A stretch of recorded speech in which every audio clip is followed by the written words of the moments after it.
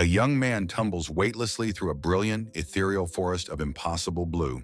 His eyes snap open in wide-eyed alarm, pupils constricted in the surreal light. Small, glowing motes of orange and turquoise light dance in the magical atmosphere. The sparkling, swirling air is both overwhelming and profoundly beautiful. He sits up with a deep sigh, the phantom sensation of falling finally fading. He stands in a glowing forest, realizing he has come to another world. The ancient gnarled trees are suffused with an inner light, sparkling with energy. He decides not to worry about how he got here, focusing on survival. A sudden rustling alerts him to a menacing blue-black bear with glowing eyes. The bear lets out a deafening roar, and the young man screams in terror. A problem has suddenly arisen, he thinks, fleeing from the monstrously large beast. He frantically wonders what to do: play dead, run, or fight the beast. The bear's immense shadow looms over him as he desperately seeks an answer. He imagines a stick figure trying to greet the bear, a futile, absurd thought. The stick figure's attempt at diplomacy is met with the bear's silent menace. The beast rears up, jaws open in a terrifying roar, confirming his doom. A translucent bubble suddenly materializes, enveloping the bear's head with a soft pop. He stares, his mind reeling in utter bewilderment at the impossible sight. The gelatinous substance rapidly expands, engulfing the entire struggling bear. He recognizes the creature with disbelief. It is a slime from fantasy stories. The bear's form begins to melt and distort, actively dissolving inside the slime. He covers his mouth in horror and morbid fascination at the grotesque sight. The slime finishes its meal with a final, forceful, shuddering motion. He realizes too late that the final absorption is creating a powerful shockwave. The force of the final gulp sends him flying backward onto the ground. He pushes himself up from the ground, his eyes wide with shock and disbelief. Where the massive bear once stood, only the quivering slime now remains. He watches, wondering what this strange, dripping, amorphous thing could possibly be. A simple, almost cartoonish face forms on the slime that devoured the bear. He tells himself to calm down, realizing the bear is gone without a trace. His expression hardens as he resolves to understand the rules of this new world. The forest is dense and filled with shadows, a difficult and long path. Later, he walks through a normal forest, reflecting on his terrible experiences. He brandishes his wooden stick, his only ally in overcoming many recent hardships. He recalls his relief at finding people, only for them to be bandits. The memory of the savage men charging at him is still terrifying. He remembers carving marks on trees to avoid getting lost in the woods. It was, he concludes, an incredibly difficult and harrowing journey to survive. He finally breaks through the trees to see a massive, fortified city. Overwhelmed with emotion, he approaches the city gates, his ordeal seemingly over. 2 armored guards immediately seize him, his joy turning to utter confusion. He stares at the fantasy-like castle, realizing his salvation was short-lived. He just wants to meet people, but his hope is once again crushed. The guards look on impassively as he is dragged away from the gate. He is unceremoniously tossed aside, his journey taking another disastrous turn. He finds himself locked inside a dark, cold, and bewildering prison cell. He desperately pleads with the guards, trying to explain he just wanted help. He realizes with dawning horror that they cannot understand his language. Exhausted and defeated, he collapses onto the stone floor of the cell. He replays his terrible luck, thinking nothing worse could possibly happen now. A beautiful armored knight with long blonde hair appears before his cell. He stares up at her, completely dumbfounded and wondering who she is. She points her sword at him, accusing him of assaulting someone. He recoils in fear as she brandishes the large, ornate sword at him. Her expression suddenly softens into a bright, disarming, and beautiful smile. He is completely bewildered by her sudden and cheerful shift in demeanor. The knight grabs him by the collar, her incredible strength overwhelming him. She drags him away with immense force, like a powerful monster gorilla. He groggily wonders where he is being taken now, completely disoriented. He awakens, still being dragged, and is shocked by his new surroundings. His eyes are wide with alarm and confusion at the unexpected grand scene. He finds himself in a vast, awe-inspiring cathedral with 2 women. A tiny winged creature announces that he is awake, calling the sister Mama. He is shocked, realizing he can perfectly understand their words now. The sister explains she performed a translation spell, a spirit's benediction. He compares the magic to a famous manga item, grateful for the help. He complains about the muscle gorilla knight who dragged him here. He admits his story is so unbelievable, it might not be trusted. The sister reassures him with a smile, saying she is good at seeing lies. He kneels before her, moved by her kindness and ready to confess. He realizes that with her power, honesty is his only possible option. He begins his tale stating he has come from another world. The sister and the knight, Ilas, are completely stunned by his incredible confession. The sister confirms to Ilas that he is telling the unbelievable truth. He recounts his harrowing tale of the bear and the devouring slime. The sister asks if he came from the Black Demon King's mountain. She becomes childishly excited, wanting to see a dragon and find slimes. He is completely baffled by her eccentric reaction to his near-death experience. She explains he survived because his latent magical power is almost non-existent. The concept of magical power is entirely new and confusing to him. He imagines a typical hero with hidden powers, but that's not his case. The sister notes she's never seen anyone so pathetically weak in magic. He realizes the slime ignored him because he was as insignificant as an insect. A brilliant, ecstatic grin spreads across his face. Being weak saved him. Ilas notes he survived with no equipment, just a fine wooden stick. He sadly informs her that his partner, the stick, has since broken. The sister remarks how lucky he was not to meet the mountain bandits. Ilas's eyes widen in shock as his words trigger something within her. He explains he did meet the bandits and found their hideout, a cave. Ilas lunges, her face a mask of desperate fury, demanding to know where. She shakes him violently by the collar, screaming for the location. The little winged creature panics, telling Ilas she might kill him. He is certain this ferocious gorilla is the most dangerous being he's met. He recalls the tree he marked, realizing he must guide them there. He proposes forming a subjugation party, offering to lead them himself. His audacious proposal to guide them leaves the sister and Ilas surprised. Ilas introduces herself, declaring this is the mission entrusted to her. Outside the bandits' cave hideout, 2 sentries stand watch in a clearing. One bandit takes a long swig from a water skin, complaining of boredom. His partner reminds him that it is now time for their shift change. Within a forest clearing, a lone bandit sentry complains about his post. He grumbles that guarding some fat merchant is incredibly boring work. Suddenly, his complaint is silenced by an arrow striking his head. He slumps forward, killed instantly by the silent, unseen attacker. Another bandit panics, screaming they've been found with detection magic. From the shadows, the young man asks if these are the mountain bandits. Ilas coolly states it's no issue. They will simply wipe them out. He is taken aback by her supreme confidence after he goaded them. With terrifying speed, Ilas charges into the camp, a blur of motion. He watches her fight, concluding her entire order must be inhuman gorillas. Ilas glances back, ordering him and the other knights to stay put. He flinches from her intense gaze and meekly agrees to her command. Inside the cave, Ilas smashes a bandit's face with her sword's pommel. The brutal display of force sends a shockwave through the cavern. He watches from the entrance, a silent observer to the brutal efficiency. She cuts down another bandit, pressing her relentless, furious attack. Ilas declares that those lacking the will to fight will surely die. The Knights of Casitas move in, overwhelming the last of the bandits. The young man stands alone in the aftermath, surrounded by carnage. Ilas stands victorious before the final, hulking bandit leader. The leader screams in rage, cursing the knights for their assault. He swings a massive ball and chain directly at the blonde knight. In a show of incredible power, Ilas catches it with one hand. The bandit stares, his attack completely halted by her impossible strength. She mockingly asks if his enormous body is merely for decoration. He trembles in fear, unable to comprehend her overwhelming power. She tightens her grip, the metal chains groaning under the pressure. Ilas tells him it is time to pay for all of his past crimes. With a mighty heave, she swings the weapon back at its owner. The massive iron sphere smashes into the bandit with devastating force. He is sent flying into the cave wall, his body broken and defeated. Ilas orders her knights to search for fugitives and capture survivors. Her knights move out to secure the area, the battle now concluded. The young man lets out a long, slow sigh of relief. The sister arrives, remarking that the operation seems to have ended safely. Ilas is shocked that he isn't more moved by the knight's valor. He calmly asks her why she didn't use her blade for the final blow. Flustered, she claims she was caught up and didn't want to get bloody. He stares at her for a moment, an unspoken understanding between them. He offers to hold her massive sword so she can clean her hands. As dusk falls, the mountain bandit subjugation is successfully concluded. Of 34 bandits, 7 were captured alive. The rest were killed. The knights lead their shackled prisoners out of the dark forest. The young man carries the completely exhausted Ilas on his back.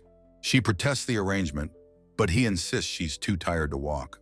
He reflects on being thrown into this world with no special powers. He muses on failed summonings and the indifferent whims of the gods. He has no desire to defeat a demon king or build a harem. All he wants from this new strange world is to live in peace. Elsewhere in the Taurus region, a different bandit camp is stirring. A subordinate reports that Gadoo's cell has been captured and wiped out. The leader scoffs, saying he doesn't care about those foolish pawns. Decora, the bandit leader, claims to know the knight's every move. The second chapter of the young man's new life begins. Inside the grand castle of the Taurus kingdom, the royal council meets. King Marito formally commends Ilyas Ratzel for her successful mission. Ilyas humbly accepts his praise, ready to report her new findings. She explains the interrogation is ongoing and asks for more time. Marito waves her off, calling on a noble named Leonor to speak. Leonor condescendingly critiques Ilyas's reckless and unladylike methods. Ilyas bristles with fury, her hands clenched at the blatant disrespect. The political tension is thick as Leonor asserts his authority. He gives a clearly insincere apology for his aggressive outburst. He boasts that his forces can deploy 300 knights against her mere 30. Another noble smiles, declaring that the country is counting on her. Ilyas is left feeling the immense pressure of their expectations. Far from the cold politics, the young man finds a moment of warmth. A large, steaming platter of meat and vegetables sits before him. He happily shovels the hearty stew into his mouth with gusto. He notes the strong herbs make up for the slightly bland taste. A horned beastman asks if he is enjoying last night's leftovers. The young man is confused, thinking it was a celebratory reward. The beastman insists he can't let him sleep on the cold floor. He offers the boy a towel, fresh clothes, and a warm bed. The beastman cheerfully departs, leaving the boy feeling overwhelmed. The young man is touched by his kindness, so different from the gorilla. The man introduces himself as Karagyug Gestar Domital Kovkanja. The long, complicated name immediately flies out of the boy's head. The man chuckles, telling him that Gestar will do just fine. Gestar then asks if he is ready to talk with someone soon. He brings Ilyas into the room, saying she has finally arrived. Now cleaned up, the young man asks Ilyas to lend him her knowledge. Ilyas asks if he is suggesting he interrogate the prisoners himself. He explains the bandits' information network seems surprisingly disjointed. Ilyas admits their enemies are tenacious and very difficult to break. She explains they consistently evade patrols by using detection magic. The young man compares this convenient magic to a thermosensor. He asks why the knights don't just use their own detection magic. Ilyas reveals the bandits use magic sealing stones to hide from them. She demonstrates by channeling magic towards a small stone on the table. A wisp of her magical energy is absorbed and nullified by it. A small, shimmering field of null magic is created around the stone. He is amazed by this fantasy item, which she says is quite cheap. He wonders how mages can even fight if such items exist. Ilyas explains a large stone could neutralize an entire battlefield. He realizes magic alone won't solve every problem in this world. He asks if there's a way to counter or manipulate the magic. Ilyas reveals the bandits have small stones embedded in their heads. Forcibly removing them would kill the host, making interrogation impossible. A confident, calculating smirk spreads across the young man's face. Ilyas and Gestar look on, their expressions a mixture of shock and concern. With a chilling smirk, the young man volunteers to be the interrogator. A burly, shackled bandit scoffs, asking what this weakling could possibly do. The young man calmly introduces himself as the new man in charge. He casually states that muscles aren't really necessary for this kind of work. His cold eyes assess the defiant prisoner, noting his already battered state. He leans back, casually announcing that the bandit's execution is already set. Unfazed, the bandit retorts that he knows, demanding a quick death. The young man points, asking why he resists if death is certain. He suggests that talking would be an easier path to the inevitable. He presses the bandit, asking why he refuses to give anything away. The bandit angrily shouts that there is nothing in it for him. The young man offers a deal, a reason not to be sold out. He feigns boredom, threatening to leave it all to the knight's methods. A dark smirk appears on his face as he prepares his true attack. The bandit scoffs that what happens after death is of no concern. The young man reveals that another can inflict upon him an eternal terror. The bandit panics, clutching his head and screaming for a quick death. The young man understands he has found his weapon, eternal terror. The scene flashes back to the grand library of the Sisters' Church. A frantic Ilyas asks if magic exists that can interfere with souls. She grabs the young man, demanding to know what he is planning. He explains to the sister Maria that he believes such magic exists. Maria confirms it does, but warns that it is a forbidden art. She notes with a grave expression that it's a power everyone desires. The young man kneels before her, listening intently to her words. She cautions that in some nations, even speaking of it is a crime. She explains that it is viewed as dangerous for a very good reason. In the past, users of resurrection magic became twisted, vengeful beings. In the most extreme cases, she reveals, they became demon kings. The young man is utterly horrified by this shocking revelation. He realizes with dread that the threat of a demon king is real. The idea of demon kings being born makes the taboo understandable. He composes himself, understanding the true nature of the bandit's fear. He clarifies that he is specifically interested in the art of necromancy. He offers to carry the heavy stack of books for the sister. Marya describes it as a vile magic that binds souls to corpses. She calls it a heretical art that creates familiars from the dead. The young man absorbs this information, his expression grim and focused. She poses a chilling question. Does the self still exist in that state? A close-up on her eye reveals the profound gravity of her words. She explains that the fear of this utter annihilation is a powerful thing. He understands now. He doesn't need the magic, only the fear of it.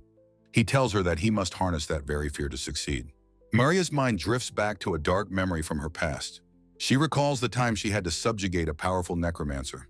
Amidst the swirling darkness, one of the undead spoke to her. Her expression is haunted as she remembers the creature's final moment. The reanimated corpse had looked at her and whispered, "Thank you." The young man's face is shadowed, now fully understanding the terror. His research complete, he respectfully thanks the sister and turns to leave. Marya instructs a worried Ilas to watch over the boy closely. She says he understands malice but is not fundamentally a bad person. She pulls a book from the shelf, adding that he is, however, a child who could easily stumble from the correct path. The 7 shackled and defiant bandits are herded into a large room. With a brilliant smile, the young man welcomes them to his interrogation. The bandits erupt in a furious rage, demanding he just kill them. One lunges forward, his chains stopping him short as he screams for death. He asks why they are so utterly terrified of becoming necromancer fodder. The bandits are stunned into a state of raw, primal fear. He calmly tells them to ignore their outburst and continue their talk. He explains that he wishes to begin a new negotiation with them. He cannot offer them freedom, but he can change their execution date. One bandit asks what good that is if a necromancer gets them.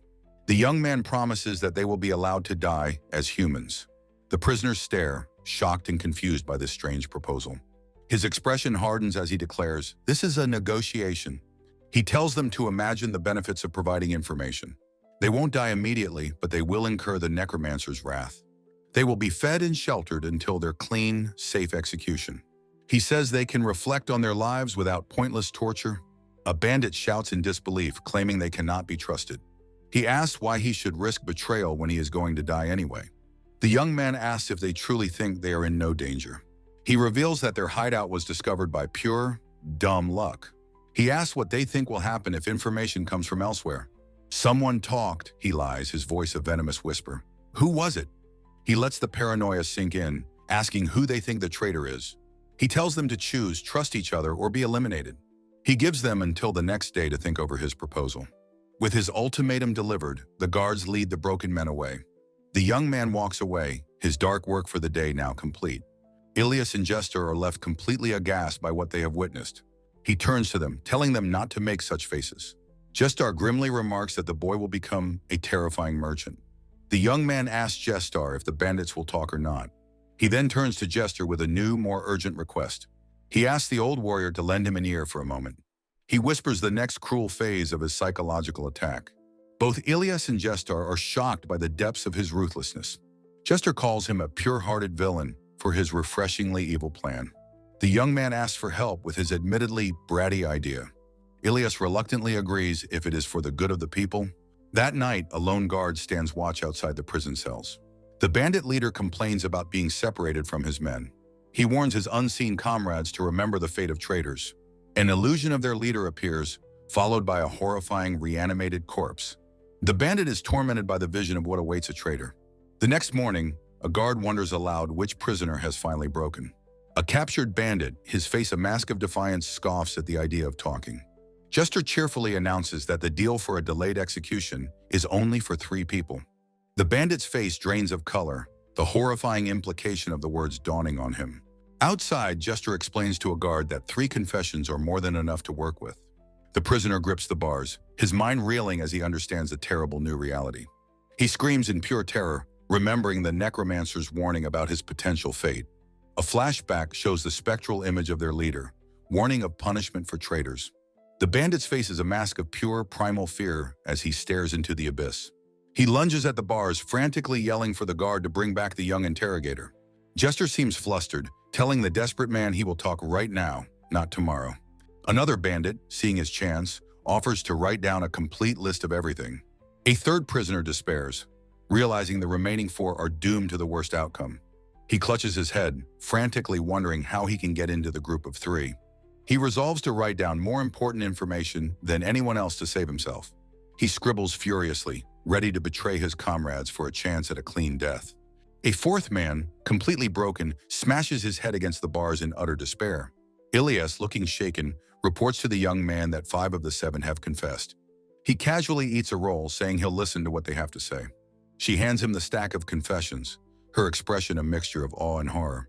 He chews thoughtfully, his demeanor completely at odds with the chaos he has created. He tries to speak her name through a mouthful of food, his expression almost goofy. Ilas, holding the confessions, asks him what kind of life he led in his world. She acknowledges his help but states that his actions go against the knight's code. Her expression is troubled as she struggles to reconcile his methods with her beliefs. He calmly agrees, admitting that exploiting people's weaknesses is not a preferable way. She presses him, asking if he was a criminal or involved with the underworld. Ilas is taken aback when he calmly insists that he has lived a peaceful life. He looks at her, a knowing expression on his face, ready to explain his philosophy.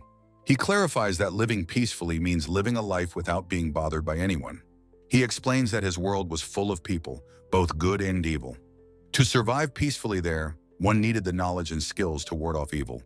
He turns the tables on her, asking which is the real Ilas, the kind or the ruthless one. He points out that her own demeanor changes when facing villains versus common folk. Ilas is flustered, trying to argue that her situation is different from his. He illustrates how she too changes her approach depending on who she is facing. With tears in her eyes, Ilas asks if facing evil means one must become evil. He states that simply understanding the nature of evil is not the same thing. The two stand in the grand hall, a new profound understanding passing between them. Ilas looks away, his words about the nature of good and evil resonating deeply. She closes her eyes, processing the complex but undeniable truth of his statement. Clutching the confessions, she finally admits that she understands his point of view now. She looks at him with awe and tears, saying he lives his life like a mirror. The camera pans down, showing their differing stances in the vast empty hall. She concedes with a sigh that living a peaceful life is no easy thing to do. The sister, Ilas, and the young man analyze the newly gathered intelligence together. They conclude the Mountain Bandit Alliance is a large organization led by a necromancer. A crude sketch on a piece of parchment reveals the face of their target, Dora. The sister explains Dora's history as a former agent of a kingdom's dark side. The young man analyzes the situation, recognizing Dora as a predictable type of operative. He startles Ilas, who had unconsciously adopted a fierce, battle-ready expression. The sister points out Ilyas's scary face, causing the knight to blush with embarrassment. The young man slumps, weary from the constant tension and the weight of their task. They walk through the bustling, prosperous streets of the Terrace Kingdom's capital. He reflects on how little he understood when he first arrived, penniless and confused. His expression is serious as he takes in the vibrant life of the city. He closes his eyes, taking a moment for quiet contemplation amidst the chaos. Ilas cheerfully praises the kingdom's good king and his wonderful rule over the people. Her face glows with devotion as she declares it her greatest pride to serve him. She vows that she will not forgive those with ill intent who would exploit their peace. She declares that they must strike the large-scale bandit alliance all at once. He asks about recruitment, and she reveals her elite order has only 30 members. He asks if she can simply request cooperation from the other knightly orders. Ilas looks troubled, explaining that while possible, it would be politically difficult for her. She worries that as commander, asking for help would be seen as a failure. She laments that there's no time to worry about appearances and should just ask. The young man suggests that they could hold the meeting in the barracks instead. He points out that outsiders wouldn't be allowed into the castle for such a meeting. A sinister, calculating grin spreads across his face as he reveals his manipulative plan. That night, under a full moon, the kingdom's leaders gather at the magnificent castle. In a candlelit chamber, the various nobles and knights assemble for a war council. Ilas begins to brief the council on the details of the bandit subjugation operation. A noble with a grand mustache, Leonor, cracks his knuckles, preparing to take charge. He offers his cooperation but first wants to know the overall commander and troop numbers. Leonor confidently lists the estimated strengths of the various bandit cells. He boasts that his own Leonor brigade numbers 300, asserting his military superiority. The young man listening in the background thinks that Gestar's warning was accurate. Gestar explains that Elias's fame has made her a target of jealousy from the nobles. Leonor dismisses Gestar's concerns, telling him to remember the name he just learned. The tension in the room is palpable as the political posturing and insults continue. Gestar nudges the young man, telling him that it's his turn to say something. The other nobles look on, waiting to see how this power play will unfold. Leonor deliberately mispronounces Gestar's name again, a clear show of disrespect. Gestar pushes the young man forward, introducing him as the provider of the intelligence. The young man calmly states that it's more rational for an outsider to take command. He declares he will take command, but he needs the information to be accurate. He unrolls a large, detailed map across the council table with a dramatic flourish. He explains that he has mapped out all the bandit locations and their routes. He assigns the main bandit base to Leonor's forces, appealing directly to his ego. He then asks with a cheerful smile where the Ratzel brigade should be placed. The other nobles watch, intrigued by his audacious and unexpected strategic move. Ilias looks on, completely bewildered by the sudden and confusing turn of events. He announces that Ilias's unit will be held in the rear as a support force. The nobles readily agree, pleased to see their political rival Ilias sidelined. Ilias is utterly dumbfounded, her eyes going blank with shock and confusion. A sharp diagonal line emphasizes her complete and utter sense of bewilderment. After the meeting, Ilias explodes, screaming that he made a fool of her trust. He frantically tries to explain that rear support is an important and honorable role. His face is a mask of pure terror as he pleads with her to listen to him. Gestar relays his apology, explaining he's just a traveler with no physical stamina. Panting, the young man assures them it's all part of the plan and urges them to proceed. Under the brilliant full moon, a voice suddenly exclaims, spotting the approaching enemy. The noble knight Leonor charges forward, his ornate shield raised against the unseen foe. He curses the resilience of the knights, ordering his men to retreat to the rear. Leonor stands poised over a fallen bandit, his sword ready for the next attack. He rallies his troops, commanding them to mercilessly annihilate the wretched thieves. From a distance, Leonor reflects that the young man's information proved quite useful. He recalls the boy's magnificent performance at the council, sidelining the Ratzel Corps. Leonor smugly concludes that the famed knight Ilias Ratzel is, after all, a woman. He sees this as a golden opportunity to seize control and act alone. He laughs maniacally, certain all the glory will belong to the Leonor brigade. Suddenly, he stops in his tracks, sensing that something is terribly wrong. He discovers a mangled, bloody hand lying on the ground before him.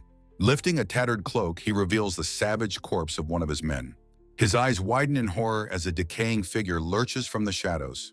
He can't believe his eyes. A corpse is moving, shambling towards him. The forest floor erupts as dozens of undead claw their way from the earth. Surrounded by the horde, Leonor breathes the name of the forbidden art, necromancy. The fourth chapter begins, plunging the battlefield into a nightmarish undead assault. Two of Decora's bandits flee in terror, reporting their lookouts have been wiped out.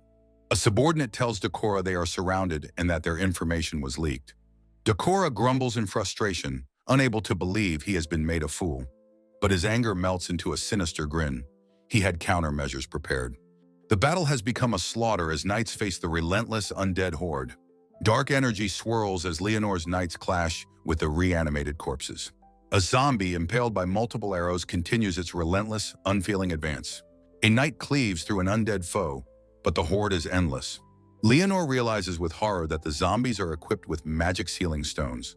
A reanimated corpse, its flesh torn, continues to shamble forward, unfazed by injury. Leonor roars at his men to avoid death, lest they join the undead ranks. The tide of battle turns as fallen knights rise to attack their former comrades. The remaining knights are overwhelmed, cut down by the ever-growing undead army. Leonor's hand trembles on his sword's hilt as he watches his forces crumble. He knows the threat is immeasurable if his knights become part of the horde. He grits his teeth in frustration, powerless against the tide of undeath. From his hidden vantage point, the bandit leader Decora watches the chaos unfold.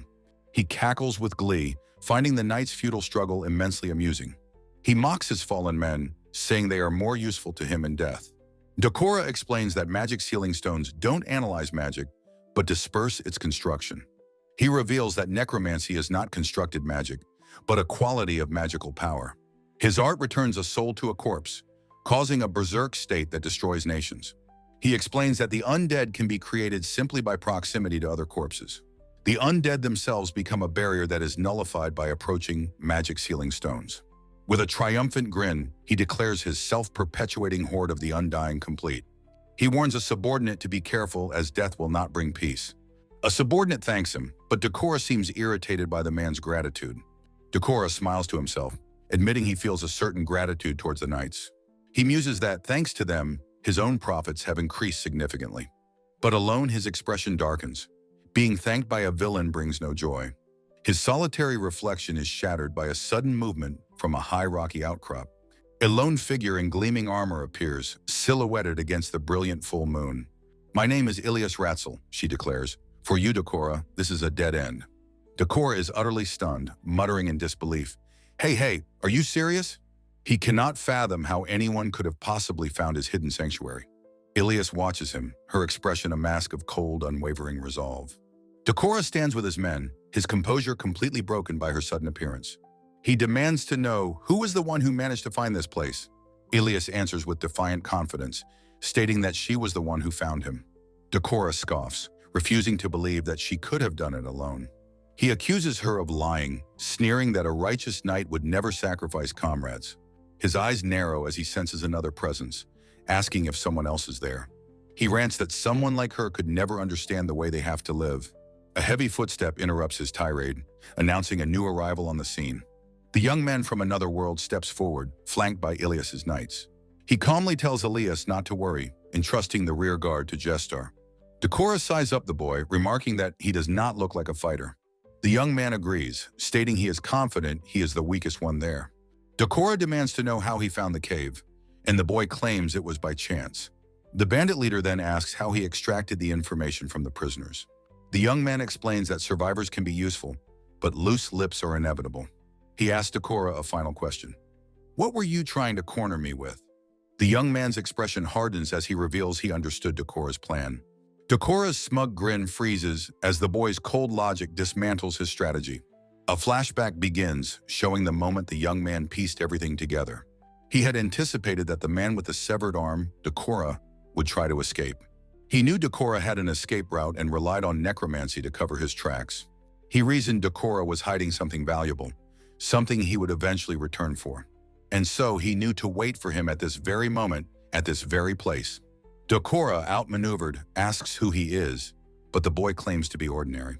The bandit leader can't understand how an ordinary person could act like a villain. The young man listens, his expression unreadable, a thoughtful look on his face. Decora notices the boy's black hair and eyes, a feature he seems to recognize. The young man simply replies that he is doing nothing at all, a cryptic answer. A slow, unsettling smile spreads across the young man's face.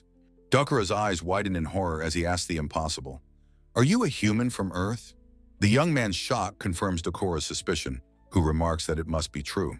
Stunned, the young man demands to know how Decora could possibly know about Earth. Decora's face contorts in rage, blaming necromancy for ruining his life. He screams that the forbidden art of resurrection magic was brought to this world. He roars that the one who brought this taboo was someone from another world. The young man and Ilyas stare in shock at the impossible, world-altering revelation. The young man demands to know what he means by an earthling creating such magic. He glances at Ilyas, who shakes her head, confirming she knows nothing of this. He realizes Decora has no reason to lie. This information is too important. He knows he cannot let Ilyas kill Decora. It would be a disastrous loss.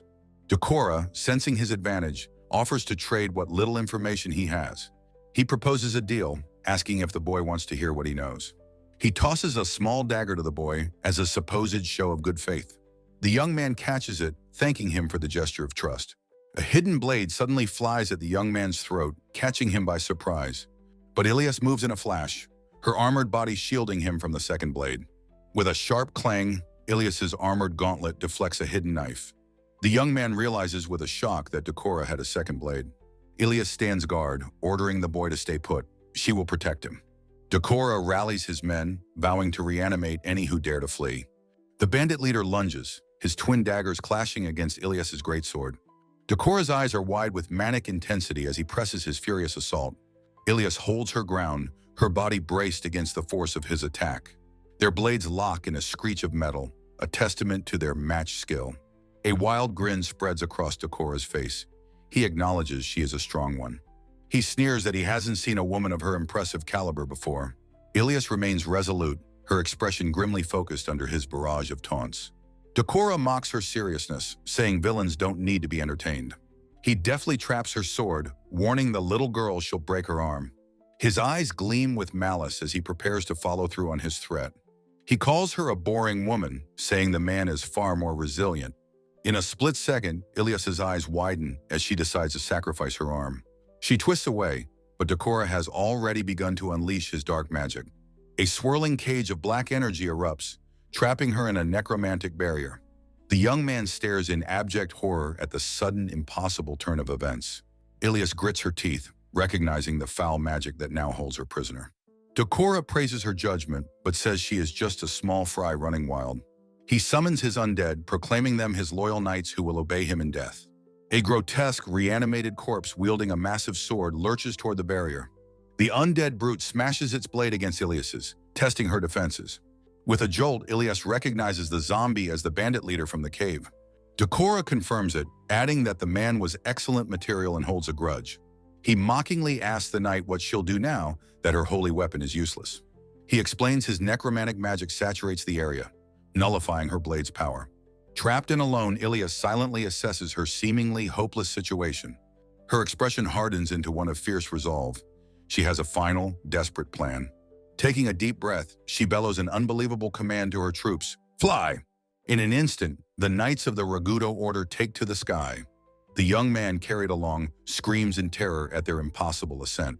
From above, Ilas tells Decora it's too bad, her gauntleted fist clenching tightly. Decora yells that she won't be able to use her magic, trying to form a barrier. Ilas gazes down, her expression ice cold, preparing to unleash her true power. She coolly informs him that what she is about to do is not magic. With a powerful roar, she unleashes a massive shockwave of pure kinetic force. The raw power tears through the ground, obliterating the undead horde below. Decora is thrown back, gasping that her incredible attack was a physical technique. The army of zombies is completely annihilated, blasted into dust by the shockwave. He realizes she blew away the ambient magic with a single, forceful blow. Ilas lands gracefully amidst the devastation, her knights arrayed behind her. She warns him to use any other tricks he has, because this is his last chance. Decora mutters in grim acceptance, preparing for his final gambit. He sneers that he can't be expected not to show her his other tricks. "Are you running, you coward?"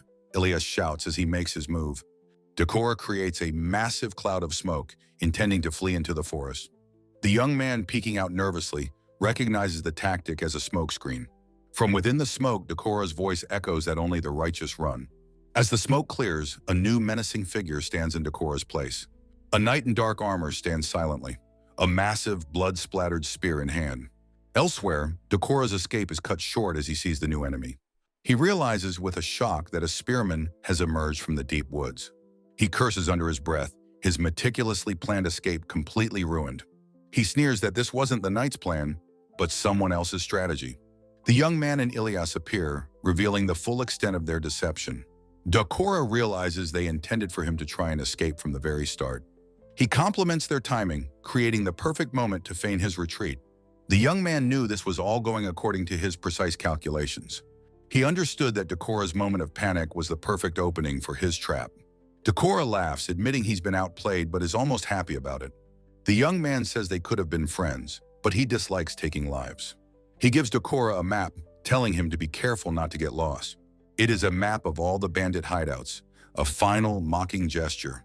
Decora grins, calling it a fitting farewell gift from a worthy adversary.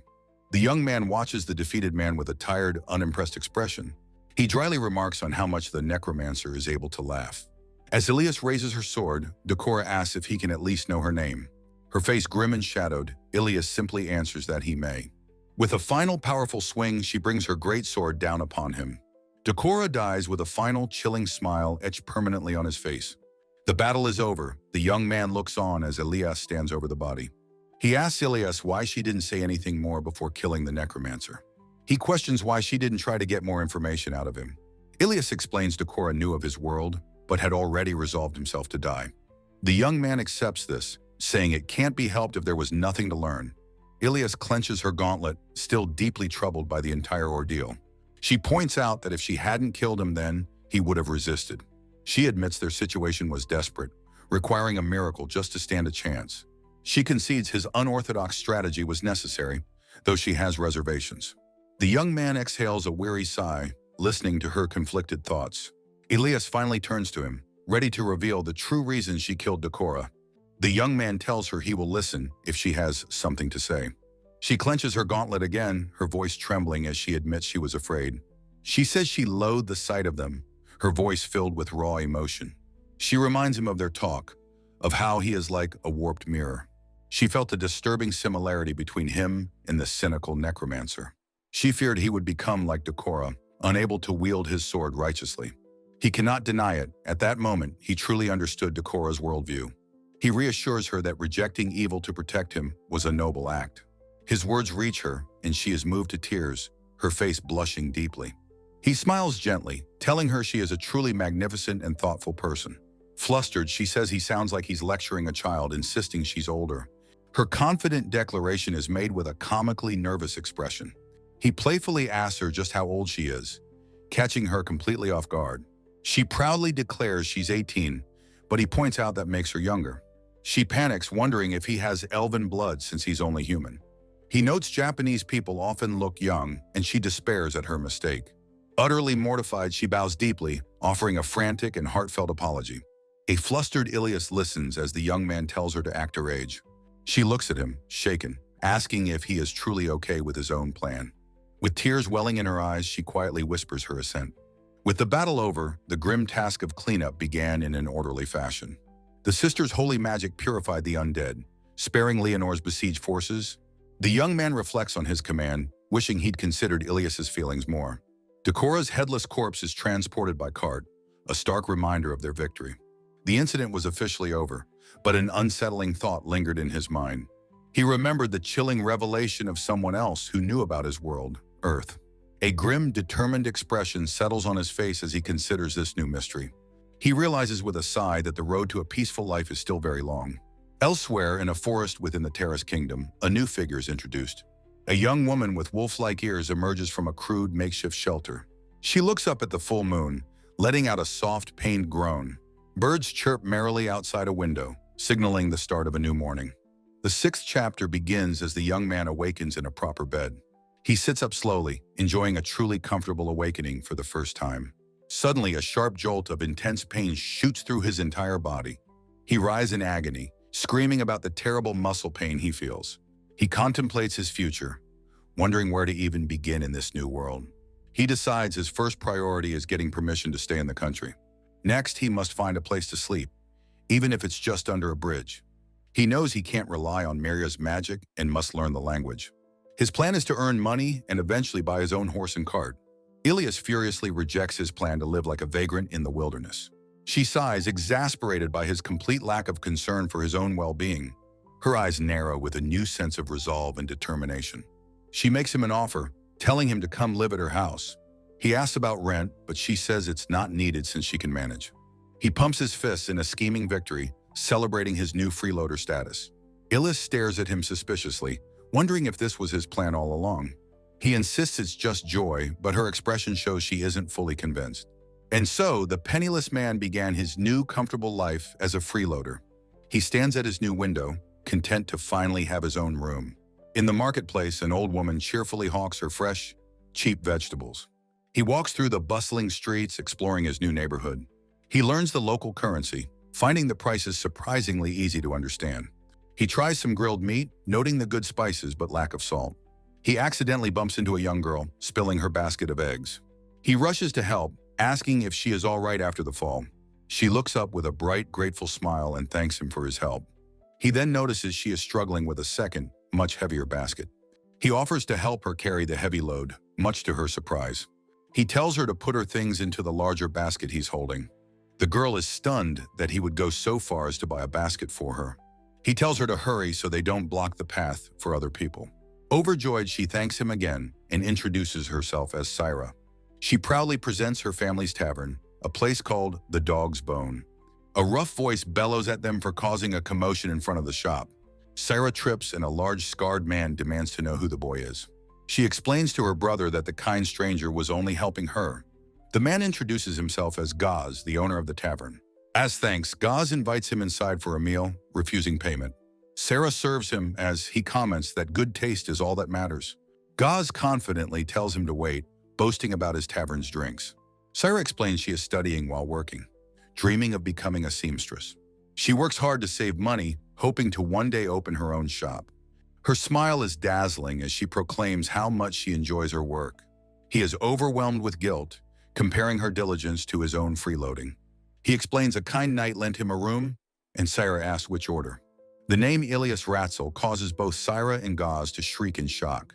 Sarah excitedly asks if he means the Ilyas, the gorilla knight of the forest. She exclaims that everyone in the entire country knows of her legendary fame. Gaz confirms Ilyas won the national sword fighting tournament with ease. He is stunned to learn Gestar is also a famous and powerful knight. Gaz and Sarah recount Gestar's legend as the famed god of spear throwing. The young man is overwhelmed, realizing he is surrounded by living legends. Sarah asks if he was helping them during the bandit subjugation. She sighs dreamily, saying she was lucky to see Ilyas fighting so beautifully. She quickly deflates, realizing she probably shouldn't have mentioned the fight. She looks down, her hero worship tempered by the reality of battle. He explains that while Ilyas is amazing, she does have her critics. But he says there are people like Sarah who support her completely. He reassures her that Elias was the one who decisively ended the incident. Sarah listens intently, her expression thoughtful and full of understanding. Her face lights up with a brilliant smile, her faith in her hero restored. He tells her that the people who truly know Ilyas appreciate her greatly. He suggests she should bring the famous knight to the tavern sometime. Gaz asks if the food was bad, since he has barely touched it. He quickly eats, admitting he was too engrossed in conversation to notice. Gaz is surprised he wants to cook, seeing his soft, uncalloused hands. He wonders if the tavern owner just has others serve the drinks for him. Birds chirp outside the grand cathedral where the sister resides. Maria greets him warmly, remarking on how quickly he made a new acquaintance. He apologizes for missing their dinner, but compliments her delicious cooking. He tells her that Gaz's tough exterior is no problem for a woman like her. Gaz and Sarah freeze in shock at his casual tone with the holy woman. He asks if Maria is also a famous person in the kingdom. With a wink, she reveals she is the head of the terrace branch of the church. She stretches, saying she is finally free now that her reports are finished. She wants to do some physical labor after being cooped up for so long. He pivots the conversation, asking about the local trade in salt. She explains that salt is a rare luxury item favored by the nobility. She offers to help him secure a stable, if not cheap, supply for business. He asks for an introduction in one of her blessed vestments. Maria hums thoughtfully to herself, considering his unusual request. He asks if there is a problem with the vestment he has asked for. She explains that her magical blessing will last for about a week. Sensing a catch, he asks if there are any negative side effects. Maria whistles innocently, pointedly avoiding a direct answer to his question. Sister Maria drapes her arm over the young man, teasingly warning him about lying. She laughs, admitting her spell had flaws, but is glad the conversation worked. A black panel declares that for the young man, this is not fine at all. Maria cheerfully adds that the spell's unfortunate side effect must be kicking in. He clutches his head, frantically asking what on earth she's talking about. Maria dramatically reveals the curse, delayed onset muscle soreness, but much more intense. He screams, realizing her botched spell caused his agonizing pain that morning.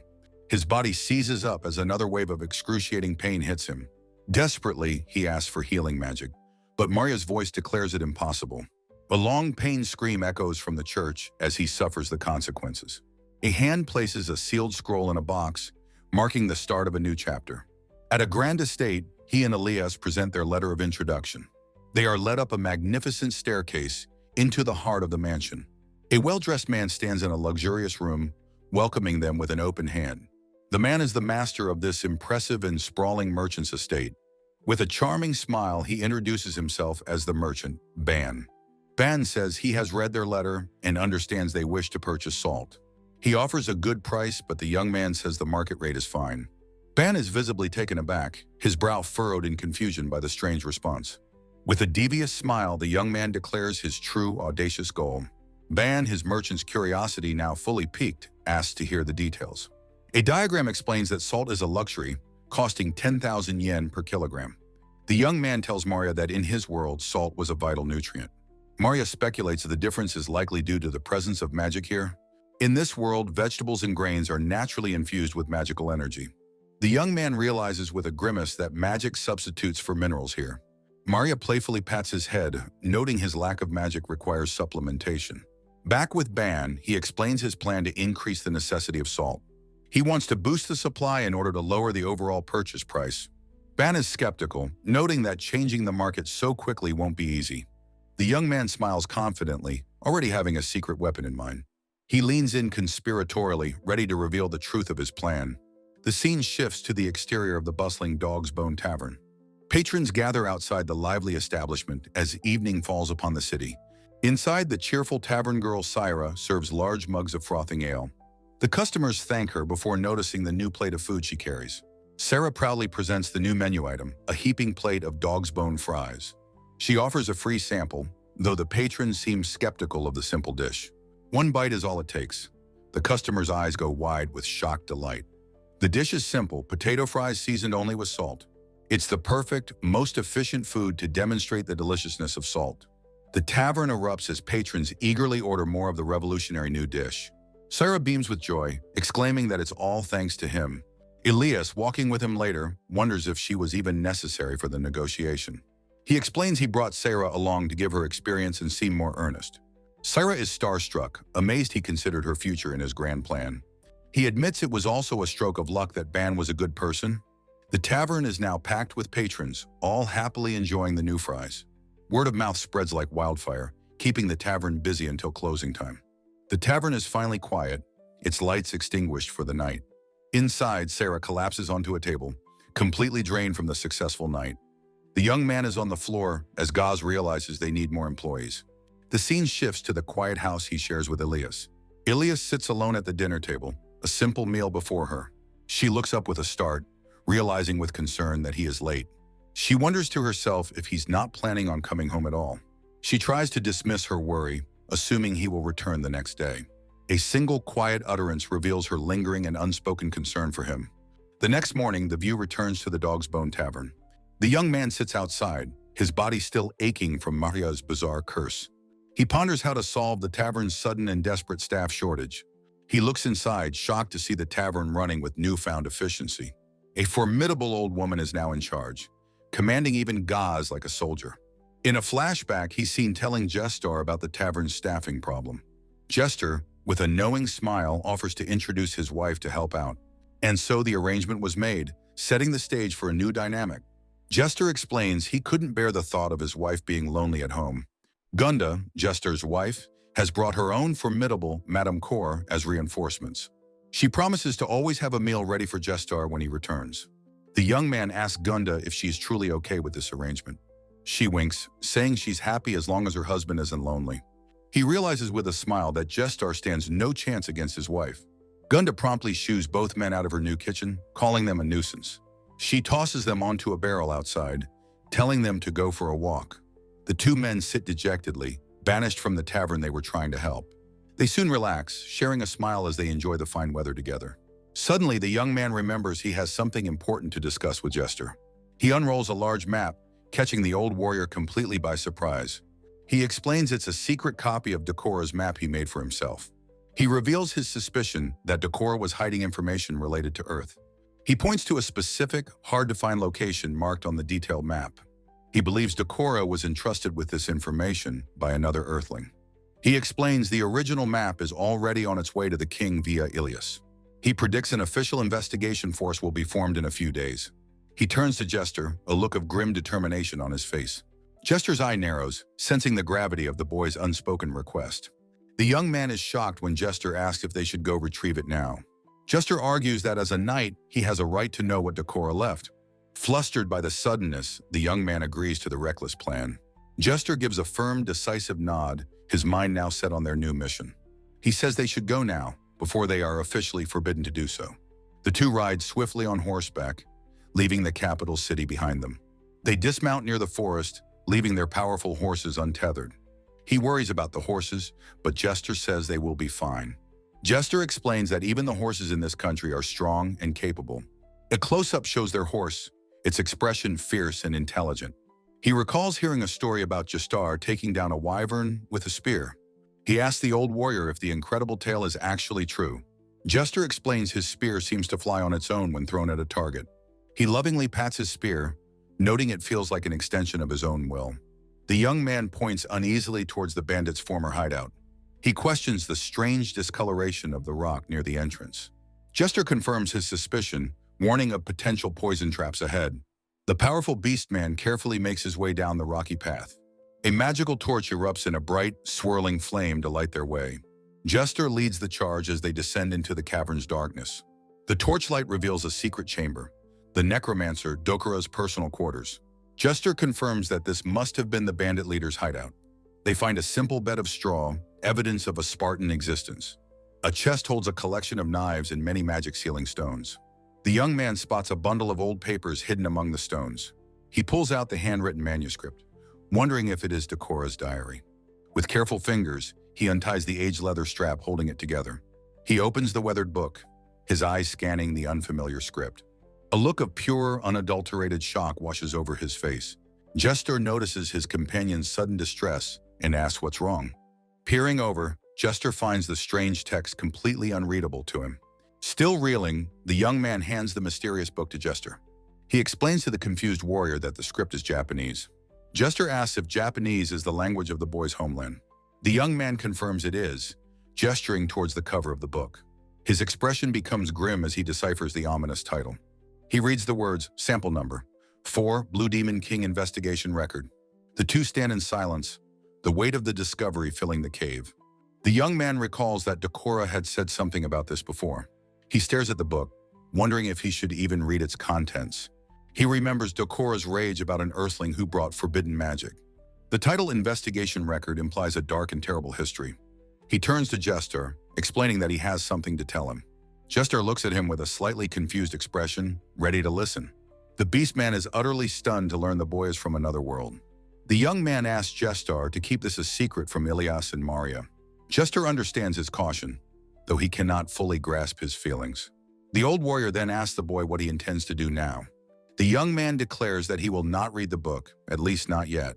He explains that sharing this secret means tying his fate to this world. Jester winks, assuring the boy that he is very tight-lipped. The boy smiles, confident Jester won't betray his trust. He jokes that a real interrogation would easily break his own spirit. However, he knows this is something that must be handled by someone trustworthy. He asks Jester if he would be willing to accept this heavy burden. Jester's eyes widen as he realizes the gravity of the boy's request. The boy asks Jester to deliver the book to the king in his place. Jester takes the diary, telling the young man to rest assured. Their clandestine mission complete, the two companions exit the dark cave. The boy knows Jester's word as a knight will lend him great credibility. He muses that Jester likely won't betray his confidence, even if he reads it.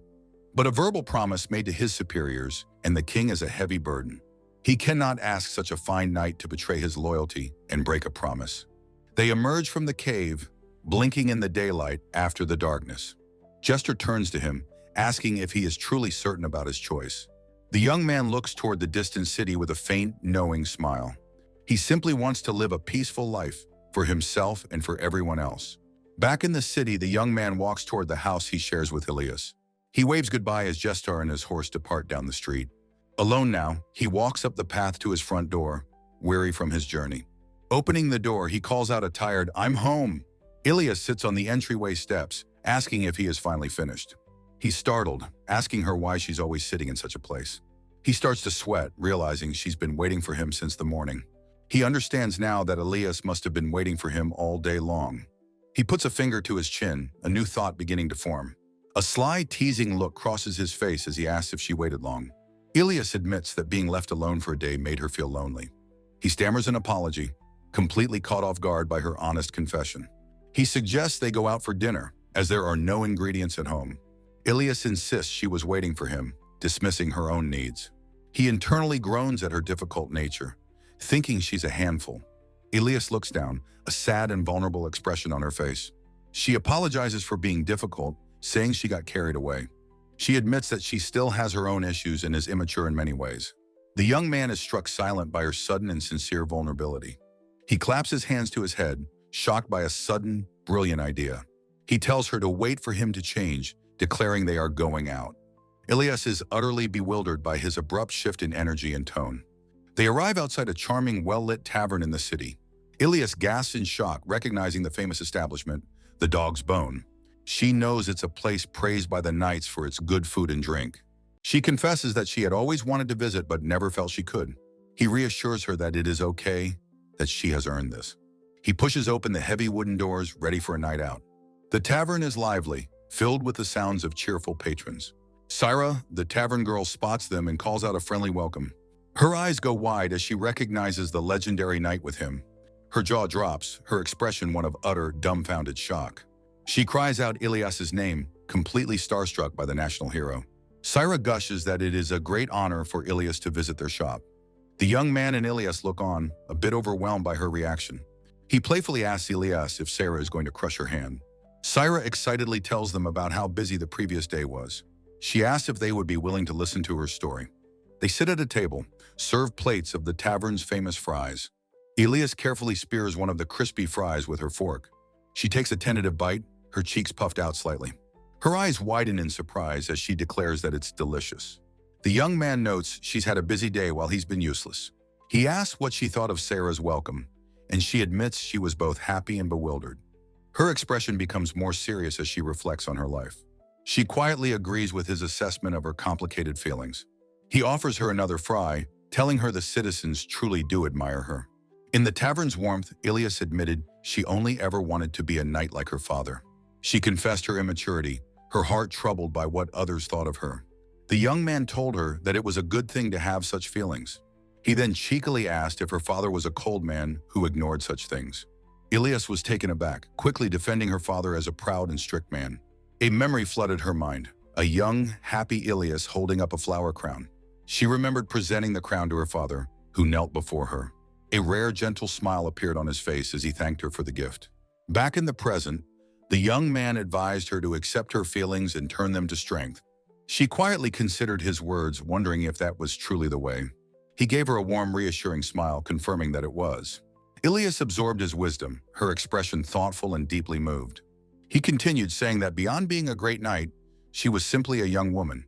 She pouted, admitting her constant seriousness was a sign of her immaturity. She then comically exploded, declaring he was more dangerous to her than anyone else. Her anger faded, leaving a sad realization of her own immaturity and expectations. The young man knew he had betrayed her idealized image of him. He saw her sadness, but was glad he had brought her to this place. Here, he thought, surrounded by the common folk, she had many allies. He resolved to bring her here often, where she could be herself. Realizing this, Ilas joined the celebration, knowing this would make her stronger.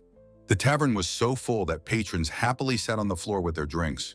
The next morning, sunlight streamed over the quiet rooftops of the city. In her bed, Ilas stirred, letting out a soft, sleepy sound. She sat up, hand to her head, trying to piece together the previous night. A wave of embarrassment washed over her as she realized how drunk she had gotten. But then, a radiant smile broke across her face as she remembered it was fun.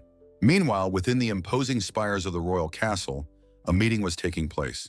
The beastman knight, Jester, strode purposefully down a grand, echoing hallway. He announced his presence before entering a large, ornate chamber.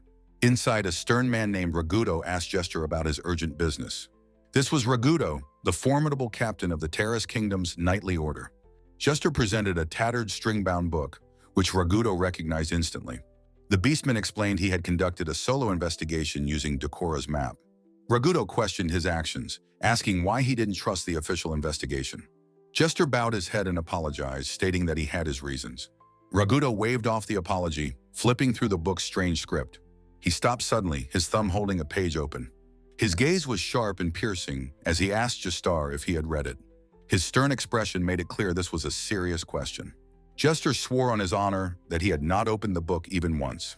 Ragudo was relieved, noting that the young man had also shown great restraint. He revealed he knew the boy's secret, having heard he was from another world. Jester's face was filled with emotion as he asked forgiveness for his secrecy.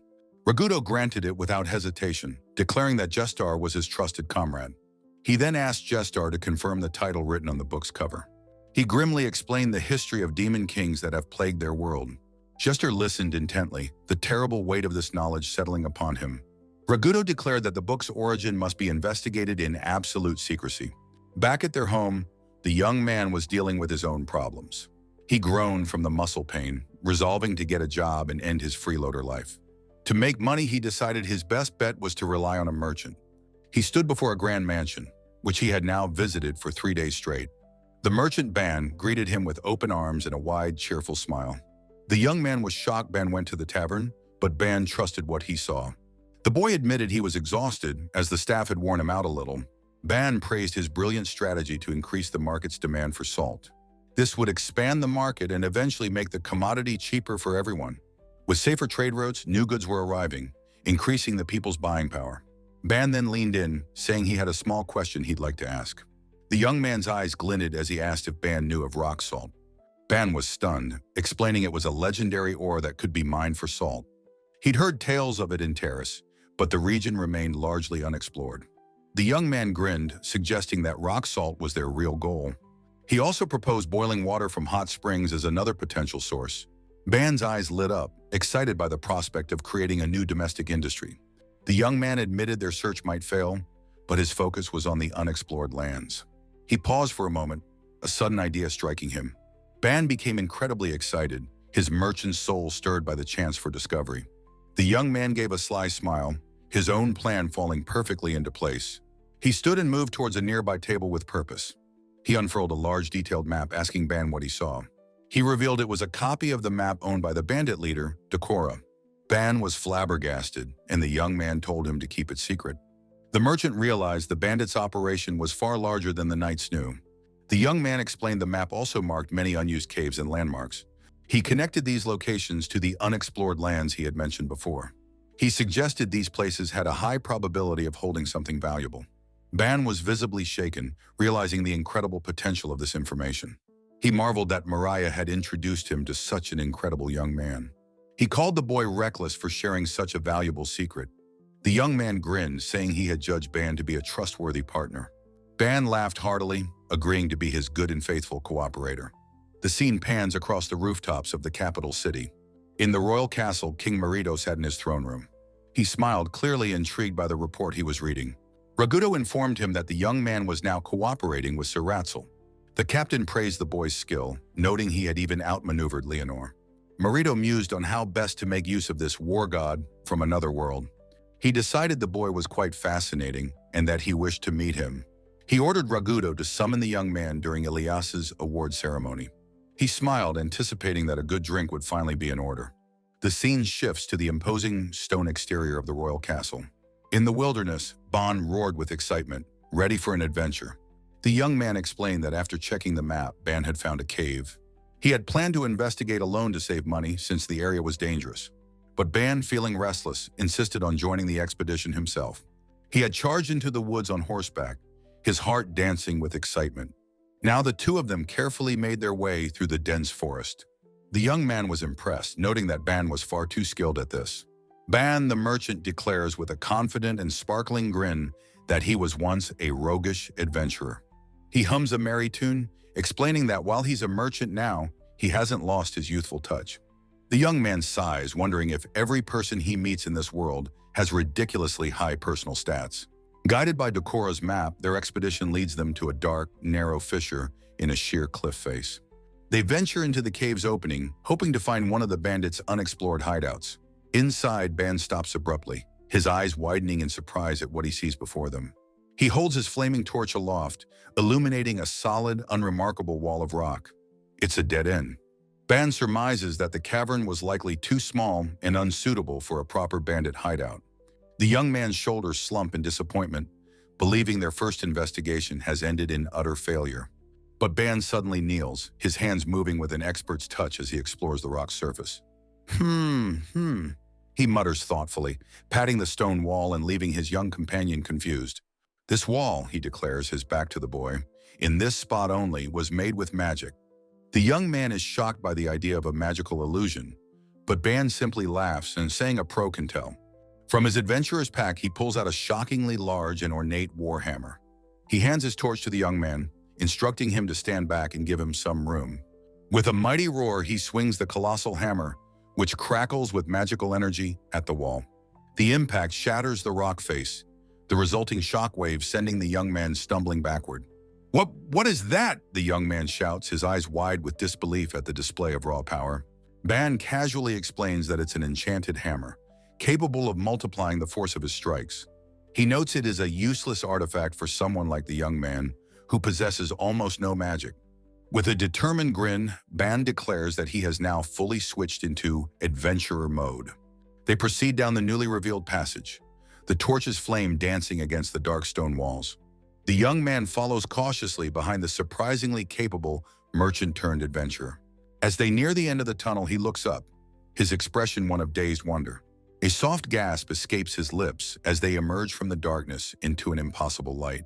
He steps out into a vast, breathtaking subterranean forest, bathed in an ethereal, otherworldly glow. Before them, ancient pale trees are draped with glowing vines, illuminated by beams of light from above. He looks around, a strange sense of unease prickling at him. This is no ordinary forest.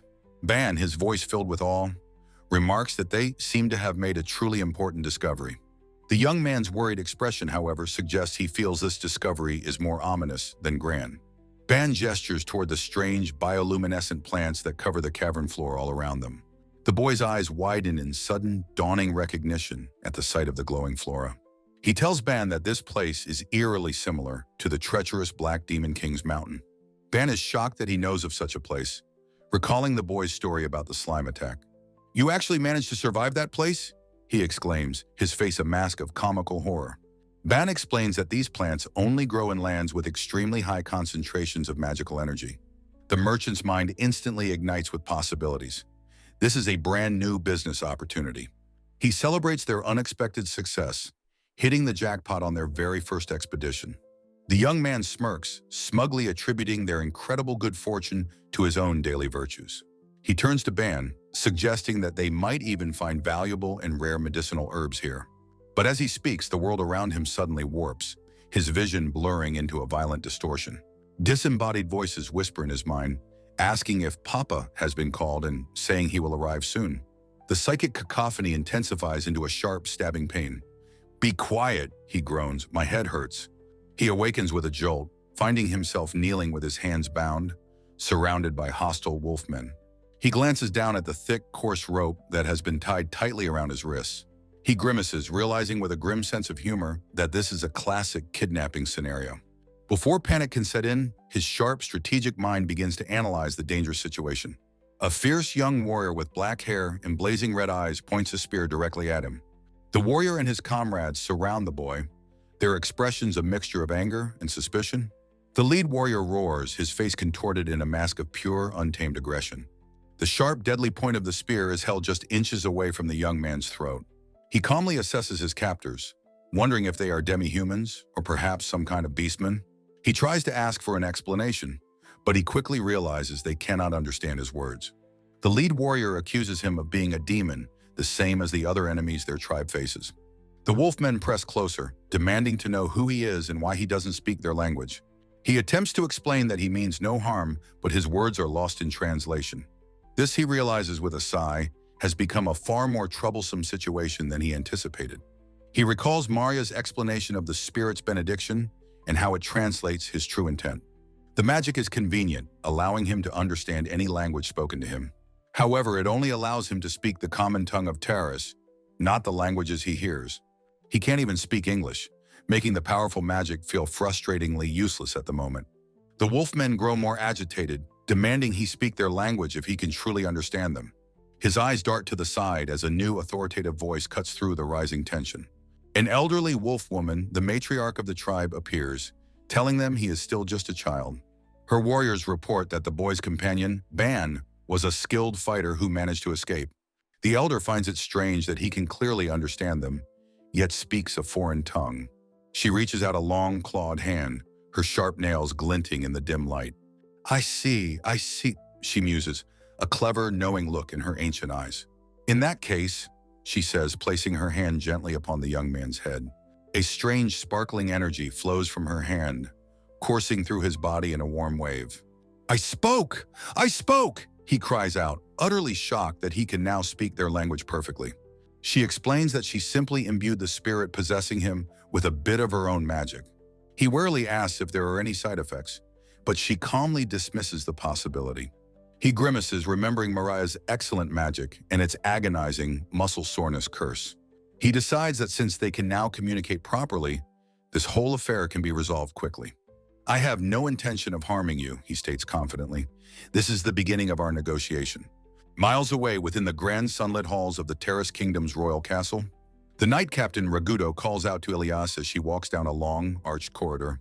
He informs her that there will be a formal commendation ceremony for the recent bandit subjugation. Ilas stares back at him with a blank, slightly confused, and comically simplified expression. Her face brightens into a wide smile as she says that such an honor is only natural, considering their success. She then asks him a question about her own unit, the Ragudo Knight Order. Ragudo smiles warmly, noting that the tension seems to have left her shoulders since the other day. "Did something happen?" he asks gently, causing Ilas to blush and look away flustered. She stammers frantically that nothing in particular happened, waving her hands in denial. He gives her a new mission, to find the young man and formally extend him an invitation to the ceremony. As she hurries off, Ragudo and another noble share a knowing, paternal smile. The other noble remarks that the boy from another world seems to be a very good influence on her. They agree that Ilas is like a granddaughter to them, and that they are happy to see her so lively. A flashback shows Ban fleeing through the forest after the young man's capture. Before escaping the hidden valley, he had quickly marked their precise location on his map. He had run with a single, desperate vow he would absolutely return to rescue his friend. Back in the present, the wolfmen are reeling from the news that the Demon King is truly gone. The young man calmly explains that the dreaded Black Demon King was, in fact, killed by a slime. The wolfmen reveal that they are the Black Wolf tribe, exiled to this forest to escape the Demon King. The elder matriarch muses that for all this time, they have been completely cut off from the world. They ask where his companion went, worried he will return with an army to wipe them out. The young man smiles, saying it's a good thing they are all alive to discuss the matter peacefully. The elder asks if he expects to be released, but he explains that first there is the matter of his companion. Intrigued, the elder agrees to let him stay in the village for a while and listen to his request. The elder of the Black Wolf tribe listens with a grave expression. She asks if he will act as a bridge to the outside world. Their tribe is slowly dying, unable to survive in the forest forever. She marvels that he can understand both their languages, a fateful connection. He confidently states that he will be their representative in the negotiations. The elder agrees to his proposal, sealing their pact with a smile. A warrior doubts the plan, but the elder trusts the strange boy. The young man asks the warrior how long he was rendered unconscious. The warrior apologizes, realizing this boy is the one who assaulted him. He asks his new guide to show him around the hidden village. The houses are simple yet sturdy, built in a traditional style. He watches a hunting party skillfully take down a large stag. His guide explains they sometimes cross the mountains to hunt for livestock. The young man observes the warriors training with impressive skill and speed. Their strength is undeniable, honed by years of constant struggle for survival. The guide proudly states they are far stronger than mere mountain bandits. Suddenly, a strange sound from the edge of the village catches his attention. He sees a group of wolfmen gathered in a secluded, overgrown grove. He turns to his guide, asking what is going on over there. The guide warns him to stay away, lest he be cursed as well. His eyes widen in shock as he processes the ominous warning. The foliage in the grove seems unnaturally thick and foreboding. A beautiful white-furred girl appears, called the Taboo Child. Her expression is one of profound loneliness and sorrow under the full moon. He stares, captivated by the ethereal yet tragic sight before him. Suddenly, the other young wolfmen begin to jeer and mock her. One of the bullies cruelly throws a small rock at the girl. The stone strikes her head and she flinches in pain. They laugh cruelly, calling her the cursed child with glee. He clenches his fist, disgusted by their heartless torment. His guide explains that she is the Taboo Child, a cursed outcast. He warns the young man away, claiming the girl's curse is contagious. Their sickening laughter reminds him of bullies from his own world. He closes his eyes, a wave of disgust and anger washing over him. He realizes with cold certainty that they understand nothing of their cruelty. His expression hardens with a new, steely resolve. He turns and firmly tells his guide to take him to the elder. Meanwhile, in the capital, news arrives that their agent has been captured. Jester prepares to lead a rescue mission, dismissing all other concerns. Ragudo stops him, certain that Ilas will ensure the boy is safe. Chapter 11 begins. focusing on the tribe's hidden village. The young man returns to the elder's home to confront her. The elder asks if he has seen the village and what he wants. He demands to know why the girl is called the taboo child. The elder clenches her fist, recalling the girl's strange appearance. She explains the girl is a cursed child, born pure white. The girl's mother died in childbirth, and her father soon followed. Left alone, the forest itself seemed to wither around her. The tribe feared a curse would befall them if they helped her. So they cast her out, forcing her to bear a cursed fate. He scoffs, calling their actions a mere exorcism born of fear. The elder insists there was no other way to deal with her. He stands silently, his face shadowed, processing her words. She tells him not to get involved, that it is late. She guarantees his safety in the village, but not beyond its borders. He declares that he will see the truth with his own eyes. The elder sighs and tells him to do as he pleases. He immediately makes his way back to the Forbidden Grove. He steps through the wreckage of a small, dilapidated shack. His face is filled with sorrow for the girl's lonely existence. He finds her sitting alone amidst the ruins of her home. She looks up, her sad eyes meeting his for the first time. She lets out a startled cry, terrified by his sudden appearance. He holds up his hands, telling her it's okay, he won't hurt her. She trembles in the corner, unable to understand his words. Her eyes are wide with a fear born from a lifetime of isolation. She covers her ears, wondering why his words don't reach her. He realizes the translation magic isn't working.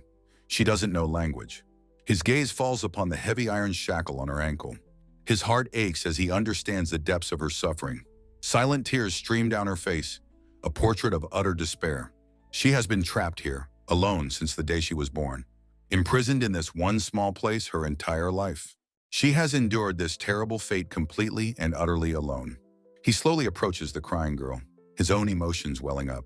He reaches out and gently touches her tear-streaked cheek. She has never known why she must suffer such a cruel fate. A single tear of empathy and rage rolls down his own cheek. He pulls her into a tight, protective embrace. He tells her how lonely and scared she must have been. He shouts that no one has the right to force this life on her. He cries that she wanted to scream for help but couldn't. She stares up at him, shocked by his raw display of emotion. He holds her close, letting his own pain mirror hers. He knows there are things in the world that cannot be changed. But maybe, just maybe, this was something only he could change. He had always pretended to accept the world's cruelty. He believed it was fine to live safely within his own limits. But seeing her suffering, something inside him finally breaks. He cries that even if it's just hypocrisy, he doesn't care. He will be the one to shed the tears she never could. He will not let her suffer this injustice any longer. And for the first time, she lets out a lifetime of pain. The second part of the chapter begins under the forest moon. He sheepishly apologizes for showing her such an unseemly sight. He holds her gently, a quiet calm settling between them. She looks at him, her expression quizzical and uncertain. He asks her if she just shook her head in response to him. He realizes with a shock that she can now understand his words. He stares at her, demanding to know how this is possible. The young man pats the girl's head, noticing she has changed. He realizes her long white hair has begun to faintly glow. His eyes widen in shock as a stunning possibility dawns on him. He urgently grabs her hand, pulling her along with him. Kneeling before her, he asks if she wants to leave this village. With hope in her eyes, the girl gives a small, decisive nod. A wide, triumphant grin spreads across the young man's face. Suddenly, a hand clamps his shoulder, a voice telling him to be quiet. He recognizes the voice, telling Ban not to startle him like that. The bandaged man reveals himself to be Ban, greeting him casually. The boy panics, asking who he is, before Ban shouts his own name. Relieved, the young man greets him. Ban says he called for reinforcements. Ban recalls hearing a man's pained cries. Horrified, his friend heard them. He points for saying Gestar is waiting and that they must escape now. The young man stops him, telling him to wait, a new plan forming. He confidently announces he has a proposal for negotiating with the tribe. He gestures towards the girl's shack, ready to reveal her terrible plight. They find the girl huddled and whimpering in the corner of the shack. She is a pitiful sight, a heavy iron chain shackled to her ankle. He jokes that the tribe's kidnapping style is not very well received. He begins to explain the truth of the girl's situation to Ban. Overcome with pity, Ban explodes into a loud, dramatic wail of tears. Sobbing, Ban vows he understands and will do anything the boy asks. He runs off, still crying, as the young man offers a handkerchief. The young man's expression grows somber as he reflects on his choice. He feels he may have strayed from his path of living peacefully. But he clenches his fist, his resolve now firm and unwavering. He looks at the girl, vowing to save her with his own 2 hands. He grabs her sash, infusing his words with a powerful, heartfelt promise. Grinning fiercely, he declares that he will be the one to free her. He leads her from the shack, choosing this hard path for his own peace of mind. In the capital, Ilyas slumps in an alley, despairing over his disappearance. She has checked his home, the church, and the tavern, but found nothing. She finally finds a lead on her mission from the Ragudo district. Ban's breathless messenger approaches, calling out his master's name. She asks if the young man is with Ban, recalling his name. Her eyes widen in horror as she learns he was taken by beastmen. Back in the village, the young man addresses the tribe's elder. He wishes to add one more condition to their ongoing negotiation. The elder is suspicious, but he promises a proper negotiation will be held. He vows their treaty with the Kingdom of Terrace will be one of equals. The elder grins, asking if he plans to threaten them into an equal relationship. He replies that the outcome depends on her skill. He is just setting the stage. Her expression hardens as she finally asks what his condition is. He demands she give the child a chance to leave this village. Amused by his audacity, the elder says she will gladly offer that chance. He clarifies that this is for her sake, and for the tribe's as well. A warrior cries out in alarm, pointing towards the village entrance. The elder looks on in shock at the armed figures who have appeared. 2 of Jestar's heavily armored knights stand imposingly at the ready. The wolfmen rush out, demanding to know what is happening. The knights ask the warriors to present their strongest fighter. The young man calmly tells the tribe not to worry, they are an escort. The muscular warrior raises a hand, halting his agitated comrades. He declares that he will duel the taboo child for her freedom. He asks if the boy wants him to kill her. The boy casually agrees. The young man watches the exchange, his expression unreadable. The elder believes he is just like them, wanting the girl gone. She thinks he is using the duel to have them dispose of her. The young man agrees, saying it will be a painless end for her. No, he says with a sly glance, his true plan about to unfold. He declares that Jestar, the armored knight, will be fighting for real. The warrior looks on, confused, as Jestar and another knight step forward. Jestar, wielding a massive warhammer, faces his armored opponent. He grips his weapon tightly, his face a mask of grim concentration. Their weapons clash with a blinding flash of light and incredible force. The resulting shockwave blasts through the village, sending everyone flying. Jester lets out a mighty roar as he deflects a powerful blow. The head of his warhammer connects with the opposing weapon. The sheer force of the impact sends his opponent sliding backward. The other knight slams his own weapon down, shattering the very earth. Jester's face is a mask of intense effort as he lets out a roar. With a final mighty shout, he prepares to end the demonstration.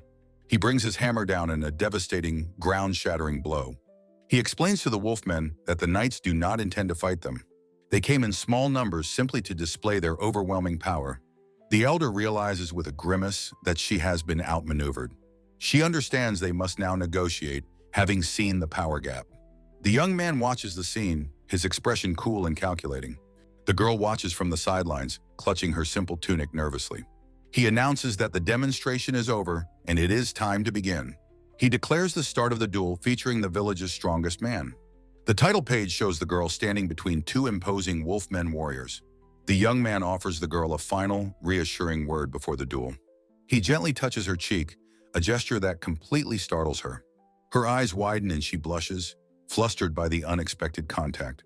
Jester whispers to the boy, asking if everything went according to plan. The boy's eyes are shadowed as he confirms it was a good performance. He smiles confidently, saying they are now about to see something truly interesting. The elder approaches, admitting she's worried but is relying on him.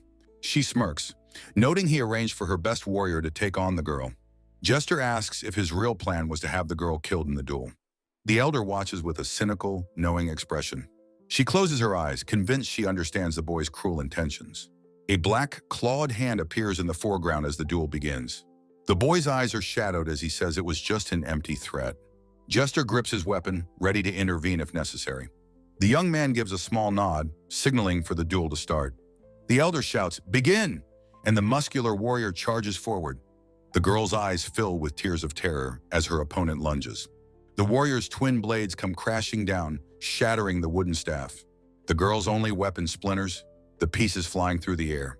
The wolfman warrior looks on in wide-eyed disbelief at the sudden turn. The white-furred girl cries out, her hand flying to her mouth in terror. The elder and the other tribe members watch the scene with stunned horror. From the sidelines, the young man from another world roars out his command. He tells her she must end the warrior's life with her own hands. The warrior stumbles back, completely unprepared for her sudden, explosive change. With a primal scream, the girl lunges forward, a blur of raw power. A lifetime of sorrow and rage pours out as tears stream down her face. She strikes with impossible force, a shockwave of energy radiating from her fist. Her punch connects solidly with the warrior's chest, a devastating impact. He is thrown backward through the air, his body completely limp. He crashes into a wooden structure, shattering it into a cloud of splinters. The girl stands amidst the wreckage, her fury spent, tears still in her eyes. The elder realizes this shocking display was the young man's true objective. The defeated warrior lies moaning in the debris, utterly broken. The young man steps forward, commanding the absolute attention of the entire tribe. He reveals the girl they scorned is not cursed, but has a genetic condition. He explains her parents' deaths were a common tragedy, not a supernatural curse. They created a fictional curse out of fear, he accuses, and then feared it. Their true sin, he roars, was acting on ignorance to find an easy answer. He admits they would not have believed his words alone, which is why he acted. This duel was necessary, he says, to prove the girl's true worth to them. He explains that nearby magical trees grow by absorbing vast amounts of magic. The excess energy is released as light, just like the glow of her hair. Her glowing hair is proof that she holds an incredible amount of latent magic. The girl listens, a look of dawning understanding on her innocent face. One of Band's men remarks that her talent is truly something special. The girl looks down, still unused to being the center of attention. The young man claims her power is on par with the hero who defeated the Demon King. She is not a taboo child, he declares, but a miracle sent from the heavens. The tribe's warriors stare in disbelief, calling her a child of miracles. Overcome with shame and awe, the warriors of the Black Wolf tribe fall to their knees. They mutter that it cannot be true, that such a thing is impossible. With his point proven, the young man turns to lead the girl away. He steps toward her, ready to fulfill his promise and give her a new life. He states that he is taking her as promised, and their agreement is complete. They begin to walk out of the village, leaving the stunned tribe behind. Jester's men marvel at the incredible performance, calling her a true miracle child. The young man sweats, admitting he was terrified she would be repulsed by him. Band's companion whispers that her power is on the same level as the mighty Ilas. The young man recalls his logic. If she was as strong as the gorilla Ilas, she'd be fine. He knew that winning her own freedom would become the foundation of her new life. The elder reflects that superstition makes people vulnerable to exploitation. She wanted her people to understand and feel the weight of their past actions. Jester cheerfully praises the girl, causing her to flinch away from his booming voice. The young man regrets his harsh methods, blaming them on his own immaturity. He tries to escape the awkwardness, but Jester and the girl follow him. He nervously asks Jester if the misunderstanding is resolved, offering a bribe. He admits he was worried the villagers would be consumed by fear of her power.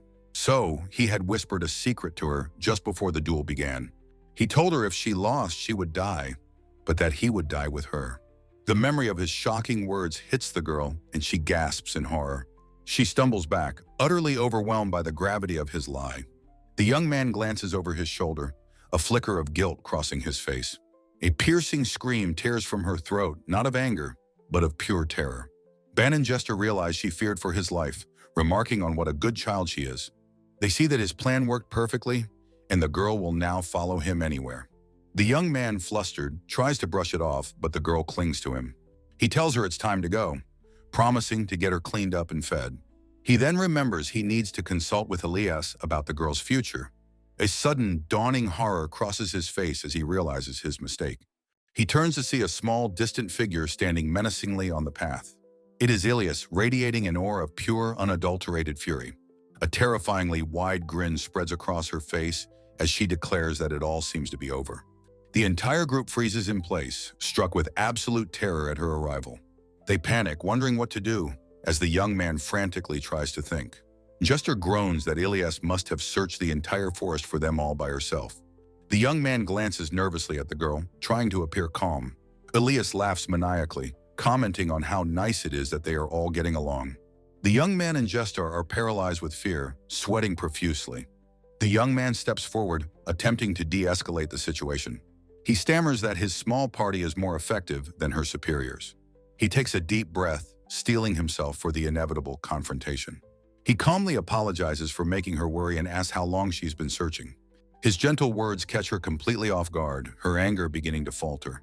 She looks down at her own armor, battered and dirty from her frantic search. He thanks her for going to such lengths to find him, and her eyes widen. From the bushes, Ban and Jester whistle in admiration at his smooth recovery. Ilas admits she was incredibly anxious, not knowing what was happening to them. The young man smiles warmly, telling her he is sorry but very happy she is here. Blushing, Ilas whispers that she is just relieved to see that he is safe. The two share a quiet, tender moment of reconciliation on the forest path. Jester sighs with relief from the bushes, glad the crisis has been averted. Ban notes that if Ilas had arrived any sooner, the entire plan would have been ruined. The young man had depended on her tendency to solve problems with brute force. His companions had called her a barbarian, a comment she likely overheard. He panics, realizing this is the absolute worst time for this conversation. Ilas, her face now bandaged, asks if what she just heard was really true. He tries to laugh it off, saying it's a good thing she wasn't involved. Her patience finally snaps, and she grabs him violently by the collar. Ban tries to quiet the crying girl, telling her to stop her foolishness. The forest fills with the young man's cries of pain as Ilas shakes him relentlessly. A title card announces the next chapter over a view of the city castle. Ilas, now in casual clothes, says she understands, but his methods are questionable. The young man leaves the official report to Ban and Jester as he leads the girl away. Ilas takes the girl to the bath, where she is met with terrified screaming. The girl frantically grabs Ilas's arm, trying to pull away from the water. She reaches out desperately, her face a mask of tears and pure terror. The young man sits with a smug smile, remarking on how pretty the now clean girl looks. An exhausted Ilas points an accusing finger at the girl, who recoils in terror. The girl lets out a wail, clinging desperately to the young man for comfort. Ilas explains the bathing was a struggle, while he reflects on her gorilla strength. He decides their first stop is Maria's church, hoping telepathy will aid communication. Ilas interrupts, informing him of a royal invitation to a ceremony in his honor. She playfully offers to decline on his behalf, but he frantically tells her to wait. Enraged, she grabs his shirt, demanding to know why he refuses the honor. After her outburst, she apologizes as he recovers, the girl watching with concern. He explains that unlike a knight, he has no need for public recognition or honor. He states plainly that his only desire in this world is to avoid standing out. He appeals to Ilas, reminding her that she knows what it's like to be different. His words clearly resonate with her, and she looks down in quiet understanding. He adds that she only endures it because she has comrades she can rely on. His comment strikes a nerve, and Ilas's hand clenches tightly into a fist. With a hurt expression, she asks if he feels he cannot rely on them. He smiles, reassuring her that he considers all of them to be trustworthy allies.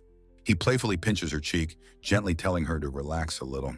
He explains that he needs time to carefully assess who he can truly trust. He admits his caution is a form of cowardice, meant to avoid making enemies.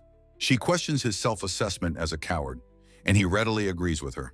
He recounts his near-death experiences, which have made him unable to trust easily. Ilas sadly concedes his point, unable to argue with his harsh but fair logic. He then admits that despite his caution, she is the one he relies on most. She accepts his reasoning and agrees that he should decline the invitation. She suddenly remembers she was under direct orders to persuade him to attend. A look of dawning horror spreads across her face as the realization hits her. The full weight of her failure crashes down, and she lets out a shriek. He calmly explains that since her reputation is at stake, he will go. He chides her for not saying it was an order, citing his own professionalism. With the matter finally settled, he leads the way toward Maria's cathedral. They arrive at the Grand Cathedral, a bastion of faith within the city walls. The white-furred girl is enveloped in a brilliant holy light from Maria's spell.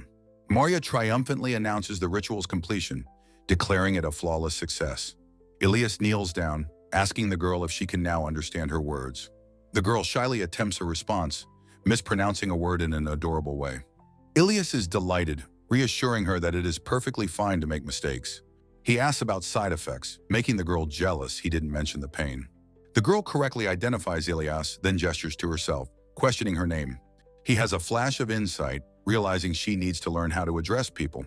He considers a name for her, while Maria cheekily suggests a more intimate one. He resolves to teach her everything necessary for her to become self-sufficient. He brightly suggests a fitting name for her, teacher or master. She curiously tries out the sounds of the new names he has offered her. She repeats the names, trying to decide which one feels right for her. She happily chooses her new name, calling out Shisho with excitement. Her fluffy tail wags as she joyfully accepts her new name, Shisho. He asks Maria to teach Shisho how to control her immense magical power. The tavern girl Syra arrives and is instantly captivated by Shisho's cuteness.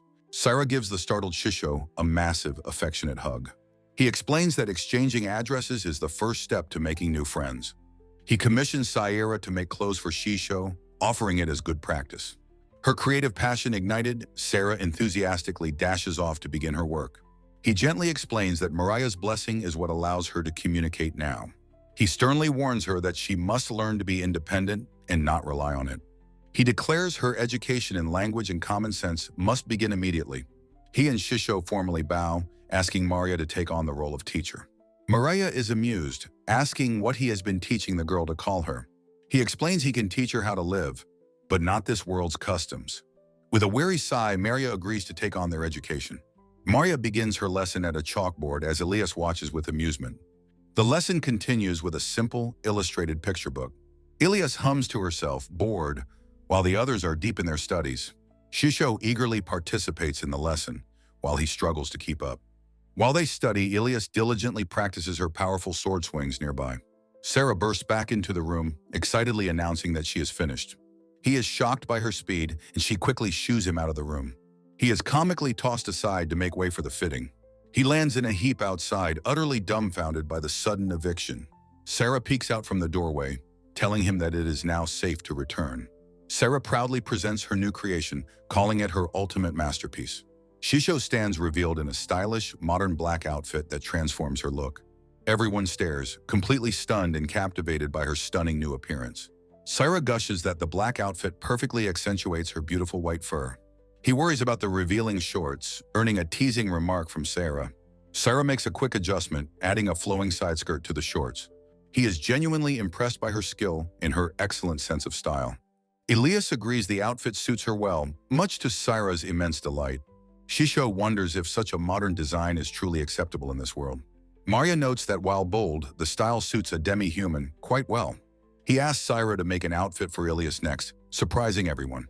He pulls out a bag of coins, eager to see her designs for humans. He offers her a handful of shiny coins as payment for her excellent work. Sarah protests, but he firmly insists that she must accept proper payment. He explains the principle of paying for another person's skill and labor. He tells her that creating custom-made clothes deserves a proper reward.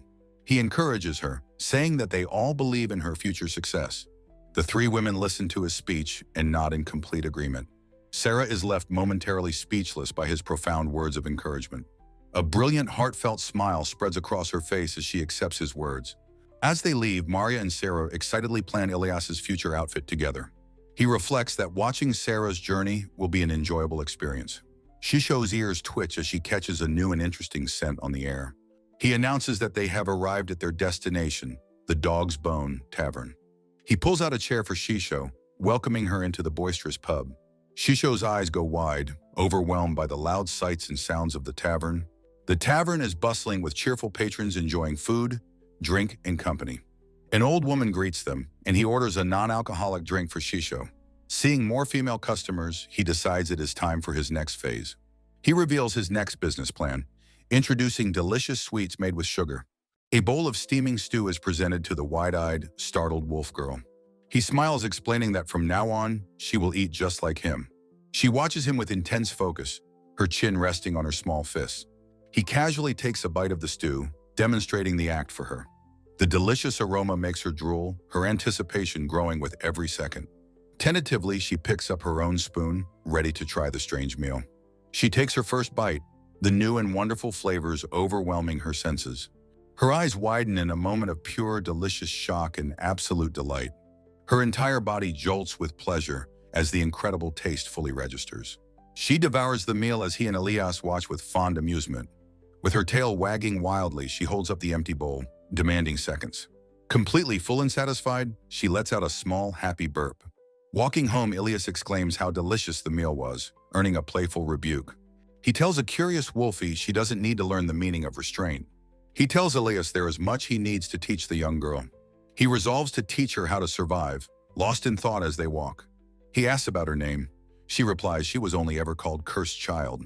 Her innocent eyes look up, filled with a quiet, heartbreaking history. He considers her tribe's name, asking Ilas for words meaning black. Ilas suggests white suits her image better, listing various pronunciations. Ilas suggests the name Wolf, which he thinks sounds a bit too grand. Ilas raises a finger, a brilliant new idea suddenly striking her. With a bright smile, she suggests the name Wolfie for the girl. He finds the name a little forced, but Ilas thinks it's perfect. After a moment's thought, he concedes that it's actually not a bad name. He turns to the girl, gently taking her by the shoulders to face him. He smiles warmly and declares that from this day on, she is Wolfie. She stares in stunned silence, trying to process the gift of a name. She carefully whispers the unfamiliar syllables, trying out her new name. Her face breaks into a radiant smile as she happily exclaims, "Wolfie!" He smiles, happy to see the pure joy her new name has brought her. A playful scratch behind her ears earns a happy little yelp of delight. He tells her this is their home, and she quietly echoes that it is hers. Her profile shows the overwhelming emotion of finding a place to belong. He gestures warmly to the house, welcoming her to her new beginning. He declares that from this moment forward, this is her home. Wolfie stares, her eyes shining with unshed tears of profound gratitude. She takes a single, hesitant step forward, crossing into her new life. Her foot lands firmly, symbolizing her final arrival at a true home. A blissful smile spreads across her face, her sharp canines just visible. The door closes, shutting out the past and sealing her new future. He and Ilas welcome her inside, her new life officially beginning. In his castle, King Marieto sits on his throne, quietly musing. He reflects on the surprising discovery of a hidden, demi-human tribe. He considers the recent string of strange and interconnected events. An advisor confirms the mysterious young man has accepted his invitation. He wonders if this newcomer is the one who will bring change to his country. He looks out the window, his heart racing with anticipation for the meeting. King Marieto smiles, saying he is truly looking forward to the reception. The young man trudges wearily up the stairs of his new home. He dries his hair, thinking about how quickly Wolfie is growing up. He wonders just how deeply he should involve himself in her life. He considers Ilas's own hidden insecurities beneath her strong facade. He clenches his fist, feeling the immense pressure of their reliance on him. He realizes Ilas's incredible strength is her own way of coping. He shakes his head, telling himself that he is overthinking things again. He knows his tendency to worry about others is not a healthy one. He feels he needs a moment to sort out his own swirling thoughts. He composes himself, his expression hardening with a newfound resolve. A single tear escapes his eye, a sign of his internal struggle. He reassures himself that it's okay, because he can rely on himself. He was invited to a ceremony and had a formal suit made by Ban. He adjusts the ornate, frilly sleeve of his new formal attire. Inside the mansion, Wolfie sits awkwardly on a lavish sofa. The merchant Ban smiles warmly, telling him the suit looks wonderful. Wolfie stares, confused, sensing that something about him is different. He grumbles internally, feeling like some kind of medieval nobleman. He watches from a window as a horse-drawn carriage arrives outside. Jastar arrives in ceremonial armor, complaining about the ridiculous outfit. He then proudly declares that his armor is special and different. He explains that his ceremonial armor was a pain to have custom made. Ban has now been entrusted as the trade liaison with the Black Wolves. The two sides can now negotiate, but only through Ban as an intermediary. The young man watches the carriage, having concluded his own business. He now receives a percentage of profits for brokering the treaty. He arrives at the castle, bowing respectfully to a fully armored guard. He smiles, thinking he has finally escaped his life as a freeloader. He enters the grand ballroom, noting the ceremony is about to start. The hall is filled with nobles, their whispers filling the air. He overhears some unpleasant comments among the many nobles in the crowd. An older nobleman sternly tells the others to be mindful of their station. A powerful command for silence echoes through the grand hall. He watches intently as the king finally makes his grand entrance. King Marieto appears, looking surprisingly young and full of charisma. The king's sharp, intelligent eyes scan the room with confident authority. The young man is startled, feeling the king's gaze lock onto him. The king begins the ceremony by calling the various knightly orders. He thinks he made eye contact with the king just a moment ago. He narrows his eyes, wondering if it was just his imagination. A court official announces that the final honoree will now be named. The official calls out the full name of the knight, Ilas Ratzel. The king praises Ilas for her valor and presents her with pearls. In the crowd, Jastar applauds enthusiastically for his friend's honor. The reception begins in a magnificent hall filled with food and guests. The buffet tables are laden with an array of delicious-looking foods. He stuffs his face, wishing he had a container to bring some for Wolfie. Ilas, now in a beautiful gown, spots him from across the room. She smiles brightly, saying she has finally found him in the crowd. She asks if he is finished, telling him to come with her now. She informs him that Ragudo wishes to meet, catching him mid-chew. The young man and Ragudo walk through the crowded, opulent halls of the royal castle. He observes his surroundings, a wary and analytical expression on his face. Nearby nobles whisper amongst themselves, surprised that the king himself is present. Ragudo introduces himself, noting that the young man is the youth he has heard about. The young man thanks him for his help, and Ragudo confirms he is Ilas's cooperator. A charismatic man with long hair introduces himself as Marito, the king of this country. The king notes Ilas's skill, but also her immaturity, wanting to meet her brilliant guide. Marito's sharp, intelligent eyes assess the young man before him. The young man meets his gaze, his own expression unreadable and calm. The king smirks, intrigued to see how this boy from another world will react. He observes the boy's black hair and eyes, just as the reports had described. Marito is impressed that the boy remains unfazed, even with the famous Ilas beside him. He puts the young man on the spot, demanding a handshake as a test of character. Ragudo and another night watch, knowing this is a difficult choice for the boy. The young man's eyes narrow slightly. He understands the political weight of this gesture. The king's hand remains extended, a silent, challenging question hanging in the air. With a look of quiet resolve, the young man makes his decision. He turns his back on the king and walks away, ignoring the offered hand. King Marito is left utterly speechless, his face a mask of complete confusion. The boy calmly helps himself to the food at the lavish buffet table. He then walks back through the crowd, carrying a small plate. He offers the king a plate of pastries, politely telling him to please eat. The king is baffled, wondering if this is sarcasm or a bizarre request for food. He takes a pastry, pondering if this is a deliberate attempt to provoke him. Marito takes a bite of the pastry, his mind racing to understand the boy's game. He thinks it's not so bad, but wonders what the boy's next move will be. To his astonishment, the young man turns and walks away from him once again. He watches as the boy strides purposefully toward a set of large doors. The doors slam shut, leaving a stunned silence in their wake. Marito and his knights are left in a state of utter disbelief. The king wonders if the boy simply left, a feeling of anticlimax washing over him. His confusion quickly turns to frustration as he clenches his fist. "Wait, wait, wait!" he cries, his royal composure finally breaking. He bursts through the doors, unable to accept that their long-awaited meeting has ended so abruptly. He had so many other plans, so many other ways to gauge the boy's nature. This simply cannot be how it ends, he thinks with determination. He finds the young man on a grand staircase, who asks if His Majesty is in a hurry. The king stares, his eyes wide with shock at the boy's calm demeanor. The young man smiles, explaining he was merely responding to the king's request. Marito realizes he has been tested instead and asks if the boy is satisfied. The king suddenly bursts into a fit of genuine, unrestrained laughter. He admits his curiosity got the better of him, amused by the boy's terrible acting. Taking a liking to him, Marito invites him for a private chat, borrowing him from Ilas. They enter an opulent private chamber, closing the doors behind them. The king pours wine, telling the boy to relax and just call him Marito. "To my friend from another world," Marito toasts, much to the boy's chagrin. He thanks him, admitting his own knights were too bound by chivalry to handle the bandits. The young man is taken aback by the king's casual speech, but Ragudo just shrugs. He humbly replies that Decora was a formidable foe and that they were simply lucky. Marito disagrees, crediting the boy's wisdom for their success against the bandits. He notes the boy's masterful, if unboastful, talent for exploiting people's weaknesses. The young man deflects the praise, insisting that Ilas is the one who deserves it. He explains she follows the ideal of knighthood, prepared for the harsh realities of her path. The king smiles, acknowledging the clever methods the young man employed. The boy changes the subject, saying he should be the one thanking the king about the Black Wolf tribe.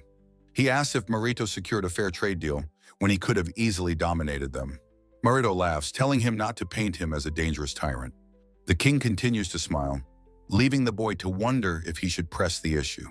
The young man feels a headache coming on, trying to place who the king reminds him of.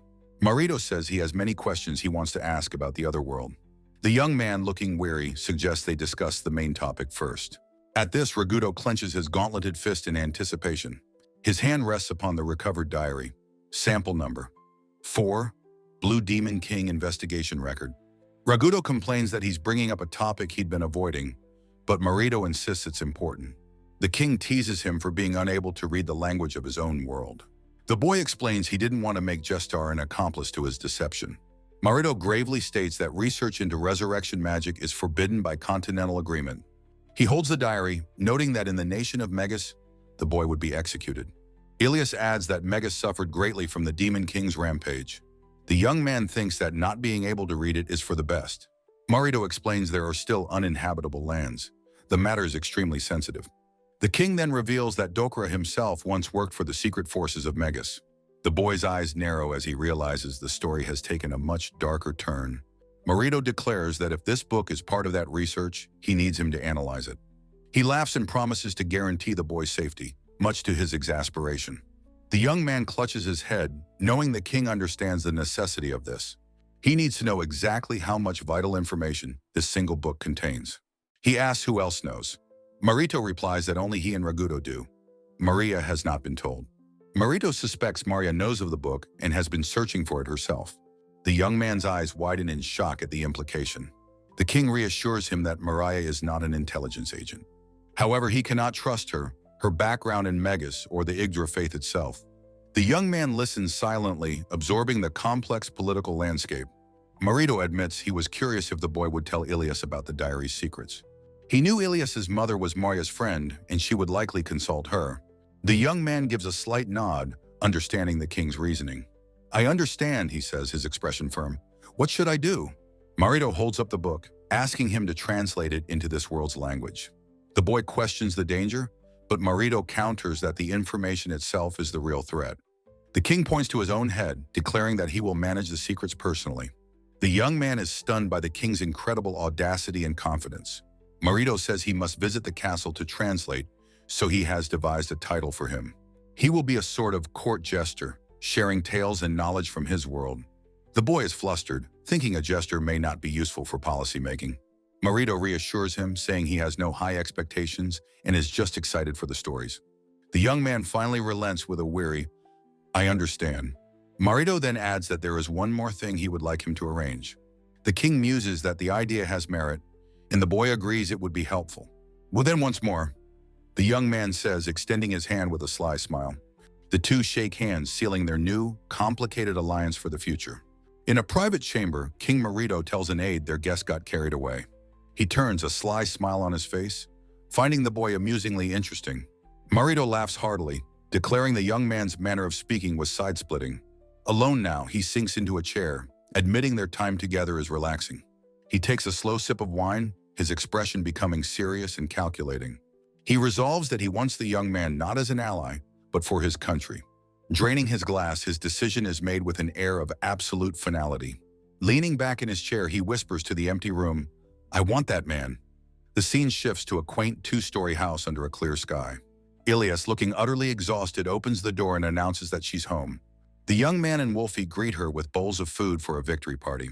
Ilas is stunned as he insists that today she is the main character. Wolfie joyfully reaches for her hero, Ilas, as the young man watches warmly. Overcome with emotion, Ilas gives a radiant, tearful smile, offering her thanks. A quiet shot of their home, her gratitude echoing in a thought bubble. The scene descends into a dark, winding stone passage deep underground. A grotesque, vine-like creature with a single glowing eye clings to the wall. A cloaked figure reports to the Crimson Demon King, who asks about the records. The subordinate admits failure, having searched all of Decora's known hideouts. The Demon King is unconcerned, stating that whoever has the book is being watched. He warns that if the records are revealed, it will become their problem. He dismisses his agent, declaring that their work in this country is finished. The subordinate smirks sinisterly, vowing to crush anyone who gets in their way. A close-up reveals the shadowed, intense face of the powerful Crimson Demon King. Hands crush herbs while a pot bubbles merrily over an open flame stove. A hearty meal is laid out on the table, centered around a warm stew. The title page shows the young man eating alone as text notes time flies. He takes a bite, realizing with a shock that 10 years have already passed. Wolfie bursts into the room, waving and wishing him a cheerful good morning. He notes her constant energy and her remarkable rapid ability to learn. She stirs the pot, humming, now completely fluent in the world's common language. She claps her hands together, perfectly reciting the Japanese custom of itadakimasu. Ilyas enters, yawning as he notes she still relies on Maria for certain things. Wolfie greets a very groggy Ilyas, who tiredly manages a greeting in return. He teases Ilyas, suggesting she get dressed since she seems unusually sleepy. She protests that she wears her armor at home precisely because it is her home. He advises her to be mindful of her image and at least smile. Her attempt at a friendly smile is a terrifyingly intense and scary glare. She grumbles that smiling is difficult, challenging him to do it himself. He confidently holds out a spoonful of food, his expression changing. His smile is so dazzlingly refreshing that it stuns Ilyas into shocked silence. He smirks, asking if she has any complaints as she vows to try harder. An establishing shot shows the quiet neighborhood where their house is located. The trio walks through the market, with Wolfie now accustomed to the crowds. Wolfie points out that members of the Black Wolf tribe are now seen in town. A closer view shows two beastmen from her tribe browsing a market stall. They approach the castle gates, presenting their pass to the armored guards. A close-up reveals the official pass bearing the Ragudo Knight Order's crest. The pass allows them to bypass procedures and gain an audience with the king. Wolfie bursts into the king's study, announcing their arrival with a formal greeting. King Marito smiles warmly, greeting Wolfie and his friend, the young man. He asks them to wait for a bit, telling them to relax and kill time. Wolfie immediately flops onto a sofa, bored now that Marito is busy. She rests her head in his lap, humming while reading a book he holds. A close-up shows her reading the book's unfamiliar script, still humming contentedly. She continues to read, completely at ease in the king's personal study. A distant bell rings, and her sharp wolf-like ears twitch in response. He asks if it's training time, and she leaps up, suddenly eager to fight. She dashes out of the room, shouting that she'll be back soon. Marito returns, asking if anything of note happened while he was away. He mentions his ideas for educational reform were conceptually well received. However, he couldn't get approval for raising the national education level. The young man observes that children are valuable labor, which the nobles won't give up. Marito marvels at the idea of Earth, a world with over 7 billion people. The young man explains their sessions are his way of answering the king's questions. He discusses the political systems and the general state of the people on Earth. Marito listens intently, considering how these foreign ideas might serve his kingdom. They debate the merits of a hereditary monarchy versus a democratic system. The fundamental differences between the two forms of government are the main topic. Marito finishes writing, satisfied with the policy ideas they have outlined. He suggests they next discuss the development of civilization, like cooking appliances. The young man recalls explaining rice cookers, now pondering how to describe microwaves. He finds it difficult to explain the complex scientific principles behind such technology. Marito concludes they will need to find a trustworthy magic specialist for this. A sudden crash from the training grounds below interrupts their high-level discussion. In the courtyard, Wolfie gracefully dodges a flurry of attacks from a knight. She whirls, channeling her immense power into her fists for a counterattack. With a fierce cry, she unleashes her energy in a focused, powerful blast. The impact of her attack shatters the stone ground with explosive force. She grins with feral delight, her raw power evident in her eyes. She effortlessly parries a massive warhammer swung by another powerful knight. A third knight attacks with an axe, but she stops the blade easily. She leaps high into the air, having disarmed the knight and taken his axe. Another knight lunges with a sword, but she is far too quick for him. She brings the axe down with devastating force, shattering the ground once more. Marito notes from the balcony that Wolfie's growth is truly terrifying. The young man explains it's simply a vast difference in experience and judgment. He glances away, his attention caught by another figure on the training grounds. Ilyas is training as well, her movements showing she is in another league entirely. Marito explains her power, like Jestar's, is augmented by overwhelming magical energy. A black panel declares she isn't just a gorilla, but a magical metal gorilla. The text repeats over a close-up of Ilyas's fiercely determined expression. Ilyas watches Wolfie's training, looking like she desperately wants to join in. Marito comments that it is good she is learning to protect herself. A flashback shows Ilyas's lesson. She tells Wolfie to concentrate her magic. Ilyas demonstrates by punching a massive boulder, instantly turning it to dust. Wolfie perfectly mimics her, also destroying a boulder with a single punch. Marito playfully suggests he could teach Wolfie, asking if he could join her. The young man sighs at the king's antics, who laughs it off. Marito's expression suddenly turns to panic as he remembers something important. The young man explains that Maria has a special request for the knights. King Marito believes this is a perfect opportunity for the young man to join. Envoys from the Yggdrafaith's headquarters have arrived to inspect the regional churches. Their mission is to assess villages and build new churches where they are needed. Gestar and Ilas, trusted by all, were assigned to be the official guides. The young man asks if he is simply tagging along, and Marito confirms it. Marito says this trip will give him valuable perspective on their world's differences. He worries about joining the mission since he is not an official knight. Marito reassures him, explaining he will go as a court scholar candidate for study. He slyly thanks the king for not calling him a mere court jester. A wide view shows the magnificent castle perched high upon a hill. The scene shifts to the cozy, timber-framed house where the heroes live. Inside, the young man pulls a fluffy hood over his head, looking sleepy. He enters the main room and sees Ilas sitting by the warm fireplace. Ilas sits at the table, diligently polishing her longsword by the hearth glow. He holds a quill and asks if Wolfie has already gone to bed. Ilas explains that she found Wolfie asleep and carried her to her room. She remarks that being able to enjoy a full day's activity is truly enviable. He suggests that if she trained like he did, she'd sleep soundly too. She playfully invites him to join her training with some modifications for him. He jokes that Marito said the same, acknowledging her cleverness with feigned exasperation. Ilas admits she can't get used to him calling her by a formal title. He explains he only uses the title when others are present, as instructed. His expression turns serious as he looks up from his writing to face her. He reveals that King Marito also made him an offer concerning his housing. The king suggested he move to a residence closer to the royal castle. Ilas's eyes widen in shock upon hearing the news of his potential move. She looks down, clutching a cloth tightly, and murmurs that she understands. He looks at her directly and states that he refused the king's offer. He asks the king to let him stay in their current home a while longer. Completely surprised, she asks him why he would ever refuse such an offer. He explains one reason is for Wolfie, and the other is for Ilas's sake. He looks away, admitting that his final reason is a personal one. Ilas stares at him, her expression a mixture of confusion and dawning realization. She stammers, unsure how to respond to his unexpected confession. He reminds her that he still hasn't fully adjusted to this new world. He admits there are still many things about this country that cause him anxiety. Her eyes widen dramatically as she processes the true weight of his words. His expression is serious and vulnerable as he finishes his confession. A moment of stunned silence hangs between them in the firelit room. He abruptly gets up to leave, but she calls out, flustered and confused. She clutches her head, unable to comprehend the true meaning behind his words. He tells her she can interpret his words however she likes, and she'd be right. She stares after him, repeating his words, completely stunned by the implication. She whispers his words again, her hand trembling slightly by the warm fire. A deep blush spreads across her face as she wonders if he relies on her. She touches her lip, her face completely flushed with a newfound emotion. The young man lies face down on his bed, utterly exhausted and overwhelmed. He admits to himself that he is the one who is truly anxious. He groans, frustrated that he couldn't admit he felt lonely at the thought of leaving. A close-up reveals the deep weariness and anxiety in his eyes. He chides himself for being immature and dependent on someone younger than him. He recalls his harrowing journey, realizing Ilas's presence was crucial to his survival. He feels she gave him everything, yet he can't even offer a simple thank you.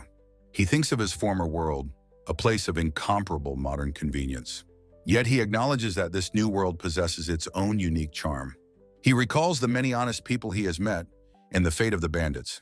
An official recounts how the bandits were executed after their interrogation. One bandit was grateful to at least be allowed to die like a human being. He reflects on the bandit's final words, thinking of him as a warrior. He finds comfort in the pure and earnest way the people here live their lives. He decides to stop searching for a way home and embrace his life here.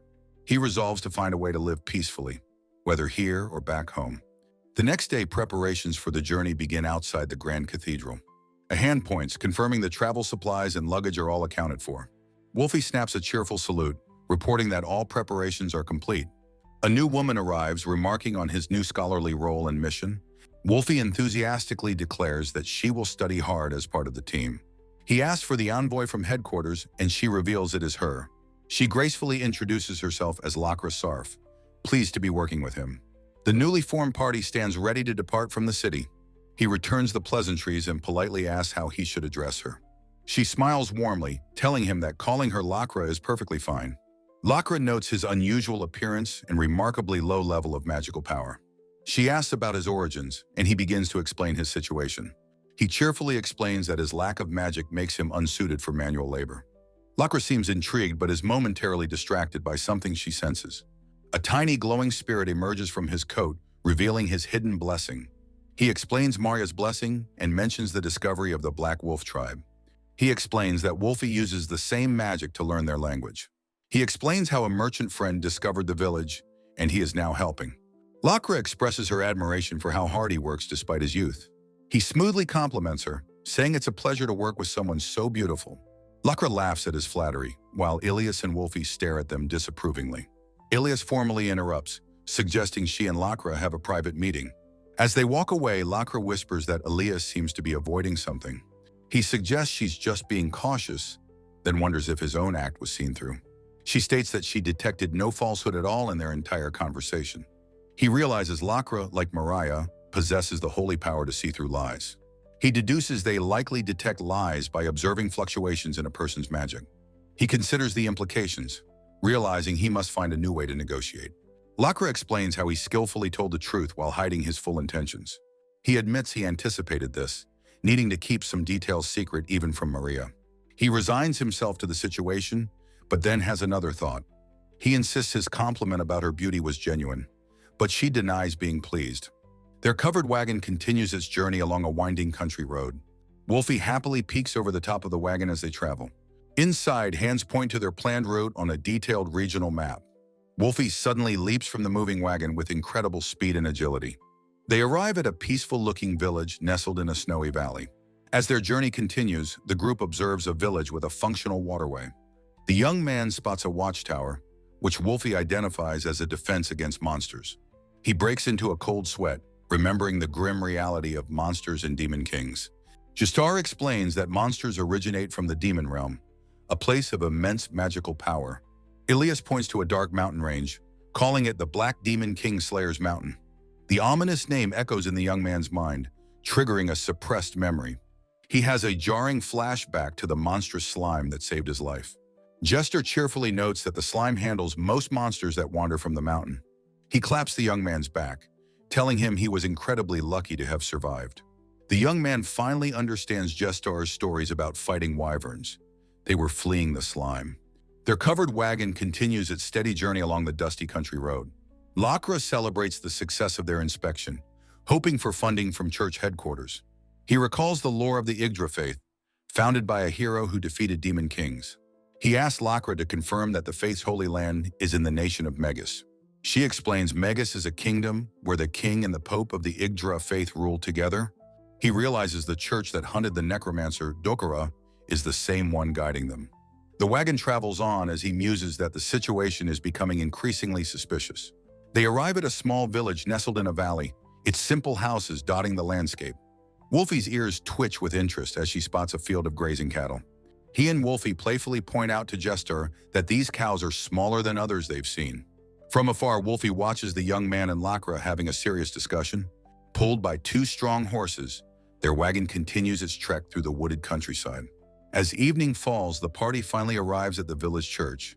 They're lodging for the night. He announces to the group that they will be borrowing beds at the church tonight. The famous warrior Jestar is immediately swarmed by villagers and invited to a feast. The young man observes that Jestar's popularity is impressive, even in remote villages. Inside the church, they are shown to their separate, modest rooms for the night. Alone in his room, he decides it's time to organize his notes from the day's survey. He sits at a small table, ready to begin his work by the dim lantern light. The quill scratches across the parchment as he diligently records his observations. He is completely focused on his task, meticulously documenting everything he has learned. A look of intense concentration is on his face as he continues to write. A soft, unexpected knock at his door interrupts the quiet scratch of his pen. Without looking up from his work, he calls out for his visitor to enter. A delicate hand turns the handle as a soft voice apologizes for the late hour. He looks up from his notes, his eyes widening slightly at the unexpected sight. Lakra, dressed in a nightgown, explains she saw his light while on a walk. She glides into the room asking if she is a bother, surrounded by an ethereal glow. He dismisses her concern, explaining he was just compiling his notes from the day. She calls him a dedicated official and asks if she might see his work. Leaning close, she gasps, surprised by the incredible detail in his report. He humbly states that as an inexperienced man, he can only try not to miss anything. She whispers her thanks, her hand reaching out to gently touch his face. He freezes, blushing as she cups his cheek, and he stammers her name in surprise.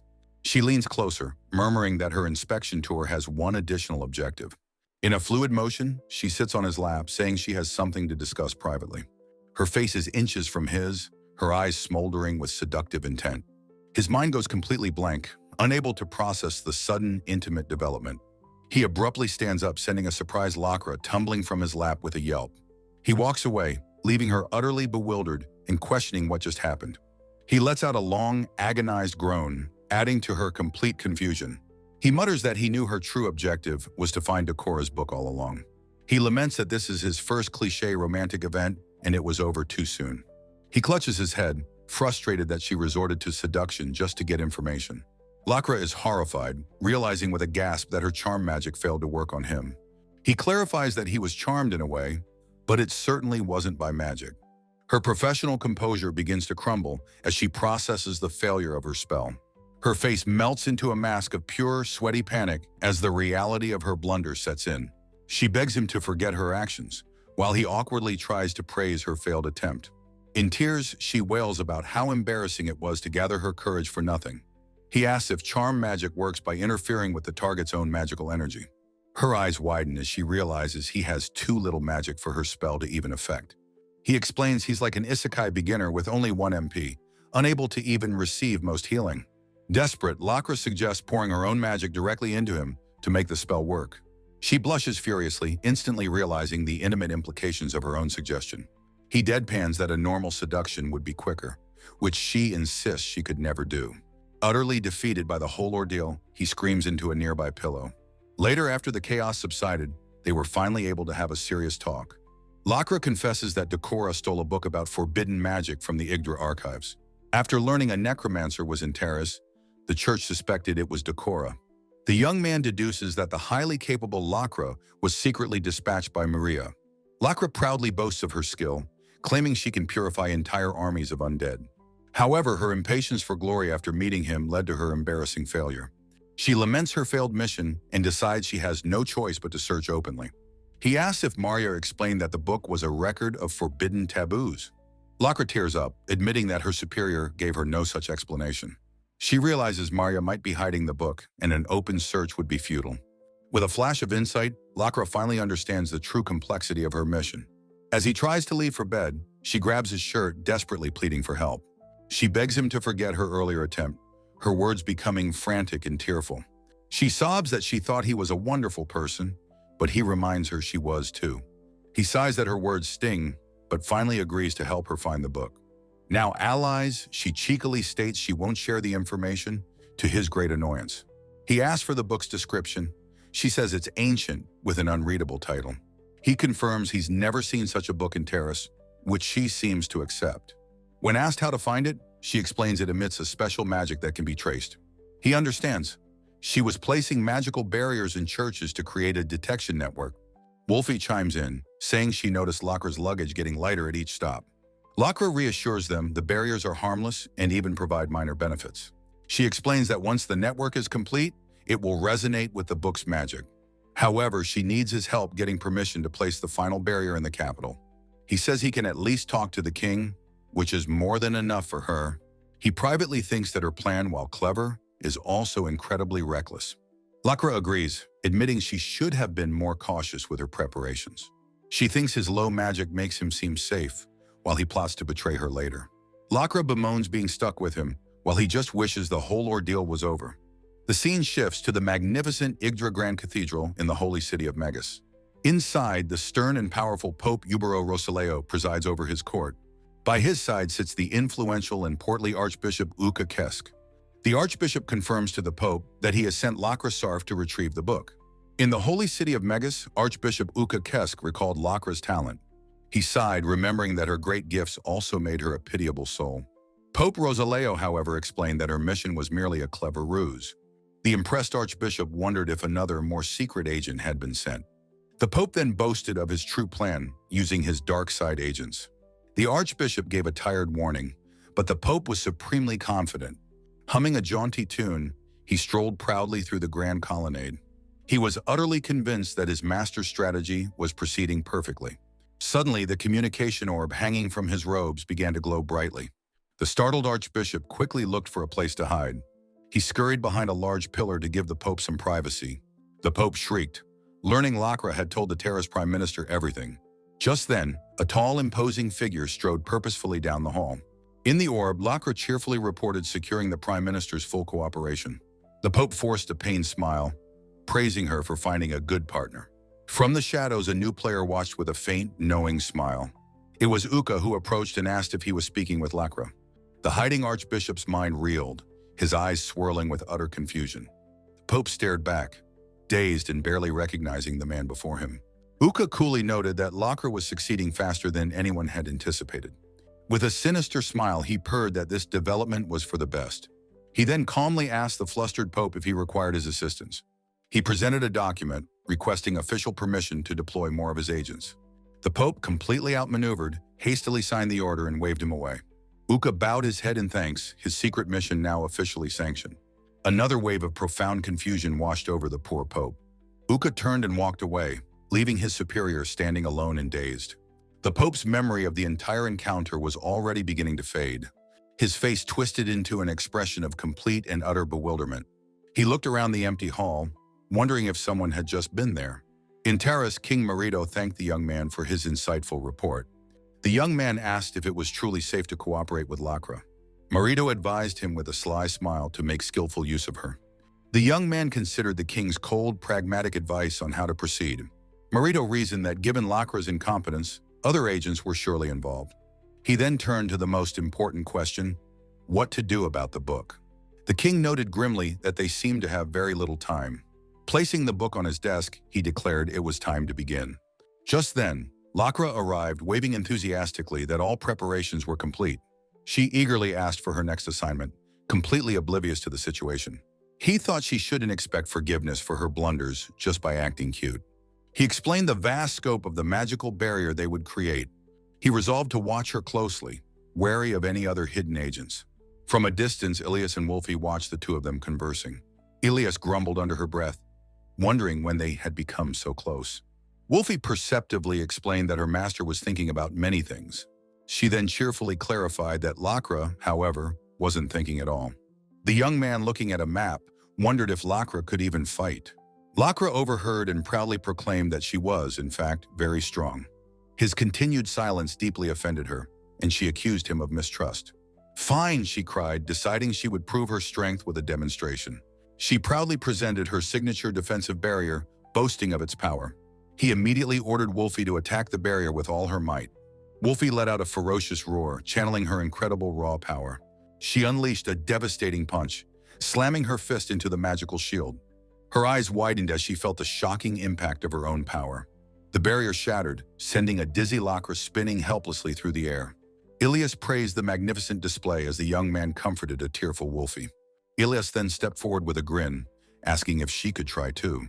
Lacra nervously agreed, confident the barrier could withstand at least one more blow. "Something like this should do," Ilas said, casually preparing her attack. She brought her massive sword down upon the newly reformed magical barrier. The barrier cracked instantly under the sheer, overwhelming force of her blow. It then completely shattered into 1,000 pieces of dissipating light. Lacra could only scream, her pride and confidence utterly destroyed. The resulting shockwave sent her flying helplessly through the air again. Ilas noted the barrier was surprisingly tough, requiring serious effort to break. A defeated Lacra insisted her power was proven, as only the strongest could break it. The young man ignored her, simply picking up a shovel from nearby. He then unceremoniously flung a shovelful of dirt over the top. A swarm of crawling insects landed inside the inescapable barrier with her. Trapped and unable to move, Lacra screamed hysterically for someone to help her.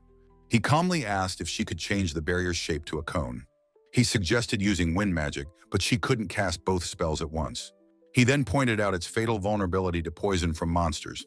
A small diagram illustrated exactly how such an attack would work. Lacra sobbed that he was cruel, while he just saw it as helpful advice. Later that night, a dark and winding city alleyway was shrouded in shadow. A mysterious cloaked figure walked silently down the narrow, empty passage. The figure casually tossed a small, wrapped object onto the cobblestones. The agent's face was hidden completely within a patterned, dark hood. A gloved hand reached out, preparing to pass through the solid wall. Their hands sank into the brick as if it were made of water. The rest of their body followed, phasing through the building's facade. They emerged silently into a simple, sparsely furnished and unoccupied bedroom. The spy placed a hand over a crystal ball resting on a small table. The orb glowed as a voice commanded them to begin their report. The spy reported on Lacra's activities with her strange new cooperator.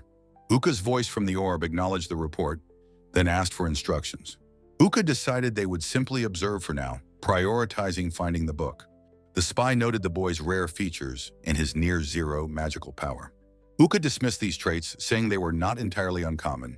The spy's most important news was the involvement of the knight Ilias Ratzel. The spy acknowledged the new orders before ending the magical communication. Uka stood alone in the sunlit hall, the crystal orb now dark. The communication device dissolved into motes of light within his hand. Elsewhere, Pope Rosaleo was in a state of absolute sputtering fury. He berated the archbishop for Lacra's catastrophic diplomatic failure in Terrace. The weary archbishop decided they had no choice but to contact Terrace's king. He ordered the immediate withdrawal of the pope's bumbling, dark side agents. Archbishop Uka paces nervously, muttering that this entire situation is deeply troubling. The mention of the dark side gives him pause, a thought striking him. He stops in the empty hall, confused, trying to recall who he sent. He suddenly remembers, exclaiming that a terrible thing has indeed happened. A sinister figure appears in his mind, confirming they know what is going on. Uka is frozen with terror as the figure offers to handle the dark side. In the capital city, the young man walks down a quiet, cobblestone alleyway.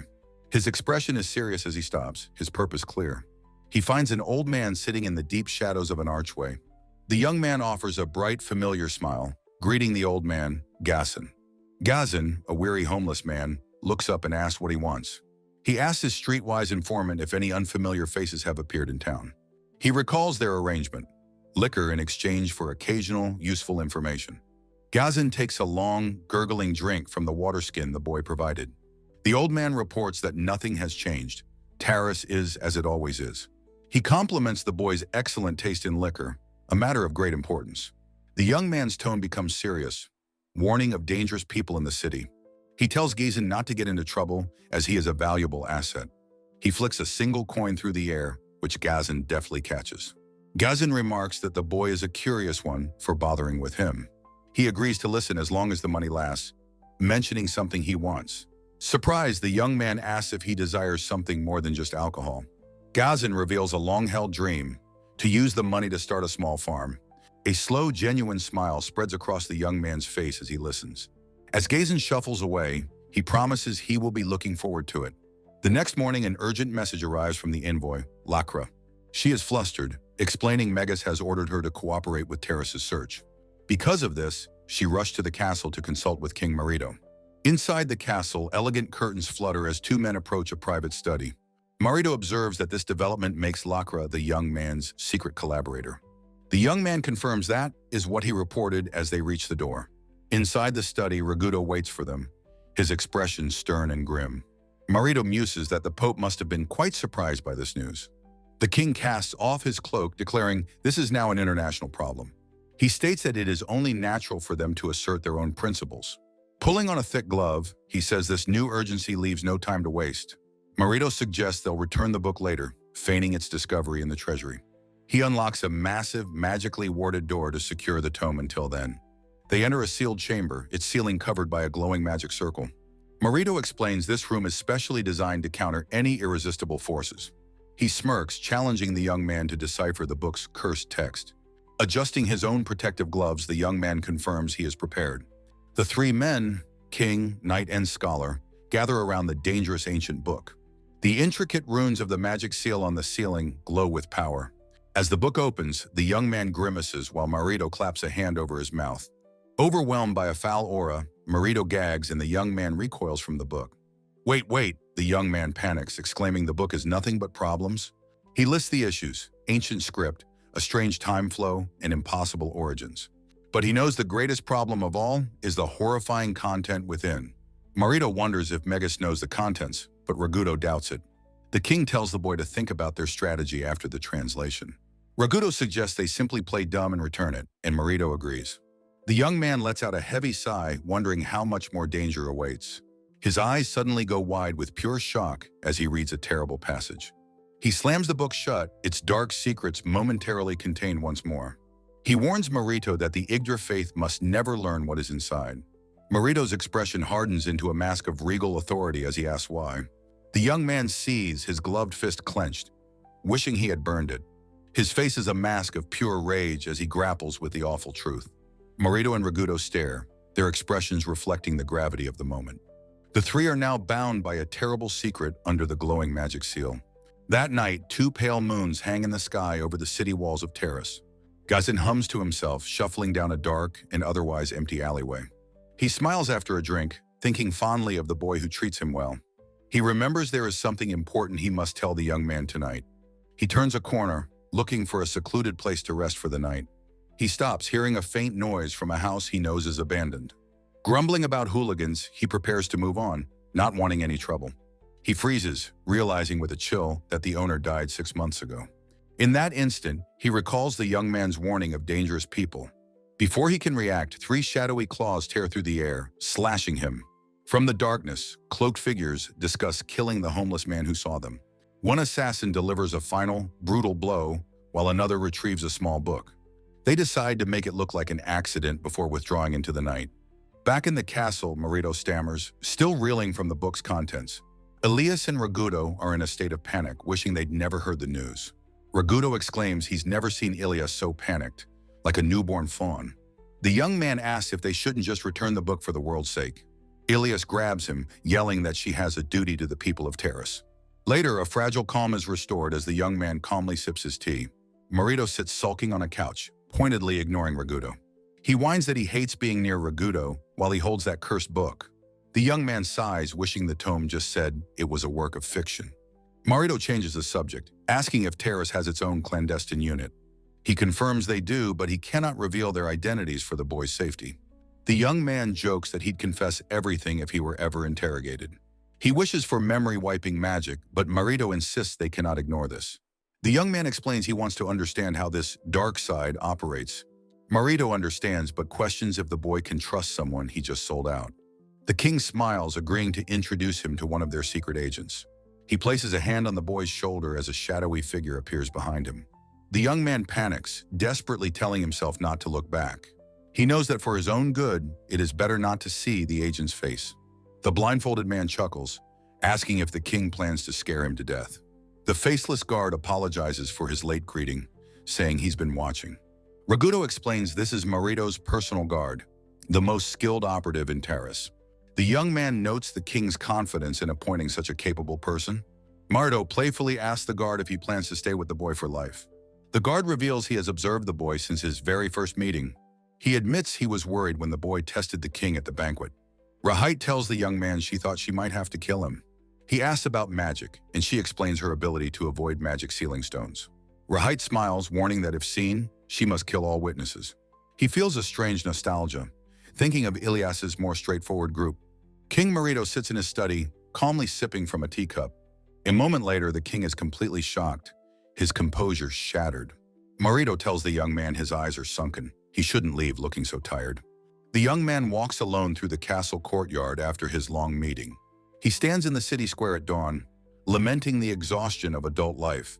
He hears a voice and turns around, his eyes wide with surprise. Ilias stands before him in her gleaming armor, calling out his name. She tells him he is starting work early as she finishes her patrol.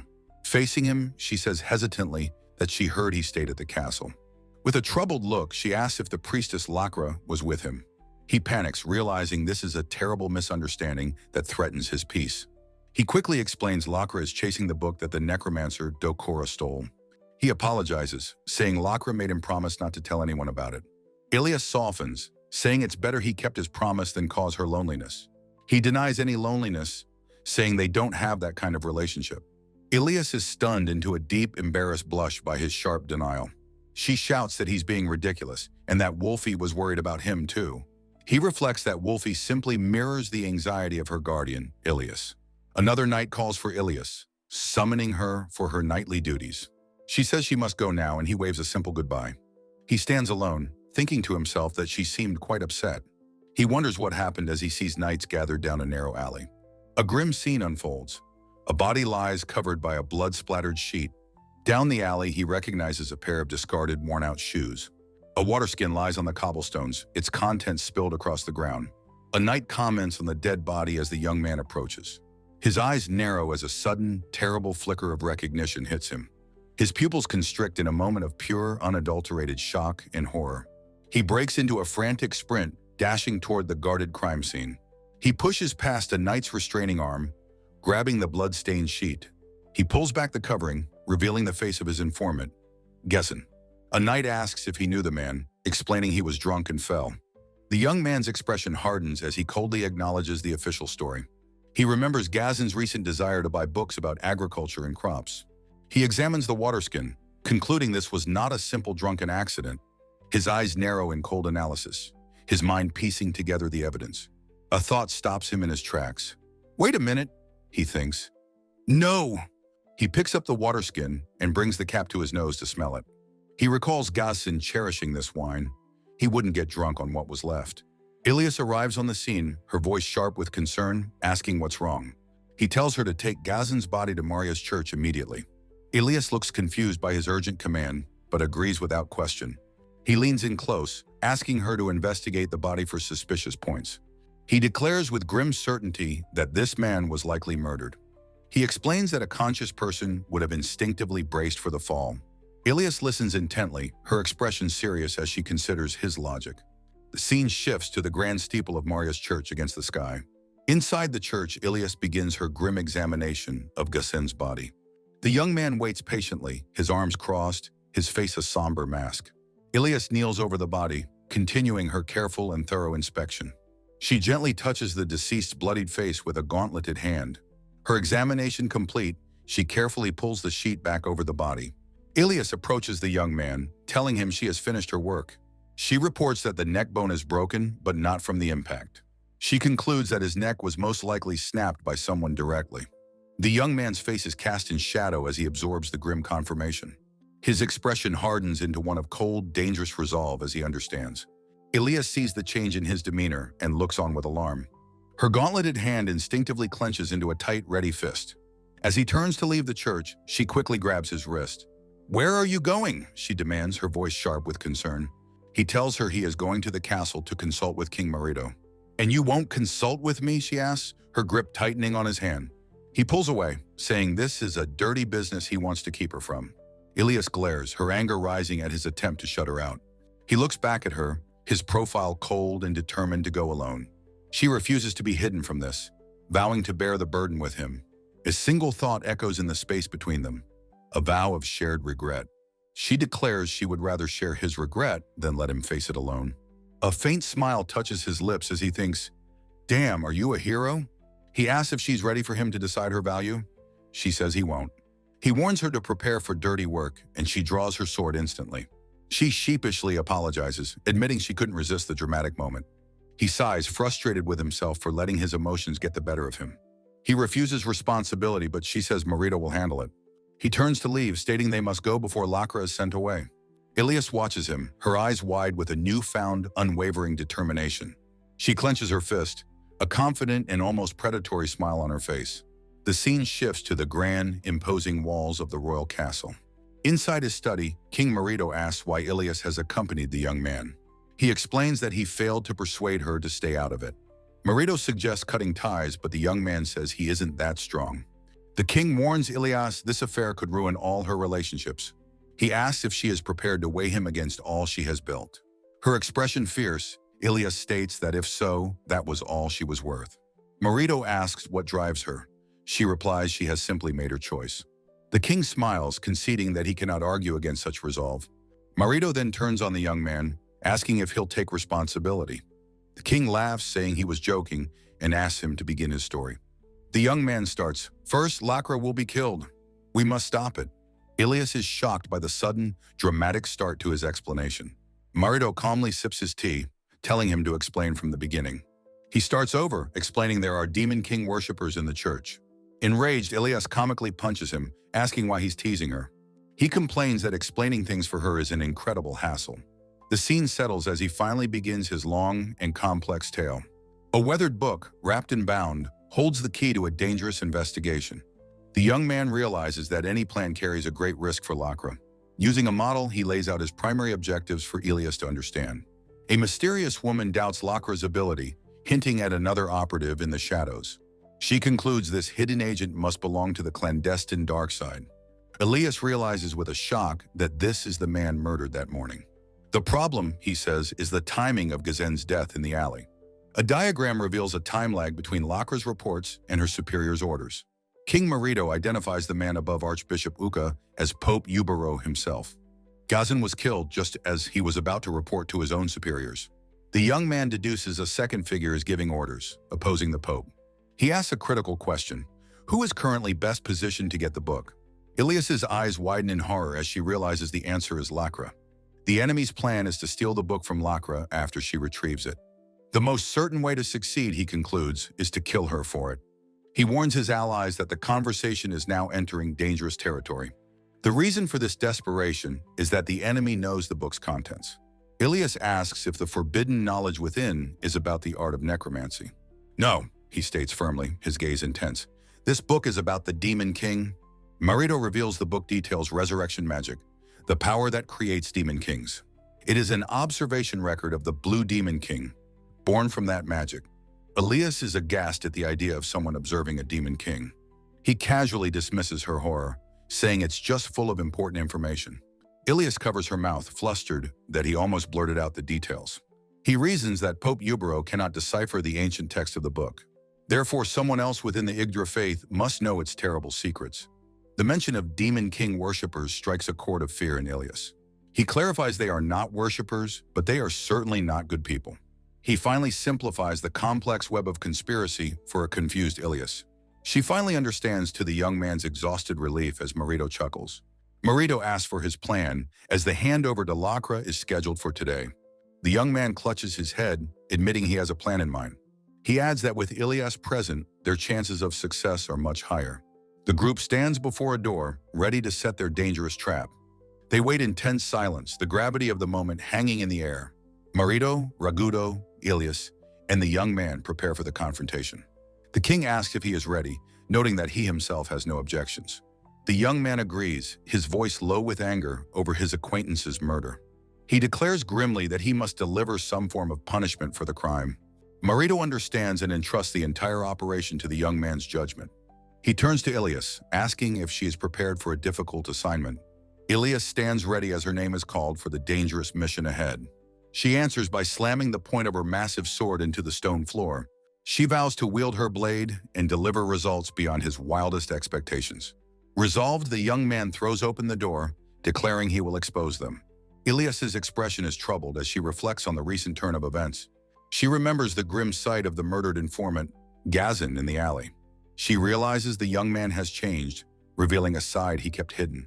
His methods are a distorted mirror, reflecting both righteous justice and cold evil. Marito reflects that the young man is now the one in control. But it is uncertain which of his faces, the kind or the cruel, will prevail. The cold determination in the young man's eyes gives Ilas a chill. She hates that look, wishing he didn't have to view the world so harshly. She resolves that, no matter what, he must not be left to walk this path alone. Lacra cheerfully reports to herself that she has completed Archbishop Uka's mission. Walking through the town square, she spots the young man waiting for her. She asks why he summoned her. He calmly states he has found the book. Lacra stares at him, her expression blank as she processes his words. Her eyes widen in shock and disbelief at the incredible news. She breaks into a radiant smile, praising him for his amazing accomplishment. He explains the book contains information on necromancy, written in an alien language. She notes the diagrams alone are enough to learn the forbidden construction methods. She warns he mustn't learn it, but he tells her not to stray from her path. She nervously asks for the book back. He agrees, but with a condition. He offers to share its contents as Terrace has the means to decipher it. Lacra's eye widens, stunned by the audacity and implications of his offer. She begins to stammer, completely thrown by the unexpected turn of events. She insists it's too dangerous, but he cuts her off with a new proposal. He reveals the book contains even greater taboos, which he must investigate. He is employed precisely because he can read the forbidden languages it contains. The weight of his words hits her as she realizes he is telling the truth. Flustered, she understands that there is no deception in his statement. He instructs her to relay his offer of cooperation to Archbishop Uka. He adds that the king has already approved, so she need not worry. Overwhelmed, Lacra can only agree, her face flushed with confusion. She promises to contact her superiors about the offer immediately. She hurries away down the street, a pawn in his intricate game. He knows that the clergy's ability to see lies makes them easy to trust. In turn, this means they are easily able to gain the trust of others. His message will reach the top, forcing the true mastermind to act. He thinks with grim finality that it is time for his enemies to give up. High on a rooftop, the hooded assassin Hyde surveys the city at dusk. A glowing orb activates and a voice asks if Hyde can hear him. The voice asks if there are any additional orders for the ongoing mission. Hyde reports that Lacra is scheduled to retrieve the book at midnight. The plan is changed. Hyde must kill Lacra as soon as she has the book. With a sinister smile, Rarisa orders him to kill the negotiator as well. He clarifies that while Lacra might be spared, the other man must die. Hyde agrees to bring back the head and disappears into the night. Rarisa's crystal ball clinks gently as he sets it down. He notes the negotiator's black hair and eyes, a rare combination. He muses aloud that this situation could become quite interesting. A dark energy swirls in the orb, demanding to know its purpose. Rarisa's hand hovers over the orb as a sinister smile plays on his lips. He finds the idea of the negotiator being an earthling quite amusing. He decides he has one more thing to report to the Crimson Demon King. At midnight, the young man, Ilas, and Wolfie wait in the empty square. An assassin hides in the bushes, acknowledging that killing them will be difficult. 4 members of the dark side have taken positions around the square. Their target is protected by Ilias Ratzel, one of Terrace's 5 strongest knights. Wolfie calmly analyzes the unseen enemy, finding them to be simple, high-magic amateurs. The young man coldly considers his own target, an ordinary man he could easily kill. As they stand in the town square, the sound of determined footsteps approaches them. The figure is Lacra Sarf, whose calm demeanor hides a formidable battle prowess. He recognizes her serious gaze, concluding that she is a genuine, dangerous threat. An assassin watches Ilias from the shadows, weighing the formidable knight's strength. The assassin knows that facing both Ilias and Lacra together would mean certain defeat. A plan forms: neutralize Ilias first, then eliminate the others, starting with Lacra. The young man presents the grimoire, asking Lacra to confirm that it is the book. Lacra examines the book's open page, her eyes scanning the arcane symbols within.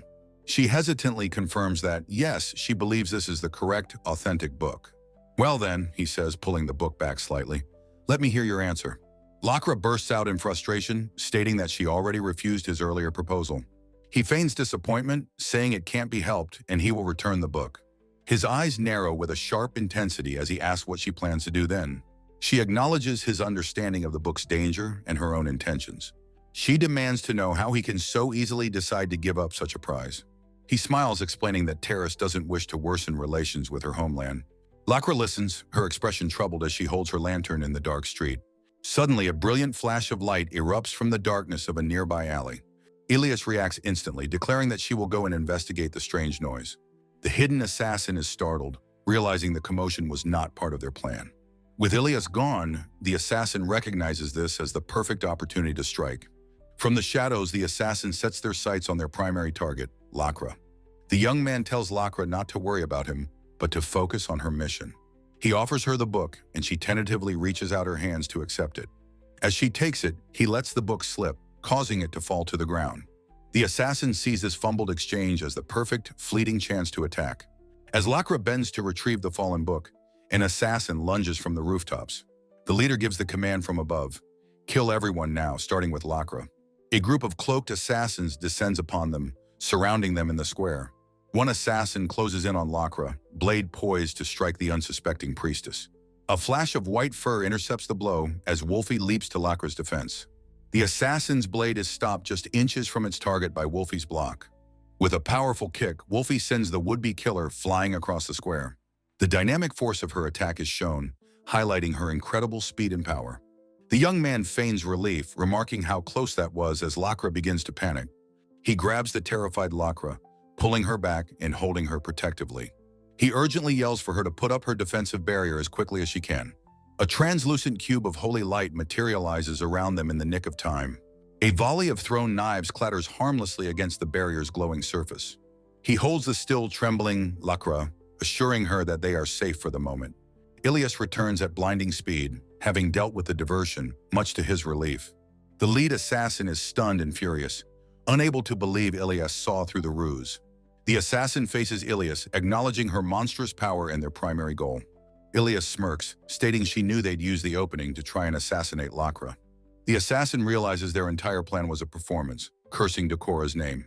The young man confirms to a shocked Lakra that the assassins are from Megas. He explains to the horrified priestess that they are after the book's retriever. He reveals his theory that another, unknown party is secretly pulling the strings. A close-up on Lakra's eye shows the sheer terror she feels at this revelation. Ilyas charges down a narrow alley, confronting the remaining cloaked assassins. She coolly takes stock of her opponents, noting there are only 3 of them left. One of the assassins mocks her confidence, telling her not to get cocky. The agile assassin leaps onto a crumbling wall, preparing for their next attack. The young man watches from afar, shocked that the assassins are still moving. Ilyas curses that her strike was too shallow, as he teases her gorilla strength. The assassin leader states that their situation is dire, but holding Lakra is key.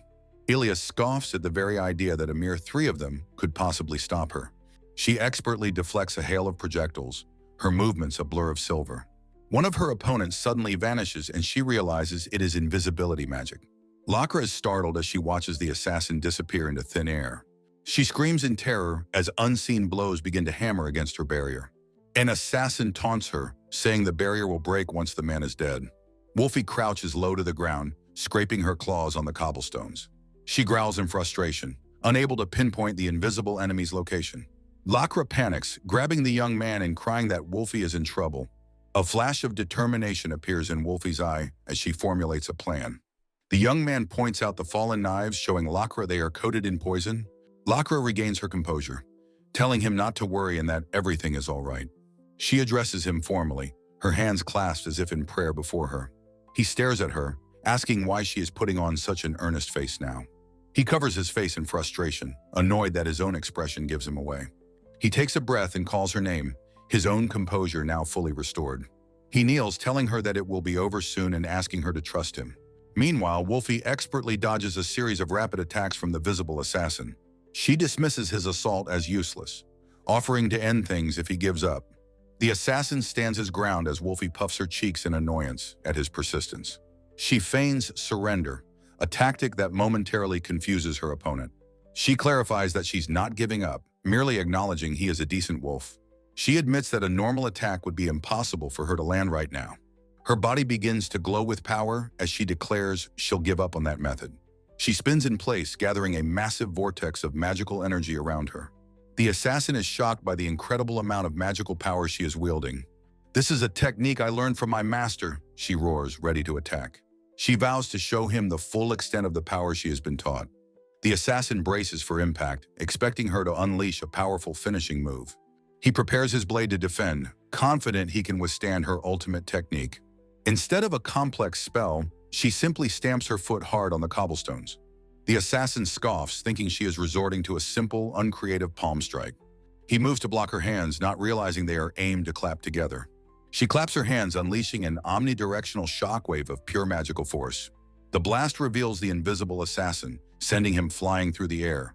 The other assassin realizes in shock that her devastating attack was no real technique. The young man smirks, confirming it was just a ridiculously powerful hand clap. A flashback reveals the technique's origin during a magic lesson with Sister Maria. A small, annoying mosquito had started buzzing in front of a cute, chibi Wolfie. With a cheerful cry, she ran forward to swat the bothersome insect with her hands. She instinctively channeled her immense latent power into the simple clapping motion. The resulting clap created a massive shockwave, a surprisingly destructive new move. A powerful shockwave stuns even Ilyas, causing the young man to collapse. On a city rooftop, Wolfie fiercely confronts a cloaked and masked assassin. Her expression hardens with resolve as she tells her opponent to just wait. Ignoring her, the assassin lunges forward, his sharp blade flashing in the dark. With breathtaking agility, Wolfie leaps high into the air, flipping over his head. Twisting her body mid-air, she begins to cry out her signature attack. Her fluffy tail spins like a vortex, adding immense power to her kick. Her heel connects with a brutal crunch, smashing directly into the assassin's head. Elsewhere, Ilyas faces another assassin who scoffs at being bested by a child. Ilyas defends Wolfie, but the assassin dismisses the girl as an inexperienced amateur. He lunges, believing her terrifying potential is no threat in the present moment. Ilas effortlessly counters his aggressive charge with a sweeping arc of her greatsword. She calmly observes that he is tiring and prepares to end their fight. Her eyes narrow with deadly focus as she declares her intent to finish him. A lightning-fast feint with her blade catches the assassin completely by surprise. The assassin's defeated comrade lies motionless on the cobblestones behind him. Ilas explains that despite his skill, he could not fully conceal his presence. The assassin realizes with dawning horror that she hadn't been fighting seriously. Ilas coolly assesses his strength, judging him to be weaker than the necromancer, Dora. He begins to panic, remembering his true mission was to target the others. He understands with dreadful certainty that his entire strategy has gone wrong. Wolfie finds the young man and Lakra bound together, appearing to be hostages. Ilas stands ready for battle, telling the assassin it is time to settle this. The assassin roars back his acceptance, preparing himself for the final confrontation. Ilas lets out her own battle cry, her massive blade poised and ready. The two warriors charge forward, their weapons meeting in a shower of sparks. Ilas quickly realizes her opponent has deployed a smokescreen to obscure his actions. Under the cover of smoke, the assassins ignore the hostages to grab the book. One assassin retrieves the book, mocking his enemies for their foolishness. He leaps away, confident that securing the book has turned the tide of battle. He makes his swift escape across the rooftops, believing he is victorious. Suddenly, a massive ornate spearhead erupts from his chest in a spray of blood. His face contorts in shock and agony as he gasps out the word spear. He stumbles, desperately trying to see where the impossible attack came from. Far in the distance, a glint from a mountaintop reveals the spear's origin. The heavily armored knight, Ragudo, lands with ground-shattering force in the square. The dying assassin stares in horror, realizing powerful reinforcements have arrived. Ragudo delivers a brutal finishing blow, slicing the assassin cleanly in two. The captain of the knights stands impassively as his victim falls in pieces. A close-up reveals the grim, shadowed face of the legendary knight, Salvato Ragudo. The last assassin is horrified, realizing they have brought the kingdom's strongest knight. He turns to the young man from another world, asking if this was his plan. The young man asks if his surprise was effective, revealing the hostages were a feint. He coldly explains that he deliberately left them with no choice but to fight Wolfie. The assassin understands the entire elaborate setup was nothing but a deadly trap. The young man explains that their choice to fight was entirely predictable. The assassin finally comprehends the young man's true and murderous intent. This, the young man declares, is simply payback for the murder of one vagrant. The assassin stares in utter disbelief at the seemingly disproportionate retribution. He screams, asking who could have orchestrated this slaughter over such a trifle. The young man taunts him, asking if it felt good losing to that girl. He then reveals his conclusion. The assassin was the one who altered the corpse. The assassin flinches, his guilt and shock written plainly across his face. The terrified assassin calls him a monster, questioning why he's on their side. The young man states plainly that he has never once killed another person. The assassin scoffs, asking if he is truly certain he has never killed. Screaming that it is all a bad joke, the assassin makes a desperate leap. Ilas roars that she will not allow him to escape her righteous justice. Her blade flashes through the air, cleanly severing the fleeing assassin's arm. He escapes across the rooftops, noting that losing an arm has made him faster. Ragudo calmly confirms to a stern Ilas that their target has gotten away. Lakra gasps in cartoonish horror, her mind finally catching up to the events. She screams that this is a complete disaster, realizing the precious book is gone. She desperately grabs him, asking what to do, while he remains utterly calm. Her small hand clenches his shirt tightly in a moment of pure, unadulterated panic. Lakra looks at him closely and correctly deduces that he is only pretending. He smirks, impressed by her amazing ability to see through his deception. The injured assassin clutches the retrieved book, cursing his failure to kill anyone. He cannot believe that despite his efforts, he failed to take a single life. He stumbles through a deserted alley, trying to find a place to recover. He decides his first priority is to heal, as there are many ways to kill. He reaches a dead end, a high brick wall blocking his escape route. He stops, noticing an unnatural shimmer on the surface of the wall. He holds the book forward, feeling a strange energy emanating from the wall. He is surrounded by a circular barrier of magic, trapped within the alley. He realizes Lakra set a trap that resonates with the book's own magic. Knowing they will find him, he decides to climb the wall to escape. He struggles to find purchase, noting how difficult it is with only one arm. He curses, wondering how the infamous Dora managed to fight with one arm. He grits his teeth, continuing his desperate ascent up the sheer brick face. A look of pure, unadulterated terror suddenly washes over his face. The solid brick wall behind him begins to crack and bulge ominously outwards. The entire wall explodes in a massive blast of rubble and dust. Dust and debris rain down in the aftermath of the incredible explosion. The young man calmly walks through the massive, newly created hole in the wall. He notes that this cannon-like destruction was, of course, the work of Ilas. A small chibi Ilas explains she just threw her spear at the barrier's location. He wonders how Marito approved this, but the king just laughs heartily. Ragudo explains her precision makes her easy to incorporate into their strategies. A determined chibi Ilas confidently declares that her spear will reach its target. She puffs out her chest, telling them not to worry and to leave it all to her. Looking at the rubble, the young man sighs that she is a muscle gorilla. He kneels by the wreckage, hoping Wolfie will not see the gruesome remains. He finds the real book, thankfully safe after Ragudo cast a hardening spell. Among the debris, he spots a small glowing orb and realizes what it is. Later that night, under a full moon, someone is being summoned to the castle. Ragudo enters a room to find the group, demanding to know the situation. The young man calmly tells him to just wait, and he will soon understand. The memory of Lacra's fear and Elias's resolve flashes through his mind. In a nearby room, Wolfie sleeps soundly, blissfully unaware of the night's events. In a grand reception room, powerful figures gather for a tense, clandestine meeting.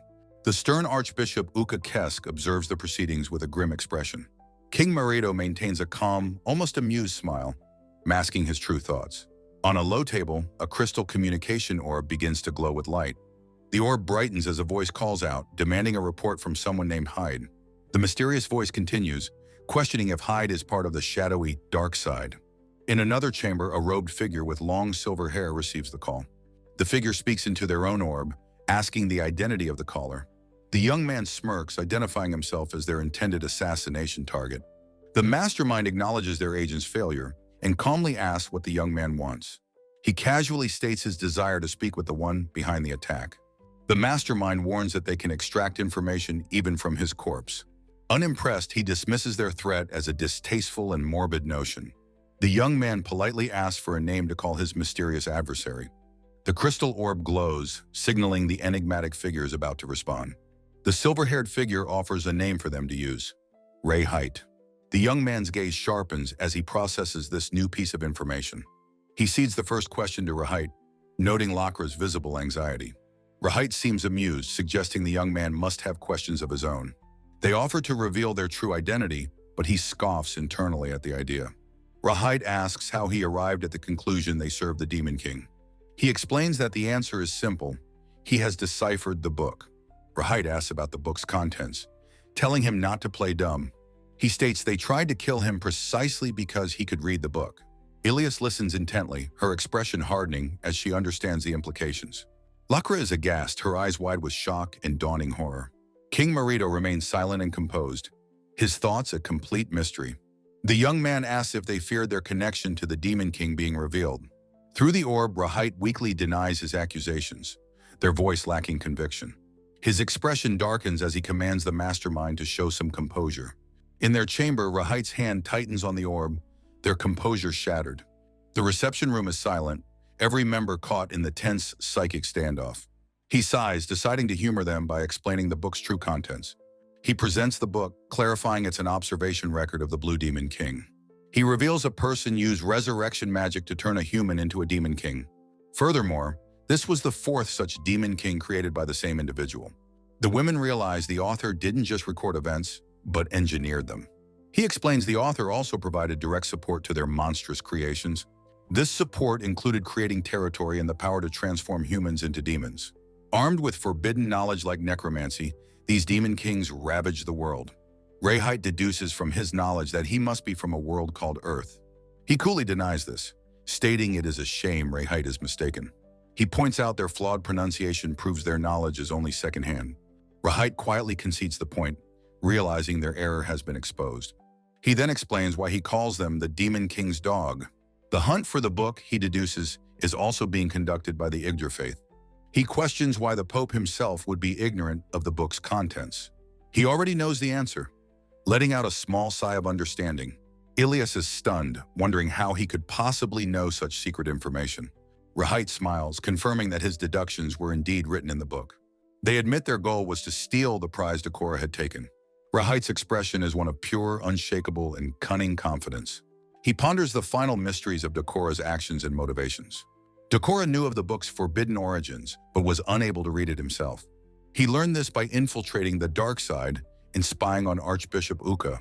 He stole the book as leverage, but it was useless without a translator. The sudden appearance of an earthling was the key he desperately needed. He hoped this new man would expose the secrets he could not. Rahight compliments his excellence, admitting they never noticed his true nature. He replies that their oversight was very convenient for his own plans. He states that Decora conveniently did the hard work of stealing the book. Rahight muses that people from Earth seem to be quite clever. He warns them not to say things they don't mean, seeing through the flattery. Rahight agrees, stating that information is a weapon and boasting is foolish. The young man turns away, having said all that he needs to say. He declares that he doesn't want to be wise, he just wants to live safely. Lakra observes that she has seen men like him use others to rise. Rahight asks if his conscience hurts, noting how severe his methods are. He admits it hurts because he is weak. He only wants a peaceful life. Suddenly, Rahight is jolted by a powerful force from outside the chamber. He shouts that for him to achieve his goal, this action is necessary. Rahight stares in utter disbelief as the true nature of his trap unfolds. Archbishop Uka unleashes a massive, swirling magical barrier, blocking the exit. He reveals he received a warning from the Pope, relayed through Maria. The message warned that the conspiracy's ringleader was contacting terrorists. Pope Ubero Rosileo and his guards burst in, confronting the mastermind. The Pope roars in absolute fury, calling the trapped figure a rat. The chapter concludes, the Pope's enraged face filling the title page. In the ruined chamber, the Pope and his guards stand before the defeated Rahight. Rahight maintains a sly and confident smile despite their capture. Rahight calmly addresses Archbishop Uka, noting his strange state. Their eyes narrow as they declare their intent to release the hypnosis. The Archbishop's eyes swirl as the hypnotic spell is forcibly broken. He roars defiantly, proclaiming that such a cheap trick is ineffective.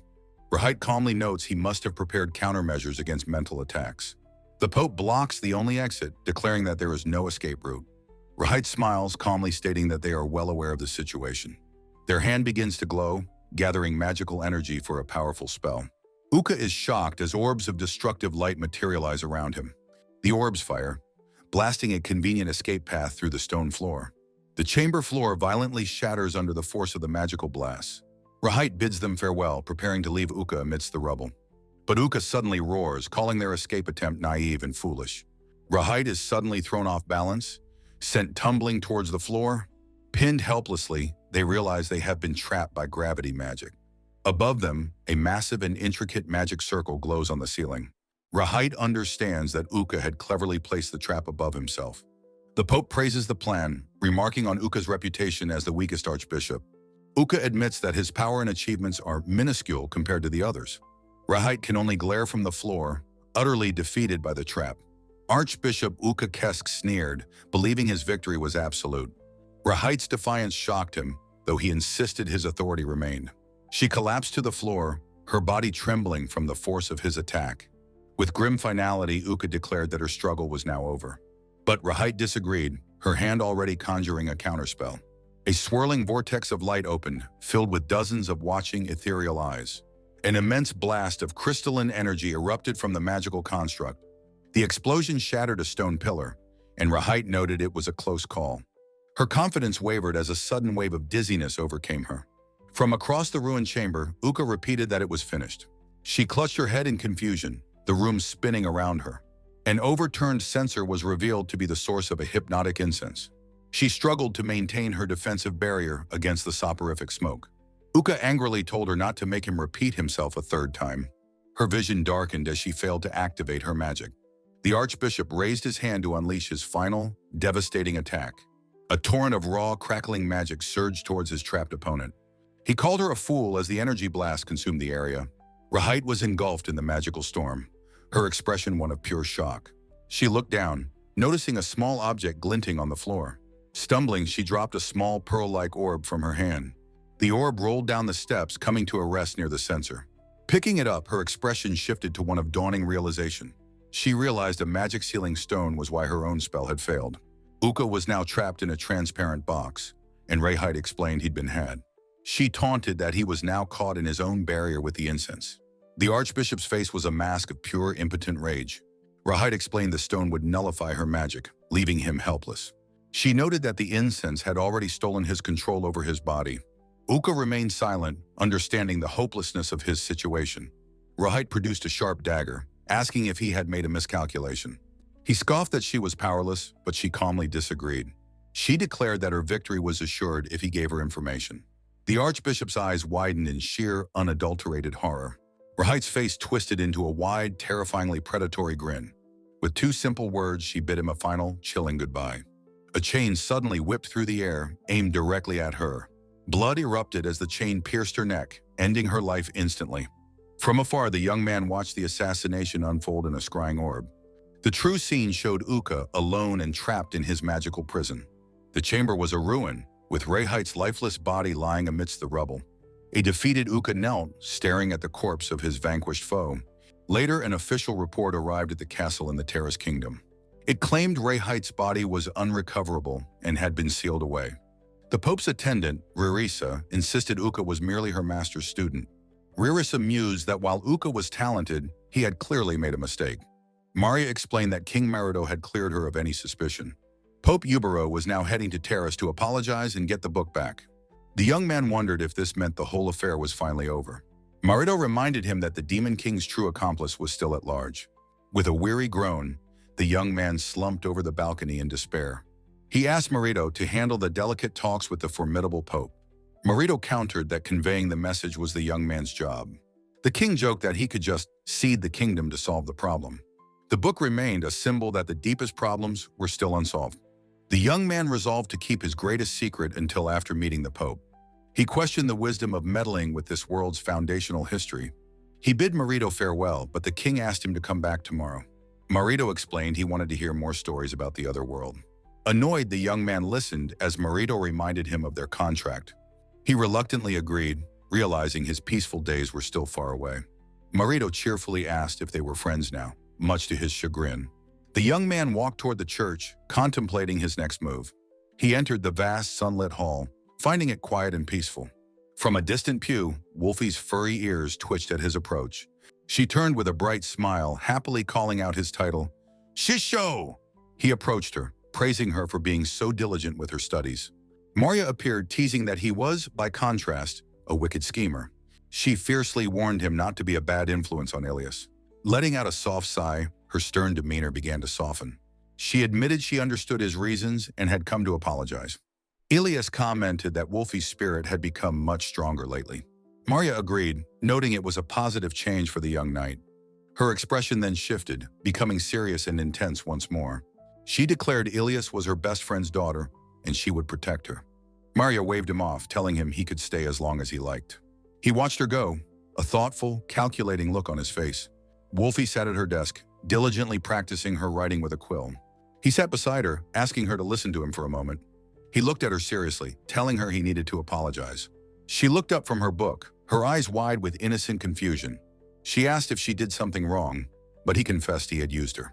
He admitted that using her as a trap, while effective, was wrong. He told her that his actions made him no better than her former tormentors. She jumped to her feet, insisting he was wrong because he had been angry. He was confused as she leaned closer, her expression earnest. She recalled how he had wept for her, his anger directed at her suffering. He stared, completely stunned by her deep and simple understanding. She declared that his righteous anger was her most treasured possession. Because of that, she wanted to help him whenever he fought for others. She grabbed his shirt, her small hands pulling him forward with conviction. Touched by her loyalty, he gently patted her head and said he understood. She beamed with happiness, telling him he was forgiven. He thanked her. He reflected on her incredible strength. Her spirit was now unshakable. He thought of his murdered friend Gazan and praised his own victory. It was because of these stakes that he felt he had to use his friends. He suggested they start a garden, and Wolfie enthusiastically agreed. He hoped that by growing what Gazan grew, he could understand him better. He thought of Gazan's grave, vowing to bring his friend a drink next time. Turning to Wolfie, his expression grew serious, preparing to share sad news. Wolfie looks up with wide, anxious eyes, admitting she has some sad news. She fidgets by the hearth as the young man listens from across the room. He stands in shock, realizing Lacra is coming to live at their house. On the title page, Wolfie sits alone, murmuring that Lacra is coming. She tilts her head, wondering to herself if the news is truly sad. A flashback begins, showing the young man relaxing on a bench in the city. He stretches, remarking on the wonderful weather now that the recent chaos has passed. He notes that the square, damaged in a recent battle, is now perfectly repaired. Even the city wall was fixed overnight, as if nothing had ever happened. He recalls the knight's magical construction work, marveling at its incredible power. He then notices Lacra, the envoy of the faith, crying beside him.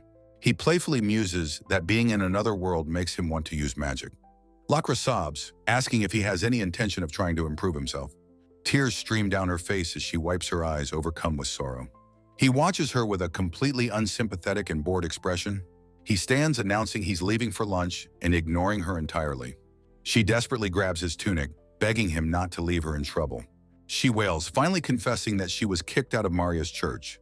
He smirks, offering his sarcastic condolences for her excommunication. He declares that helping her would just get in the way of his own plans. A montage reveals Lacra's various blunders, proving her overwhelming incompetence. He remembers how her powerful magic is often clumsy and ends in disaster. She begs for his help, but he flatly states he cannot fix her ineptitude. He shocks her by refusing to let her stay the night at their home.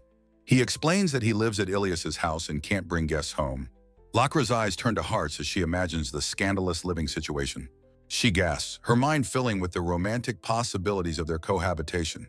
She puffs out her chest, declaring she must supervise them to ensure propriety. He dryly retorts that any mistake at their house would end in murder. She accuses him of having ulterior motives and suggests he sleep outside instead. She grabs him again, desperately wailing that she hates sleeping on park benches. Her genuine fear of being lonely and homeless finally breaks his resolve.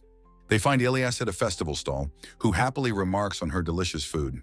Lacra runs towards the knight, waving as the young man tells her to stop. Ilyas strikes a noble pose, declaring she cannot abandon a woman in need.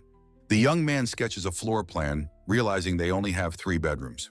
He explodes at Ilyas's suggestion that he and Wolfie should share a room. Ilyas considers his point, wondering aloud what the proper solution would be. He jokes about putting Lacra outside before deciding to clear the storage room.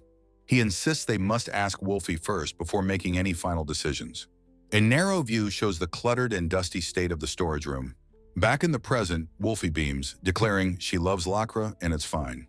Lacra, overcome with emotion, crushes Wolfie in a hug, calling her a good child. Resigned, the young man dons a bandana and prepares to start cleaning. He points up the stairs, telling Wolfie to come and help him. Lacra peeks around the corner, wanting to help with the cleaning efforts. She eagerly volunteers, determined to make herself useful to the group. Her feet get tangled as she starts to climb the wooden stairs. Her eyes widen in comical horror as she realizes she's about to fall. She tumbles down the staircase, spilling cleaning supplies everywhere. Later, Lacra soaks blissfully in a hot bath, a towel cooling her head. The steam rises peacefully from the surface of the warm, relaxing water. Suddenly, a large black spider descends from the ceiling on a silken thread. She opens her eyes and sees the menacing arachnid dangling before her face. Her face contorts into a mask of pure, unadulterated terror. A piercing scream echoes from the bathroom, startling the others downstairs. Lacra bursts out of the room, frantically begging for help with the bug. He tells Wolfie to ignore her, but Wolfie loyally defends his honor instead. He covers his ears as Lacra continues to shout and point frantically. The 3 of them are finally shown working together, scrubbing the floors. While cleaning, Lacra notices the loose rope handle on the water bucket. As she lifts the heavy bucket, her foot catches on the dangling rope. The young man watches in horror, sensing the impending disaster. She slips, sending the entire bucket of water splashing through the air. Later, Lacra and Wolfie are shown happily relaxing together in the bath. That evening, Ilyas returns home to the cozy cottage, smoke curling from the chimney. She opens the front door, announcing that she is home from her duties. The young man, Lacra, and Wolfie all greet her with a cheerful welcome. Ilyas smiles as Wolfie hugs her, noting how quickly her new housemates settled in. She is pleasantly surprised by the warm familial atmosphere that greets her. She reveals a cluttered storage room filled with heirlooms of the Ratzel family. The young man looks over the fine objects, wondering about their importance. Ilyas smiles fondly, lost in the memories these family treasures evoke. She grips the ornate hilt of a beautiful sword, pulling it from its sheath. She gives the blade a practice swing, its fine craftsmanship on full display. She explains it was a gift from the previous king to her heroic father. He learns her father was a knight and her mother a cleric, like Maria. Ilas decides to donate the items, as they are too sentimental to discard. Her eyes fall upon a set of her father's old folded clothes. She suggests he wear them, but he dryly remarks they must be cursed. She smiles warmly, telling him to rest for their busy day tomorrow. She relays a message from the king, summoning him to the castle in the morning. As she goes upstairs, he grabs Lacra, telling her it's time to work. Lacra and Wolfie diligently set the table for their evening meal. A large steaming bowl of stew sits at the center of the dinner table. The four of them share a meal, their family having grown by one more. That night, the young man is shown sleeping soundly in his own bed. In another room, Ilas also rests peacefully after a long day's work. The dark hallway between their separate bedrooms remains quiet and still. Lacra and Wolfie sleep together, with Lacra drooling on the poor wolf girl. The next morning, the sun rises over the grand royal castle on the hill. Inside, the young man and Ilas wait for the king in an ornate hall. King Marito appears, assigning Ilas a new mission as a VIP bodyguard. Ilas points to herself in shock, asking if she is the one chosen. The king clarifies that the VIP will be arriving with a large group. He explains that among them is one person of extreme importance. He then points a single, decisive finger toward the young man. The king declares that he is the VIP, leaving him utterly stunned. Marito reminds him that his ability to read the language of Earth is invaluable. He warns that if this secret gets out, his life will surely be targeted. The young man from another world thoughtfully strokes his chin, admitting the king's point is sound. He flinches as Ilas indignantly asks if he's unhappy with her as his bodyguard. He sweats, thinking that while she is suitable, there is a definite issue he can't ignore. From the side, King Marito observes the scene with a subtle, amused smirk on his face. The king prods Ilas, asking if she dislikes the idea of being a female bodyguard. The young man breaks into a cold sweat, realizing the king has just stomped on Ilas's biggest insecurity. He bites his lip, steeling himself for the incredibly blunt statement he is about to make. He declares that it's not that, but rather he just doesn't feel any sex appeal from her. King Marito presses on, asking who, regardless of gender, he thinks has the best compatibility. The young man ponders for a moment, trying to decide which of the knights he knows is best. After he makes his choice, Ilas's face contorts into a mask of pure, utter shock. A terrifyingly gleeful smile spreads across her face as she understands the implied challenge. In a wide castle courtyard, Ilas stands ready for a duel, her greatsword in hand.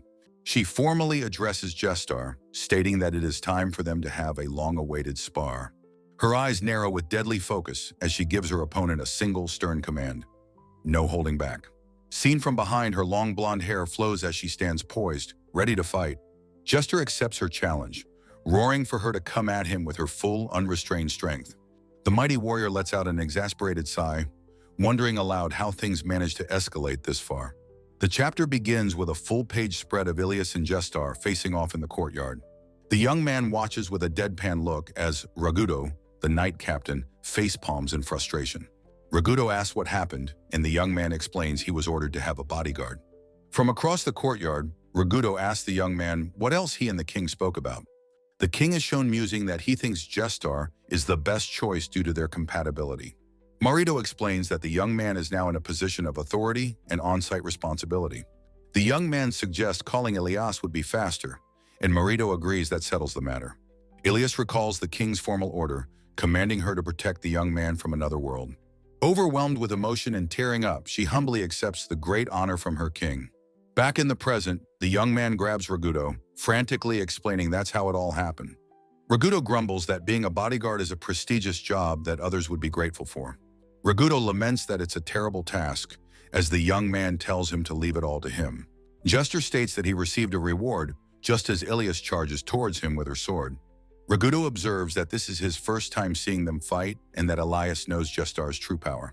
From the sidelines, Wolfie pumps her fists in the air, cheering for Ilas with all her might.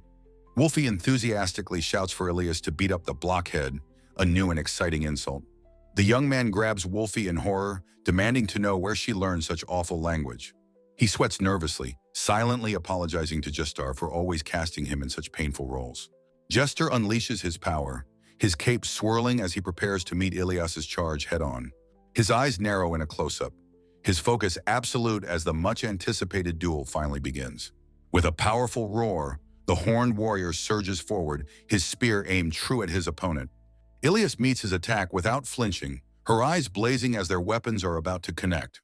The two legendary warriors exchange a furious flurry of blows, their movements a blur of action. Jester pivots, swinging his heavy spear in a wide, powerful arc, sweat flying from his brow. Ilas skillfully blocks his devastating attack, the impact creating a starburst of force around her. The young man cheers from the crowd, shouting for Jester not to lose when it comes to speed. A glint appears in Ilas's eye as his words give her a sudden, brilliant, and wicked idea. She stands ready as the young man watches in confusion, sensing a distinct shift in the battle. A sinister smile spreads across her face as she thinks to herself, "Speed, you say? I see." She catches Jester's spear with her own, impossibly lifting the massive warrior into the air. Jester floats comically, utterly bewildered, as Ilas points a single finger at his weapon. Using the spear as a lever, she prepares to slam the mighty warrior down into the ground. With a mighty roar, she sends him hurtling across the courtyard in a dizzying, spinning arc. Jester crashes into the stone paving, shattering the ground with the incredible force of the impact. Dazed and furious, he pushes himself up, demanding to know what that attack even was. He looks up from the ground, his expression one of pure shock at what he sees next. Ilas descends upon him from above, her eyes glowing white with unrestrained power and battle lust. Jester barely manages to raise his spear in time to block her devastating downward slash. The clash of their weapons creates a massive shockwave, buckling the courtyard stones beneath them. The duel concludes. Ilas stands victorious as Jester admits defeat and thanks her for the spar. The young man watches from the side, his mouth agape in shock as Jester is defeated. Jester collapses dramatically, crying out that his back is dead as he wails his own name in agony. As Wolfie celebrates, two knights carry the defeated Jester away on a makeshift stretcher. The young man chides Ilas, telling her that she should be more considerate of the elderly. Ilas retorts that Jester is a master, not an opponent she could afford to fight half-heartedly. The young man observes that she could still train to hold back when drawn into her opponent's pace. With a soft, blushing smile, Ilas says this means they couldn't prove who was truly superior. The young man's expression becomes serious as he prepares to explain his real strategy to her. He asks if she's still bothered by the fact that he called Jester the best match for him. He explains that he prefers strategies that fit a logical pattern, which she seems to understand. He states that Jester's role is clear and stable, making him an attractive strategic asset. She asks what that makes her, and he tells her that she is, quite simply, too strong. He clarifies that he has no complaints about her protecting him, as Ilas and Wolfie listen. He explains that her role is to support his actions, not to be a blunt instrument that crushes everything. He tells her that relying on her too much would become a problem for him personally. He gently pats her on the head, saying that with their current relationship, relying on her is spoiling him. Looking into her wide eyes, he says he doesn't want her to be the cause of his own ruin. He sincerely apologizes to her if his words have upset her or made her feel bad. Ilas, flustered and overwhelmed by his words, covers her blushing face with her gauntlet. She realizes that she must also go and apologize to Jester for her actions during the duel. She quickly runs off, leaving the young man and Wolfie standing alone in the courtyard. He asks Wolfie if she thinks Ilas will be all right after the way he just spoke to her. Wolfie enthusiastically suggests they go make up with Ilas, and he agrees with a weary smile. In the infirmary, Ilas finds Jester resting in bed, his spear propped up beside him. She apologizes, sincerely, admitting that her personal feelings caused her to inflict a painful experience on him. Jester, waking up, tells her not to worry, as he has already heard the circumstances. He graciously admits that he was the one who lost the duel, so no apology is needed. He teasingly asks if she intends to usurp his position, which she vehemently denies. He tells her that being so concerned with the boy's evaluation is a happy problem to have. She asks in shock if he understands her feelings, and he replies with a confident, "Of course." He leans in conspiratorially, his eyes closed, and whispers that her feelings are clearly love. Ilas explodes in fury, grabbing Jester by his collar and threatening to break his back completely. Jester calmly explains that as a married man, he knows love and her feelings are different. Ilas is stunned, realizing his words are true. Her feelings are much closer to admiration. Jester explains that admiration for a knight is different from admiration for a potential partner. He states that her way of life and the young man's are fundamentally different at their core. Jester continues, explaining the boy is prepared to walk a heretical path, unlike her. He concludes that the boy is drawn to both paths, and that is the way of being she admires. Ilas clenches her fist, the weight of Jester's wise words finally beginning to sink in. She quietly asks him what his point is, still processing this new revelation about herself. Jester asks if she can walk the path of evil while still embracing her own code of chivalry. He states that the boy can understand both chivalry and heresy, something she cannot yet do. The night Ilas Ratzel confronts the young man, demanding he acknowledge her capabilities. Her intense gaze is framed by her long, flowing blonde hair. With tears in her eyes, she admits this desire for his approval is her own failing. Jester advises her not to be ashamed, as being praised by the boy is a good thing. He smiles wisely, saying it's a joy to be recognized for qualities you don't have. His profound words strike Ilas, her eyes widening in sudden realization. Her expression softens into a gentle, tearful smile of gratitude and understanding. She thanks him, feeling as though her troubled heart has finally found clarity. Jester watches her leave, the door closing softly behind her. He sits alone on the bed, his eyes closed in quiet contemplation. He muses that the boy has an incredible effect on them all, making him want to cheer him on. That evening, a warm light glows from the window of their shared home. The young man holds a glass, remarking that things are proceeding as expected. Ilas worries about his quietness, but he promises to take care of her starting tomorrow. Wolfie dreams of her futon while he assures Ilas he will handle everything. Ilas, now in casual clothes, says there is something she has been wondering about. She points to his simple wooden staff and asks him what it is. He dramatically presents the staff as his second-generation partner, honed in the forest. She scoffs, saying she could break it easily, and tells him to pick a real weapon. He insists the staff is a reminder of his own humble beginnings and limitations. He admits he has grown too dependent on his powerful allies, and the staff grounds him. Ilas quietly accepts his reasoning, saying that if that's the case, it can't be helped. She offers to buy him anything else he might want, but he says clothes are enough. A troubled look crosses her face as she notes that more baggage will make it harder to leave. While cleaning, he is asked by Ilas when he plans to depart. He gazes out the window, admitting he may travel to other countries someday. Ilas clutches her arm, asking if he has a complaint with the kingdom of Terrace. He insists that, on the contrary, his situation here is an incredible blessing. He turns to her with a serious expression, revealing his true goal. He wants to find a way to return to his own world. He explains that while he enjoys his new life, he might one day miss his old one. It's a bad habit from Earth, he tells her, to always want more options. He reassures her he won't just abandon them, as that would be irresponsible. With a shadowed face, Ilas quietly says that Wolfie would be lonely if he left. He agrees, saying he wants Wolfie to experience more of the world first. He declares he won't hand her over to a useless man, making Ilas call him a father figure. He then asks Ilas if she has any family or friends back on her homeworld, Earth. His only reply is a tight, pained smile that doesn't reach his eyes. He turns to leave, promising to tell her someday when the memory isn't so bitter. He wishes her a good night as he heads upstairs to his room. Ilas sits alone at the table, her hands clasped before her in the quiet room. She reflects on his way of life, so different from her own. His path is something she, as a knight, could never follow. Yet he walks it without any hesitation, a fact she cannot help but admire. She recalls her fear that he was treading a dark path of no return. But she realizes now that he navigates this path with a calm, natural ease. She remembers Jester's words, reminding her of the boy's own aspirations for her. Jester had explained that the boy embraces the knightly path she represents. She had proudly thought that her own reverence for knighthood was far greater. Now she wonders if they are simply drawn to the qualities the other possesses. She doesn't know what he will choose, but for now, she will wait. The lights of the town are soft under the dark, starry sky. Morning arrives, and the sound of chirping birds fills the air. Ilas bursts through a door, fully armored, shouting that it is morning. She strides into the young man's room, where a lump stirs under the covers. She demands to know why he isn't awake, but he groans that the sun is barely up. She stands over him with a blank, unwavering smile, waiting silently. He sits up, thoroughly annoyed, and asks why she is in his room. She sparkles, announcing her new role as his 24/7 escort, much to his horror. He yawns widely as he gets out of bed and heads for his dresser. Ilas continues to stand there, watching him with her unnervingly cheerful expression. He asks for privacy to change, but she brightly declares that she doesn't mind watching. He angrily throws a pillow at her, yelling at her to get out.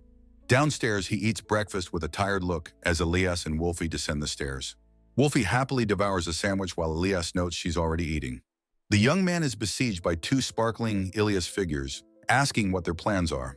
An energetic Wolfie, now in her stylish black clothes, grabs his shirt and says, "Let's go!" As they walk through town, the exhausted young man sees a shocked Sarah in the distance. Syra, a piece of bread hanging from her mouth, runs frantically towards them. From behind, the trio is seen walking toward the distant castle on the hill. Ilas closes her eyes, a look of pure, peaceful contentment on her face. In a grand room, the group discusses plans for the upcoming chapter. King Marito laughs, saying he's glad things are going well with the newcomers. He found their talk about weather and military strategy in the other world fascinating. Marito notes that he heard the priestess Lacra is now living with him. The young man cheekily replies that she's a freeloader, but he'll soon collect rent. He thinks about Lacra's inability to multitask, yet her intense focus on single objectives. He recalls how her attempts at complex tasks fail, yet she excels at simple ones. Marito suggests Lacra must have some other motive for being so cooperative. The young man gives the king a deadpan, unimpressed stare. He casually pats a startled Marito's arm, telling him not to worry. He then turns to Lacra, reassuring her he's not planning to poach anyone for Megas. The scene shows him casually patting the king's arm in a friendly manner. Marito sweats, unnerved by how easily the boy seems to read his mind. The king leads him from the grand hall into a beautiful garden. The young man shields his eyes from the bright sun, exclaiming his admiration. He looks upon a magnificent fountain, remarking on the beauty of the garden. Marito gestures proudly, confirming it is his personal, prized garden. A stunning view of the sun-drenched garden shows its intricate design and central fountain. The young man notes its resemblance to Western gardens on Earth, which Marito finds intriguing. He explains that gardens in his home country of Japan value a different aesthetic. Marito muses on the profound beauty of simplicity, which the boy finds interesting. The young man speculates that in this world, magic likely serves as a nutrient source. He remarks that the trees on the Black Demon King's mountain were especially beautiful. Marito laughs, recalling legends of crystal trees that glow with their own light. He wistfully says he would love to see such a sight just once. The young man internally notes the king's hobby is more of a passionate obsession. He turns to a bored-looking Ilas and points out her obvious lack of interest. Marito playfully asks if she never appreciates flowers, causing her to panic. Her expression hardens with passion as she declares she appreciates the beauty of weapons. King Marito and the young man from another world look comically stressed after their conversation. Walking through the garden, Marito laughingly accepts that everyone has their own unique methods. The king abruptly asks the young man if he would be interested in an arranged marriage meeting. The young man cleverly deflects, suggesting that King Marito is the one who truly needs a wife. With a grand gesture, Marito cheerfully explains his large family of princesses and half-sisters. The young man observes that Marito seems far removed from succession battles, which the king confirms. Marito laments that his sisters all married for love or left the country to become adventurers. He explains this is why his court pressures him to find a bride and secure the royal line. The king sighs, complaining that the endless, tiresome matchmaking events have yielded no one he likes. Suddenly inspired, Marito enthusiastically suggests that the young man join him in the search.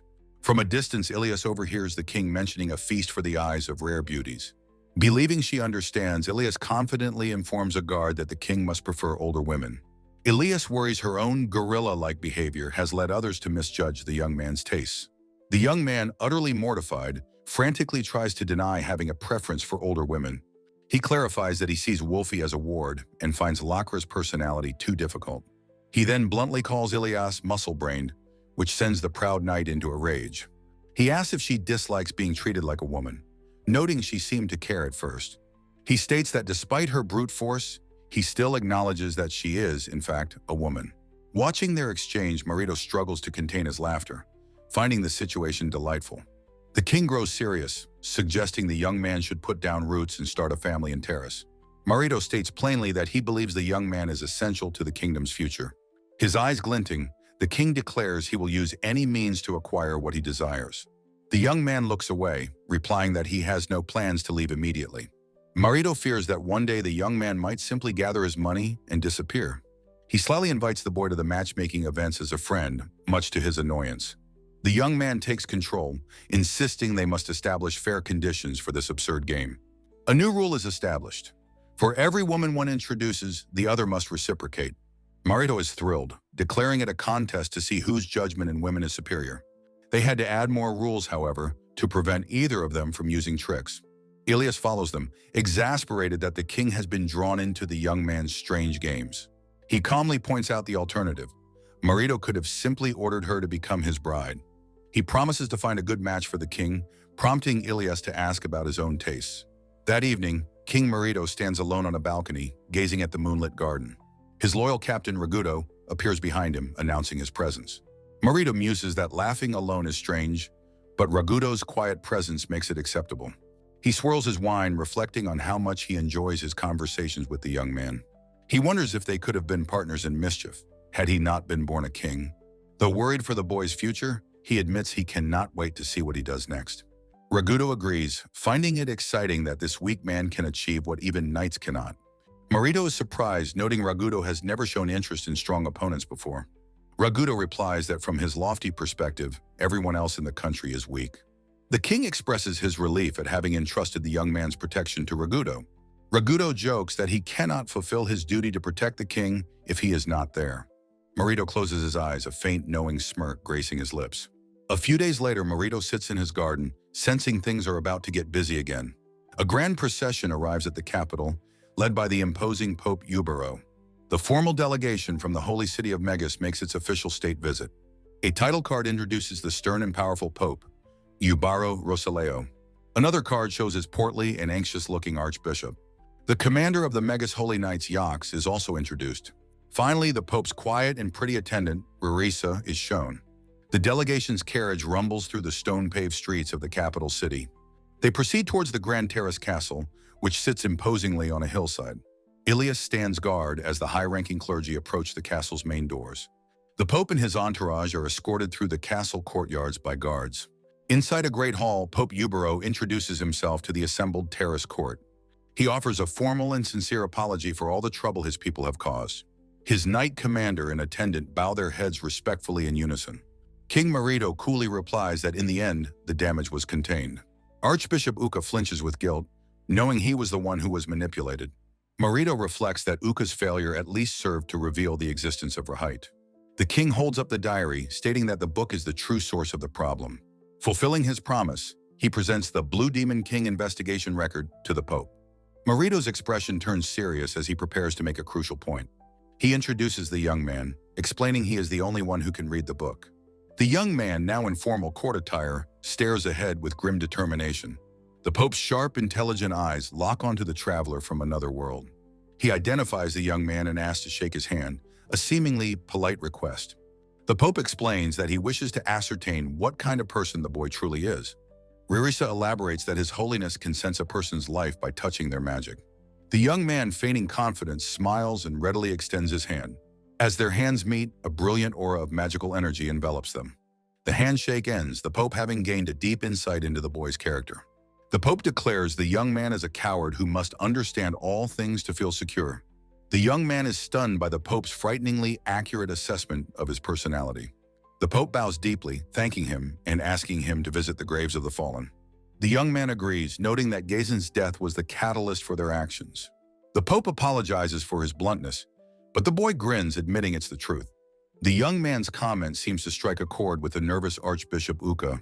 Uka breaks out in a cold sweat, realizing the full extent of his own blunders. The young man respectfully bows to Uka, thanking him for his part in the Rahight affair. Rarisa playfully teases the Archbishop, noting he was worried about this the whole time. She gives a sweet, knowing smile after her light-hearted jab at her superior. The young man watches Rarisa, a flicker of suspicion crossing his mind. He approaches her and asks if they have perhaps met somewhere before. Rarisa smiles brightly, insisting this is her very first visit to Terrace. His friendly demeanor vanishes as his eyes narrow, sensing a lie. He decides he must respond to her deception, just to be safe. He interrupts the Pope, saying he has a small discourtesy to repay first. The Pope is intrigued, asking if the young man also has a special skill. As Marito smirks, the young man asks for everyone in the delegation to participate. He explains his test for measuring confidence, instructing the Pope to repeat his words. Pope Ubero repeats his own title with unwavering regal confidence. The young man thanks him and turns to the nervous Archbishop Uka next. He asks Uka to say, "I am Pope Ubero," which throws the Archbishop into a panic. Uka stammers out his own title instead, admitting he was initially confused. The young man explains that the test measures one's confidence when faced with a lie. He then turns his attention to the stoic knight commander, Yox. He instructs Yox to repeat the titles of both the Pope and the Archbishop.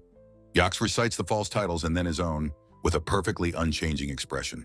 In the Grand Hall, the young man addresses the Megas delegation with a cryptic smile. He calls out to the Pope's attendant by name, Ririsa, causing her to startle. His mind flashes back to a shapeshifter claiming to be Pope Ubero and Archbishop Uka. He also remembers it taking the form of Yox, the Holy Knight Commander. In the present, his expression hardens as the final piece of the puzzle clicks into place. With terrifying intensity, he makes a shocking declaration claiming that he is Rahight. The real Pope, Archbishop Yox, and a captive Ririsa react with absolute horror.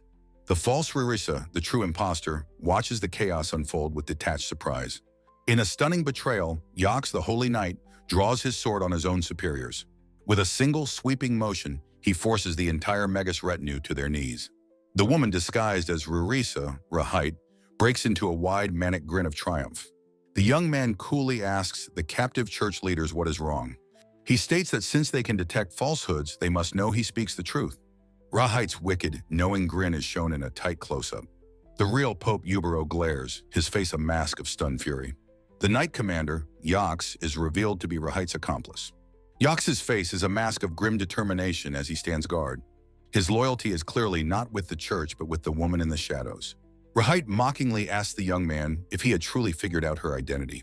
He admits he wasn't certain, but his confession about his origins felt hollow to them. Rahight recalls her thought that someone like him could easily give up on life. He explains he knew the book's author, if alive, would surely seek him out. From that day forward, he has been on high alert with every new person he meets. Rahight concedes his logic but demands to know what about Ririsa made him suspicious. Her eyes, full of cunning curiosity, watch him intently for his answer. Looking exhausted, he says he felt no intention of movement from her at all. He internally muses that it's best not to say too much lest she talk her way out. He explains his skill at gauging the interpersonal distance between people. Among the entire delegation, he says, she was the one who felt out of place. Rahight, intrigued, asks him to elaborate on this sense of unease.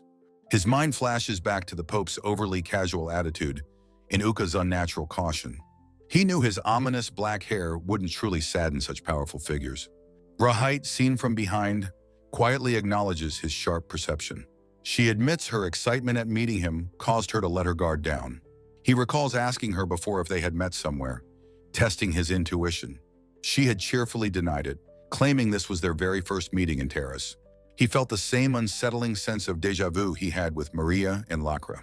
Rahight laughs, praising him as being truly worthy of the name Earthling. The Pope and Archbishop are utterly shocked to hear this name. Uka cries out, demanding to know what has happened to the real Ririsa. Rahight recalls forcing Ririsa to slice her own throat with a hidden magic blade. She explains this allowed her soul to possess the body while Ririsa's escaped. This ritual, she notes, requires a prepared destination and has multiple drawbacks. She glances aside, deciding to mention one final, important detail. Her next vessel is already prepared, so Ririsa's body no longer needs to be harmed. He thinks grimly on the convenience of a magic that lets one discard bodies. The Pope is horrified, realizing she has used forbidden magic that taints the soul. Rahight looks on with a knowing, sinister smile, her deception complete. She says she would have liked to talk more, but it's now impossible. The young man states that simply seeing her in person was a sufficient harvest. Rahight mirrors his words with a chilling grin, agreeing it was a harvest for her too. As she bids him farewell, blood suddenly erupts from her mouth. Her body convulses and collapses violently onto the stone floor. The Pope screams Ririsa's name in terror from the nearby doorway. Rushing to her side, Uka finds a blade-shaped magic stone hidden in her mouth. As the church officials panic, Yox and the young man slip away down the corridor. They walk away from the chaos, their part in the immediate drama concluded. Their figures disappear down the long, empty hall, leaving the mess behind. His thoughts explain they left to secure the perimeter and contain the situation. The Pope later addresses a group of robed figures, preparing for another meeting. King Marito is seen speaking privately with the young man near a window. Several hours later, the key players are once again gathered in the hall. A humbled Pope Ubero bows deeply, apologizing to the King of Terrace for the disaster. Marito calmly tells him to see to Ririsa's care before they proceed. He notes that Rahight has likely fled to the location where her true body is sealed. The young man thinks about how troublesome she is, requiring swift countermeasures. He briefly thinks of his parents' faces before dismissing the unwelcome thought. Marito clears his throat, eager to resume their important discussion. The Pope, however, requests a private word with the young man first. Marito agrees, ordering everyone else, including a reluctant Ilas, to leave the room. Ilas departs, closing the heavy doors behind her, sealing the three men inside. The Pope and Marito watch as the door closes, ensuring their privacy. The doors are shut, leaving only the three most powerful figures in the room. Yox places a small ornate table in the center of the chamber. He then sets the wrapped Blue Demon King investigation record upon it. Marito announces that the young man will now explain his findings from the book. The young man unwraps the ancient tome, opening it to the first page. He confirms that everything he has told them so far about its contents is true. The Pope listens, stroking his chin, admitting there seems to be no room for doubt. But the Pope senses there is more, stating that this cannot be all there is. The young man agrees, pointing to a seemingly unimportant section on the last page. He explains that while the text concludes the record, the very last word is crucial. He reveals that this final entry is the name of the book's author. The Pope is shocked, realizing it's the name of the one who created the Demon King. The young man's expression is grim as he prepares to deliver the devastating truth. He reveals the author's name, Naria. The Pope stares, his eyes wide with disbelief and a dawning, soul-crushing horror. The young man connects the name to the very foundation of the Yggdra faith. He reveals that Yugura is the name of the legendary hero who saved the world. The Pope leans heavily on the table, the weight of this revelation crushing him. A close-up shows the author's elegant signature on the ancient parchment. The Pope whispers in horror, questioning if the hero truly created the Demon King. The young man estimates there is a 30% possibility that it's true. King Marito turns to him, asking for his personal thoughts on the matter. The young man states plainly that the book's author was from his world, Earth. The Pope confirms the young man's own magical power is incredibly weak, like a child's. He explains that magic doesn't exist on Earth, and the book's text is 100 years old. Therefore, he finds it impossible that Naria could possess such immense magic. The Pope suggests that the author might have been an exception, unlike him. The young man disagrees, stating the people of this world are vastly stronger than him. The young man from another world speculates on this world's legends. A disembodied voice questions the meaning behind this startling new theory. He states that the legendary hero, Naria, was not his real name. He believes a native of this world simply invented the name for an earthling. His theory concludes that an earthling created and then had to destroy a demon king. He explains to the Pope that his own powerlessness grants him unique clarity. He tells the Pope he will share this truth and leave the judgment to him. The Pope is utterly crushed, reeling from the weight of this outrageous revelation. He despairs, wondering what to do with a secret that shatters his faith. King Marito coolly intervenes, stating they cannot allow chaos to erupt in Terrace. He advises the Pope to speak of this only with his most trusted confidants. The weary pontiff accepts the king's counsel, shouldering the heavy burden. Yet a terrible possibility lingers. The Pope may decide to silence all witnesses. The Pope is relieved to share the secret, but the danger has only grown. The Pope's advisors are thrown into turmoil by the shocking news. The threat of an order for their deaths now hangs heavy in the air. The young man knows his dream of a peaceful life is still far away. The scene shifts to the dark, imposing holy city of Megas. In a shadowed alley, a single lantern illuminates a lonely tavern. Inside, a raucous crowd of adventurers shouts a hearty "Cheers!" The tavern is a chaotic scene of celebration and demands for more ale. A bar fight suddenly explodes, sending a man flying through the air. A red-haired woman, Garista, watches the mayhem with a bored smirk. A cloaked figure notes the convenience of their people-clearing barrier. A gruff warrior, Barshu, tells Garista to put her weapons away and eat. She grins predatorily, thanking Ba-chan as she snatches the offered meat. Barshu erupts in fury, demanding she stop the nickname and show affection. Garista, mouth full, tells him to shut his mouth and drink his sick. She peeks out the door, calling him kind despite her harsh words. A silent, long-haired figure wrapped in heavy chains stands nearby. The chained man's face is cold, his eyes hidden in shadow. A new arrival, a cheerful boy, chides them for being too conspicuous. He dramatically throws back his hood, a wide, unsettling grin on his face. "Thank you for coming," he says with a bright, friendly smile. Garista recognizes the boy as Rahight's secretive right-hand man. Barshu is introduced, his expression one of pure, simmering annoyance. The chained man is revealed to be a decoy, also named Akido. Garista cackles, saying the decoy was so pathetic she could die laughing. The real Aikido announces he has a dangerous request for the team. Girista's eyes gleam with savage delight at the mention of danger. Aikido reveals their target, the man who has appeared beside the Pope. He lays out sketches of the young man and his bodyguard, Ilas. Barshu recognizes Ilas as one of the 5 strongest knights in Taurus. Girista's hand clenches in anticipation. She roars with glee that their target is such a strong woman. She brandishes her colossal blade, eager to fight alongside her target. Barshu asks when they should leave to assassinate the man in Taurus. Aikido smiles, saying he will leave the pure violence to their expertise. He gives his assent to their plans. He tells them they are free to do as they wish once the job is done. The decoy Aikido is left behind as the true assassins prepare to depart. The chained figure sits silently, his deadly bladed chains ready. His face is a mask of cold indifference, his eyes narrowed into slits. Aikido gives a final sinister smile before they leave. He wishes them well on their dangerous mission. The 3 assassins, Girista, Barshu, and Aikido, stand ready for their hunt. The scene returns to Taurus, focusing on an ornate game board. Wolfie watches the game with a look of intense, nervous concentration. The chapter title page shows Ilas in her full, formidable plate armor. A few days later, the young man and Wolfie pass the time playing their game. Ilas observes them, hoping the heavy burden on the boy has been lifted. However, she sees a deep and troubling gloom has fallen over him. Wolfie asks what the final outcome was with Pope Ubero. King Marito explains the Pope is staying for the Yggdra Harvest Festival. Marito shrewdly moves a piece on his own board, analyzing the situation. He realizes the festival is the Pope's true reason for visiting Taurus. The young man's narrowed eyes show he agrees with the king's assessment. Marito remarks that Mariah must have known she was driving Lakra out. The young man brings up the topic of Archbishop Uka.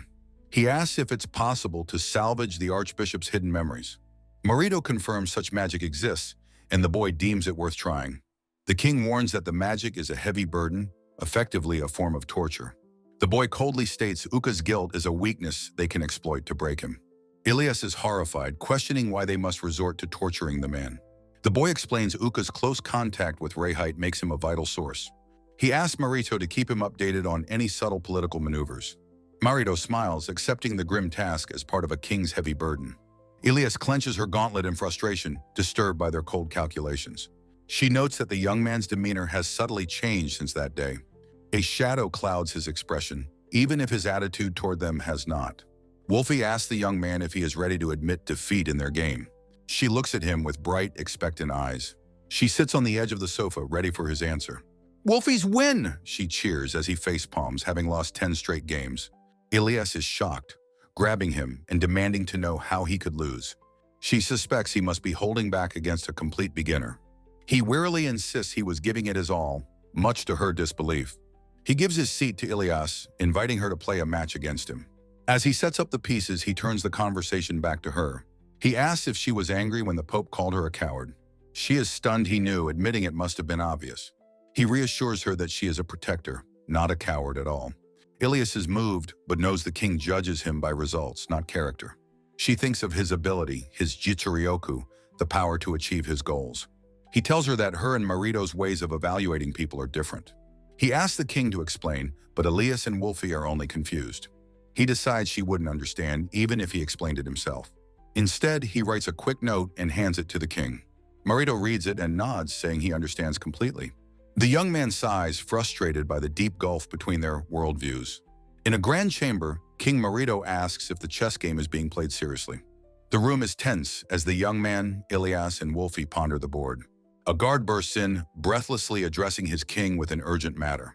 He reports that a large decorative suit of armor has inexplicably collapsed in the hall. Ilas, having investigated, appears with a look of simple relief on her face. She returns to the doorway, informing the group that it was nothing of consequence. Her gaze falls upon the chessboard and her expression shifts to one of sudden shock. She stares at the board, exclaiming in disbelief as a white piece has clearly been moved. Ilas accuses the young man of cheating, but he coolly asks for a witness. Wolfie raises her hand. King Marito smiles to himself, holding a note and appreciating the boy's cleverness. The king walks away humming, amused by the chaos he helped create. The young man's demeanor turns serious as he explains this is his fundamental strategy. He clarifies that he seeks the means to win just one decisive battle, unlike Ilyas's straightforward strength. Marito reflects on how both he and the Pope understand this unconventional approach to power. He tells the boy his mold-breaking style is refreshing, yet he still walks a righteous path. Ilas looks stunned, her understanding of strength and honor completely challenged. The young man tells her not to look so troubled, as she is already aware of his methods. He walks away, asking her to forgive him for sometimes choosing unsavory tactics to win. Ilas concedes, admitting her knights could never achieve what he has with his methods. She stands tall, demanding to know what factor allows him to succeed where pure strength fails. The young man turns to face her, a confident and knowing look in his eyes. He agrees with her assessment, stating that in short, the reason is simple. He reveals his secret as being exceptionally skilled at the art of living. Ilas looks away, her expression thoughtful as she processes his profound statement. She quietly repeats the words to herself, pondering the meaning of his way of life. She realizes he masterfully navigates situations despite lacking traditional skills in magic or swordsmanship. Marito grins, pleased that his and the Pope's assessment of the boy's nature was correct. Ilas declares she won't be outdone, as she was fortunately entrusted with his protection. The young man comically points out that it's a fact he is a coward. He complains that her constant, suffocating surveillance has got to stop. Wolfie covers her mouth giggling, as if to agree with his assessment. A close-up shows Wolfie's sly, knowing smile as she listens to their bickering. He argues that her watchfulness is so extreme, it lasts until he changes clothes in the morning. Turning the subject, he asks Wolfie if there's anything he can do for her. Wolfie's eyes light up as she enthusiastically declares she wants to learn his fighting style. The young man breaks into a nervous sweat under Ilas's silent, judgmental gaze. Elsewhere, Lacra authoritatively directs the loading of supplies for Maria's caravan. An exhausted subordinate delivers a huge stack of paperwork, and Lacra praises her efficiency. The tired subordinate watches Lacra walk away before returning to her mountain of work. The subordinate lets out an immense wail of exhaustion, overwhelmed by the sheer amount of work. The young man and Ilas overhear the cry, agreeing that things seem incredibly busy. Ilas explains that the upcoming Harvest Festival is a major national event run by the Yggdra faith. The young man notes that with the king busy, his otherworldly studies are temporarily on hold. Ilas mentions the word training, which sparks an idea in the young man's mind. He decides to buy Wolfie a reward for her hard work, gently patting her head. Ilas points out the stark difference in his treatment of Wolfie compared to others. He explains that Wolfie must learn to accept kindness to avoid being exploited later. He asks her what she'll do, as life requires more than just knowing how to survive. Ilas is taken aback, stunned by the wisdom and depth of his advice. A simplified Chibi Ilas stands in confused silence, pondering his words. He decides Wolfie needs a different role model to avoid becoming too much like Lacra. Wolfie, her eyes filled with tears of gratitude, announces that she has made her decision. Her face beaming, she declares that she wants a weapon, blaming Ilas's influence. She clarifies, pointing at his wooden practice sword, that she wants one like her master's. He sighs in exasperation, reminding her that he carries a stick because he's a coward. He recovers, thoughtfully asking Wolfie what kind of weapon she would truly prefer. She admits she doesn't know, having only sampled various weapons during her training. The young man announces that he knows a good weapon shop and will guide them there. They arrive at a large, impressive weapon shop with a sign identifying it as Toralid.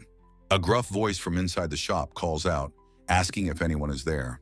The blacksmith, Toralid, is hard at work but recognizes the presence of Ratzel's little girl. He turns from his anvil, asking Ilas if her sword has finally become dull. The young man is overcome with excitement, marveling at the authentic, lived-in workshop. Toralid stares at the boy's enthusiastic outburst with wide-eyed surprise. The blacksmith gruffly tells Ilas her sheath isn't a proper weapon. Toralid sighs, apologizing for getting carried away by his passion for his craft. He then notices Wolfie for the first time, asking who she is. Wolfie introduces herself politely, and Toralid observes that she is a beastman.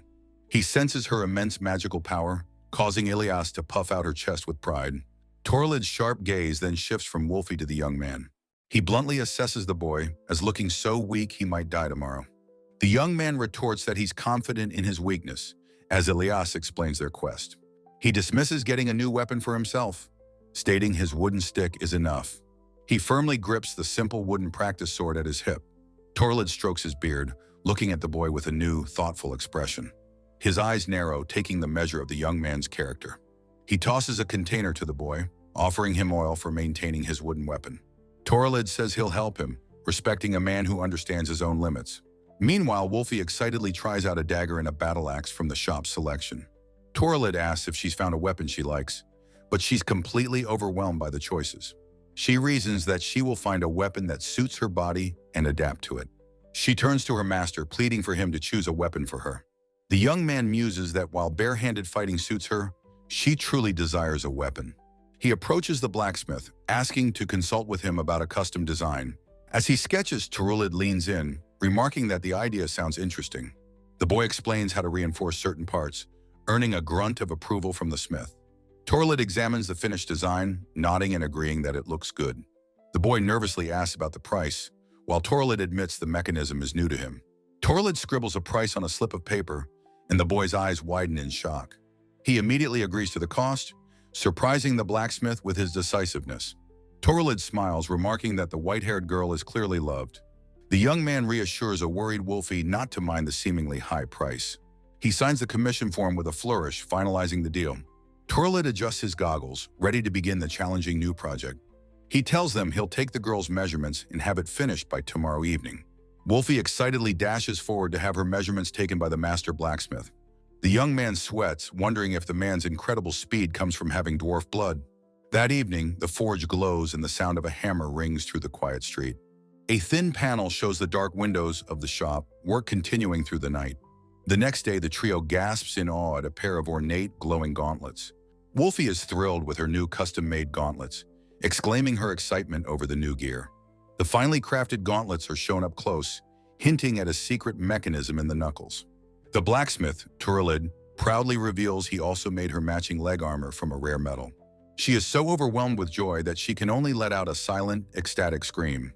Brimming with energy, she immediately challenges a surprised Ilas to a sparring match.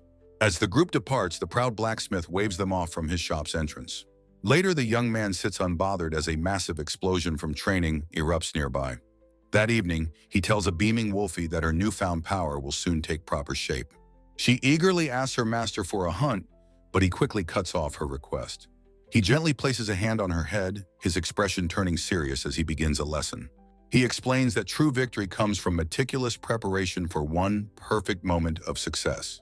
He urges her to polish her innate talents, just as Ilas and Lakra have done through training. Blushing with fierce determination, Wolfie snaps to attention and agrees to his guidance. He reflects that her obedience is a weakness. It's the only way she has ever learned. He knows she lacks the foundational experiences a child learns from interacting with parents. He wants her to see how Maria and Ilas live, to learn how to rely on others. Through these varied experiences, he hopes she can finally form her own true sense of self. The city is quiet under the night sky, with warm lights glowing from their home. Inside, Wolfie happily polishes her new armor as Ilas and the young man watch fondly. In another part of the city, the tavern girl Sarah throws a tearful fit, demanding gifts. At the bar, she playfully drapes herself over the counter, begging the young man for a ring. He worries about her influence, hoping Wolfie doesn't pick up her materialistic habits. The city streets are quiet and peaceful in the early morning before the crowds awaken. Soon, the same streets are transformed with colorful banners and decorations for a festival. The town square is now bustling with people celebrating under the festive decorations. A banner announces the Harvest Festival as the trio arrives, awed by the lively atmosphere. A tall statue of a historical figure stands at the center of the decorated square. The pedestal of the statue is draped with a banner bearing the royal crest of Terrace. The young man explains that the festival is a 3-day event that starts in the capital. He sighs, realizing that this means they are in for 3 days of loud, rowdy partying. Ilas asks about Lakra, wondering if she has to work, but the young man says she went to play. He explains she went to the church to get spending money, pointing out a strength testing game. He says they should enjoy the festival now, before the crowds get too out of hand. Ilas agrees with his assessment, though her expression remains somewhat reserved and serious. She notices him absorbed in a stack of papers and asks what he is reading so intently. He explains it's a copy of the investigation report, noting that Archbishop Yuka has confessed. He adds that he is relying on a personal letter for the rest of his information. Ilas questions the letter, and he notes that Rahight is not the type to remain idle. She is still confused, asking him again about the significance of the personal letter. He thinks to himself that Rahight's own direct combat ability is not especially high. He recalls Lakra's assessment that Uka is surprisingly untalented in a straightforward fight. He reasons that Rahight's power is, at best, on par with Lakra's, who already beat Uka. If Rahight uses another's body, her power drops, so he's sure she will send agents. The crucial question, he ponders, is what kind of pawns she will decide to use. Ilas, sensing his deep concentration, asks him what has captured his attention. He reasons that Megas's dark side is unlikely to move, as the Pope has the area on alert. This severely limits Rahight's options to skilled individuals outside of that organization. Ilas finally understands that the letter is a list of infamous, independent adventurers. The young man remarks with a wry smile that this world has its share of villains. He reads the profile of a woman called Blood Crazed, known for wielding a giant sword. The report states she once killed half her allies in a frenzy, leaving him disgusted. He muses that it would be impossible to miss someone with such a conspicuous appearance. He suddenly freezes mid-step, his face paling as Ilas asks him what is wrong. A woman who perfectly matches the report's description is walking directly toward them. His eyes widen in disbelief as he wonders if it could possibly be the same person. He tries to reassure himself that her appearance doesn't automatically mean she's an enemy. His hopes are shattered as the woman, Garista, flashes a terrifying shark-toothed grin. Wolfie gasps, her ears twitching as she senses the sudden and immense danger. The young man and Ilas exchange a grim, silent look of mutual understanding. The three companions stand ready for a fight as Garista blocks their path. The young man tells Ilas they must move the fight to the Knight's Performance Plaza. He orders Wolfie to carry him and run across the rooftops. She immediately agrees. With a powerful leap, Wolfie launches them both into the air, bounding over the city. They land gracefully on a nearby rooftop, quickly creating distance from the assassin. He looks back and sees that Garista has stopped, causing him to wonder about her plan. Garista stands in the street below, questioning why her targets aren't fighting back. The young man screams for Ilas to stop as Garista turns her attention to the crowd. Garista declares that the innocent bystanders are her targets and swings her massive sword. The cobblestone street explodes, sending debris and decorations flying in all directions. The chapter's title page shows Ilas heroically intercepting the devastating attack. Ilas strains under the immense pressure, her sword holding back Garista's powerful blow. Her face is a mask of pure, focused fury as she defends the innocent people. She roars at her opponent, calling her a fiend for shamelessly attacking civilians. Garista merely laughs, casually parrying Ilas's counterattack with a flick of her blade. The impact of their weapons meeting cracks the street, the force rippling outwards. Garista mockingly asks if they were trying to run away, taunting the knight's duty.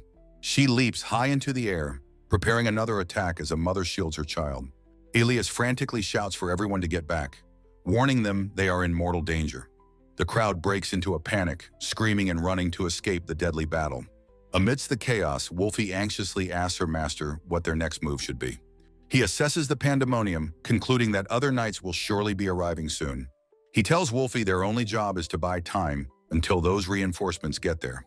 They prepare to leap from the rooftops back down into the fray below. They land in an adjacent street, only to find Garista already there waiting for them. Garista greets them with a sarcastic, "Oh my," as if their arrival is a pleasant surprise. She happily welcomes them, taunting them for not being able to simply run away. The young man holds up the report, confirming her identity as Garista beyond any doubt. The small boy Aikido appears, cheerfully confirming it's Garista, sent by Rahight. Garista feigns innocence, claiming she has no idea what they are talking about. The young man's face darkens as he states that Rahight declared war on them just recently. Garista acts surprised, claiming she wasn't told, and that Rahight is being mean to her. He snaps that she's a fool and is obviously lying, giving Ilas an opening to attack. Ilas mocks Garista for being a chicken who was easily tricked by their conversation. The stoic warrior Barshu suddenly appears, blocking Ilas's path and complimenting her move. Garista mockingly calls him Pachan, and he angrily tells her to use his real name. The young man frantically flips through his documents, desperately searching for Barshu's name. He quickly finds the entry he was looking for among the adventurer profiles. He reads that Barshu was a top apprentice who was excommunicated for murdering his peers. He grimly concludes that Rahight has sent some truly unpleasant people to deal with them. The final panel shows Garista's sadistic, toothy grin, promising more violence to come. An assassin named Garista taunts Ilas, declaring she has trapped them all inside a barrier. Panicked civilians flee, only to find their escape blocked by an invisible, hexagonal wall. A knight's sword rebounds uselessly off the shimmering, impenetrable energy field. A wide view reveals a massive, transparent dome has sealed off an entire city district. The young man observes calmly, understanding now why the festive streets fell so silent. Garista and her hulking partner Barshu confirm there are no reinforcements coming for them. The young man gives a simple, tactical order to Ilas: create distance from the enemy. Ilas roars in defiance. She won't just create distance, she's going to take it. Girista is stunned by the suddenness of Ilyas's charge, her mind barely registering the attack. With blinding speed, Ilas unleashes a powerful kick that sends Girista flying through the air. Girista's eyes widen in pure shock, caught completely off guard by Ilyas's incredible speed. Ilas becomes a blur of motion, pressing her advantage without giving her foe a chance to recover. She blocks Girista's counterattack with her gauntlet, the impact echoing through the square. Girista is sent tumbling backward, completely overwhelmed by the knight's ferocious assault. Clutching her stomach, Girista grumbles in pain, complaining about the unladylike attack. Ilas leaps high above her foe, raising her massive sword for a finishing blow. Her sword crashes down, shattering the cobblestones where Girista lay moments before. Bloodied but smiling, Girista sneers that she hates to admit Ilas is stronger. Barshu moves in a flash, intercepting Ilas before she can strike Girista again. He bellows at Ilas, reminding her not to forget his presence in this 2-on-1 battle. Barshu taunts the knight, asking if she really thought they would fight her fairly. Seeing an opening, Girista leaps up, aiming a vicious kick at Ilyas's unprotected back. Just before the kick lands, another figure intercepts it with a powerful, echoing crash. Wolfie lands gracefully, shouting that it's her line to say as she confronts Girista. The battlefield has now split, with Wolfie facing Girista as the young man watches. Girista rises from the rubble, an intrigued and dangerous look on her face. With a blood-stained grin, she mockingly calls Wolfie a cute little puppy for interfering. Barshu roars in fury, declaring his hatred for animals and telling Girista not to choose his prey. He smashes his fist into the ground, sending a shockwave of force hurtling toward Wolfie. Barshu smirks, feeling that while this fight is unsatisfying, it will be over quickly. The young man instructs Wolfie to fight cautiously and accurately gauge her opponent's true power. Ilas and Girista are locked in a furious exchange of blows, their weapons a blur of motion. Girista realizes that in a direct clash of blades, she stands no chance of winning. She changes tactics, her weapon beginning to twist and morph into something monstrous. With a horrifying grin, she asks Ilas how she plans to deal with this new trick. Her weapon transforms into a living mass of black flesh, covered in eyes and snapping maws. Ilas stares in shock as the grotesque creature lunges, trying to devour her sword. She recognizes the abomination as a type of living, cursed demon sword. Girista confirms her suspicion, crouching over the pulsating, demonic weapon. She gleefully explains that her child loves to drink blood and crush bone. Wolfie stands firm, ready to face her own opponent as her master watches on. Barshu attacks Wolfie with a dismissive sneer, calling her a mere small fry. Ilas defiantly declares she won't let such a disgusting creature devour a tasty morsel like her. She narrowly dodges a savage bite from the demon sword, its jaws snapping shut on air. The young man surveys the area, noting that the civilians are gone, leaving them free to fight. A title card introduces the first matchup, Ilas versus the demon sword woman, Girista. A second title card shows the next pairing, Wolfie versus the moody man, Barshu. From a distance, it appears that Ilas is managing the fight against the demon sword. Girista commands her weapon to attack, its many mouths lashing out at Ilas relentlessly. Ilas expertly dodges and weaves, avoiding the sword's monstrous, swirling attacks. Landing after a dodge, Ilas grits her teeth, acknowledging what a troublesome weapon it is. She grimly notes that besides being hard to block, its ability to devour magic is disgusting. The young man's eyes widen in alarm as he suddenly understands the sword's true nature. Surrounded by a dark aura, Girista smugly asks Ilas if she has finally noticed. She reveals her weapon's secret. It consumes all of the magical energy around it. With a crazed, widening grin, she says that, for example, even if her attacks don't land, her opponent will be weakened and defeated. Ilas feels her strength draining away, the debilitating effect of the sword's aura taking hold. The young man realizes with horror that Ilas's magic and stamina are being rapidly depleted. He can tell from her pained expression that the amount of power being stolen is immense. The battle shifts to Wolfie, who furiously parries a powerful barrage of punches from Barshu. Barshu scoffs in annoyance, complaining that fighting such a small fry is killing his motivation. He admits she has a high level of magic, but dismisses everything else about her as immature. Barshu closes his eyes and sighs, clearly bored with the prolonged fight. His eyes snap open with a look of terrifying finality, declaring he has had enough. He unleashes a devastating punch, not at Wolfie, but at the wall of a nearby building. As the building explodes, the young man screams Wolfie's name in terror. From the settling dust, Wolfie emerges, having somehow defended herself from the collapsing rubble. She glares at her opponent, panting but resolute, her fighting spirit unbroken. Barshu reveals his gauntlet is transforming, stating he is the partner of a demon sword user. Wolfie stares in shock as he asks if she really thought he was a simple gauntlet wielder. A vortex of dark, chaotic energy swirls around Barshu's transformed, monstrous fist. He launches a massive torrent of black, flame-like power directly toward Wolfie. He roars for the beast to burn to cinders in the unnatural flames. The young man watches in horror as Wolfie is completely engulfed by the dark inferno. He calls out in relief as she emerges from the smoke, asking if she is unharmed. Barshu watches with interest as the last wisps of his dark fire dissipate. He is impressed she survived by altering her magic, but warns her it's not over. A massive pillar of black fire erupts from the ground, trapping Wolfie within. The young man analyzes the attack, noting the fire behaves strangely against stone walls. Barshu explains that his flames don't burn things. They are created from what they touch. He reveals his unique ability is to burn magic itself, a power he calls magic power. The young man understands perfectly, sarcastically thanking Barshu for the detailed explanation. He realizes that if Barshu's power burns magic and it hits Wolfie's own massive reserves, it would be like igniting a bomb of pure magical energy.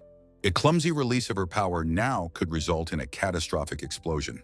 The young man concludes that a close quarters fight for Wolfie is now completely out of the question. Gurista and Barshu stand confident, believing they have their opponents cornered with their powers. Suddenly, the young man feels his body grow heavy as thick chains materialize around him. He cries out as the chains wrap around him and lift him violently off his feet. On a nearby rooftop, a cloaked figure is revealed, holding the end of the chains. Wolfie screams out her master's name, her face a mask of pure terror and disbelief. Ilas shouts in shock, asking if there was another enemy there the entire time. Gurista laughs, confirming that of course there was another one with them. She takes advantage of the distraction, launching herself at the stunned Ilas. Her heeled boot digs into the cobblestone as she prepares to press her advantage. She explains that they wouldn't have set up a barrier just for the two of them.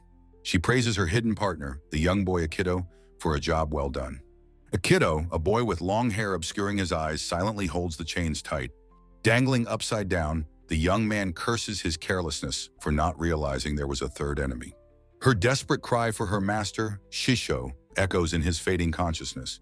Motes of dust dance in the firelight of a strange rustic shack. He awakens with a start, his eyes snapping open to a new reality. He finds himself lying on the floor, his hands and feet bound tightly. Disoriented, he pushes himself up, trying to understand where he is. He tests the thick ropes binding his wrists, but they will not budge. He resigns himself to his fate, thinking it's a miracle he's alive. He doesn't know what happened, but assumes Elias and the others escaped. The thought that Elias and Wolfie could have lost is simply unbearable to him. The door creaks open as two of his captors step into the room. Gurista complains they were so close to killing and eating the knights. She then turns her frustration on the silent Akido for not backing her up. Akido remains silent and still, his expression completely unreadable under his cloak. The silent man, Akido, tells her she talks too much and is annoying. Gurista's attention shifts as she notices their captive is now awake. She casually picks up a heavy, bell-shaped mace from a nearby table. With a menacing air, she approaches the bound young man on the floor. She leans over him, asking if it's time for him to awaken.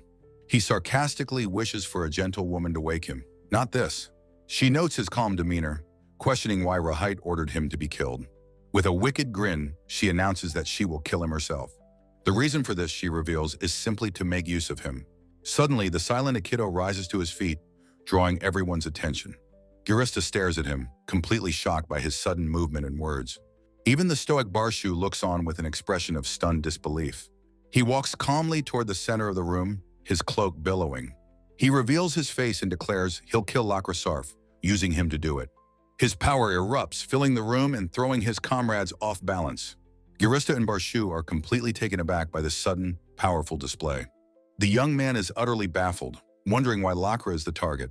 A flashback shows Lakra as a clumsy girl, causing chaos around her. After leaving the orphanage, she became a priestess in Yggdra's Holy Land. Her disastrous office work led to her being shunned by her colleagues. After mastering magic, she caught the eye of the impressed Archbishop Uka.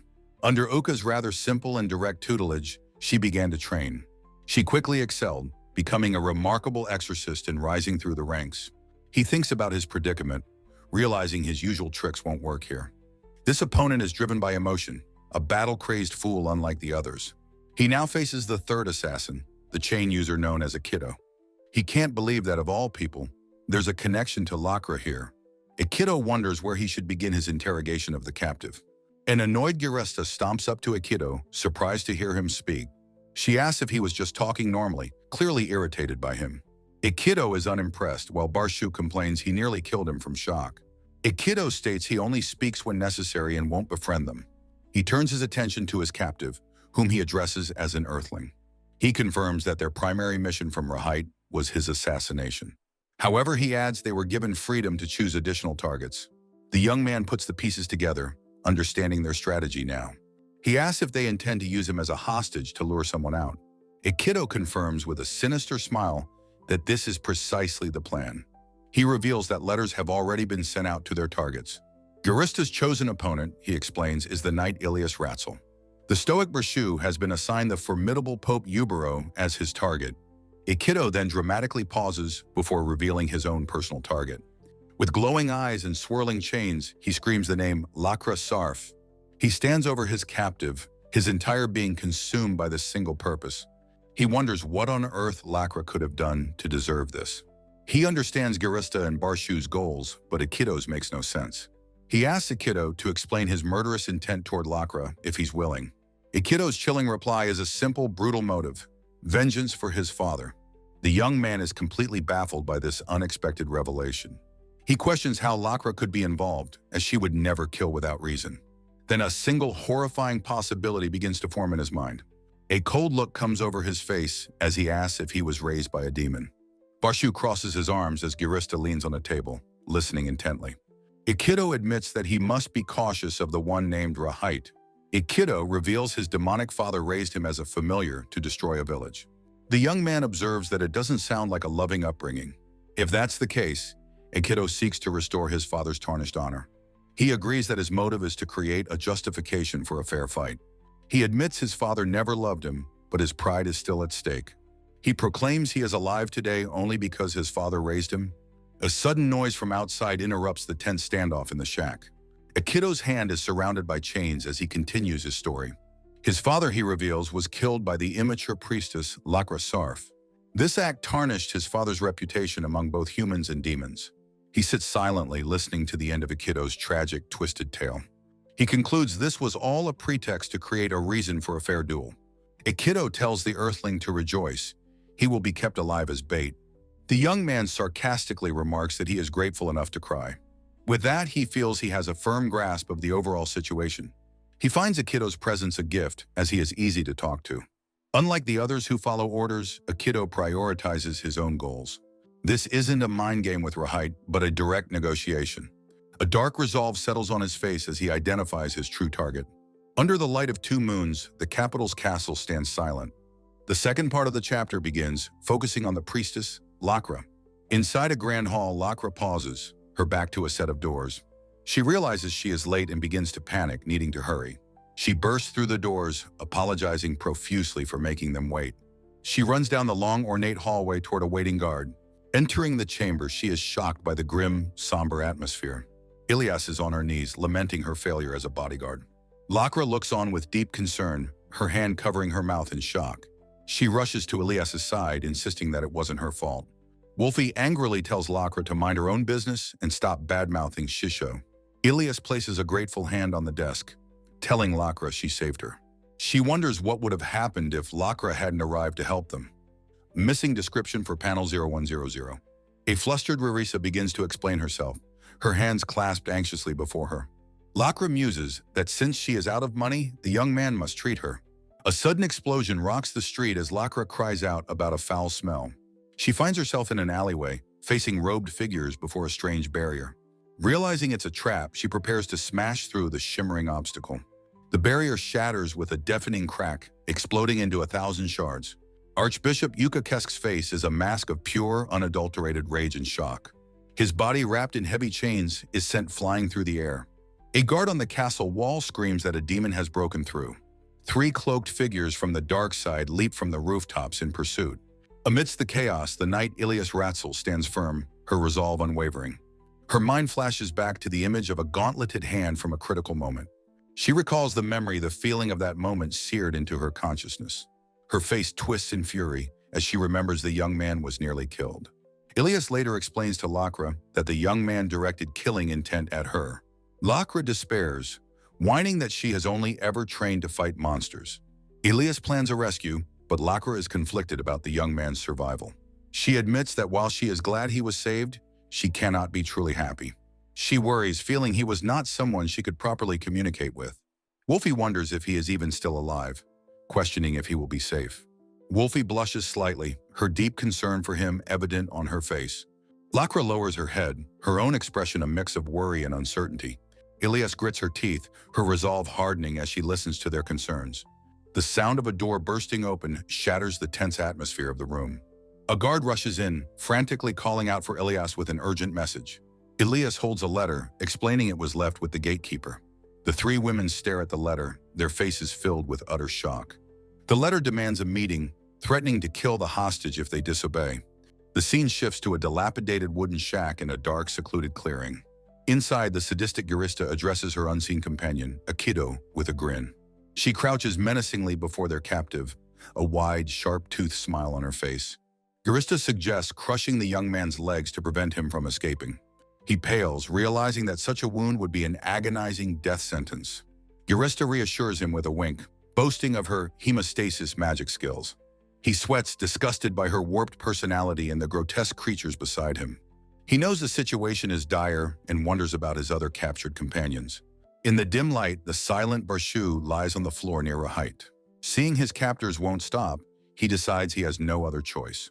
With a sudden burst of motion, he tears his hands free from their bonds.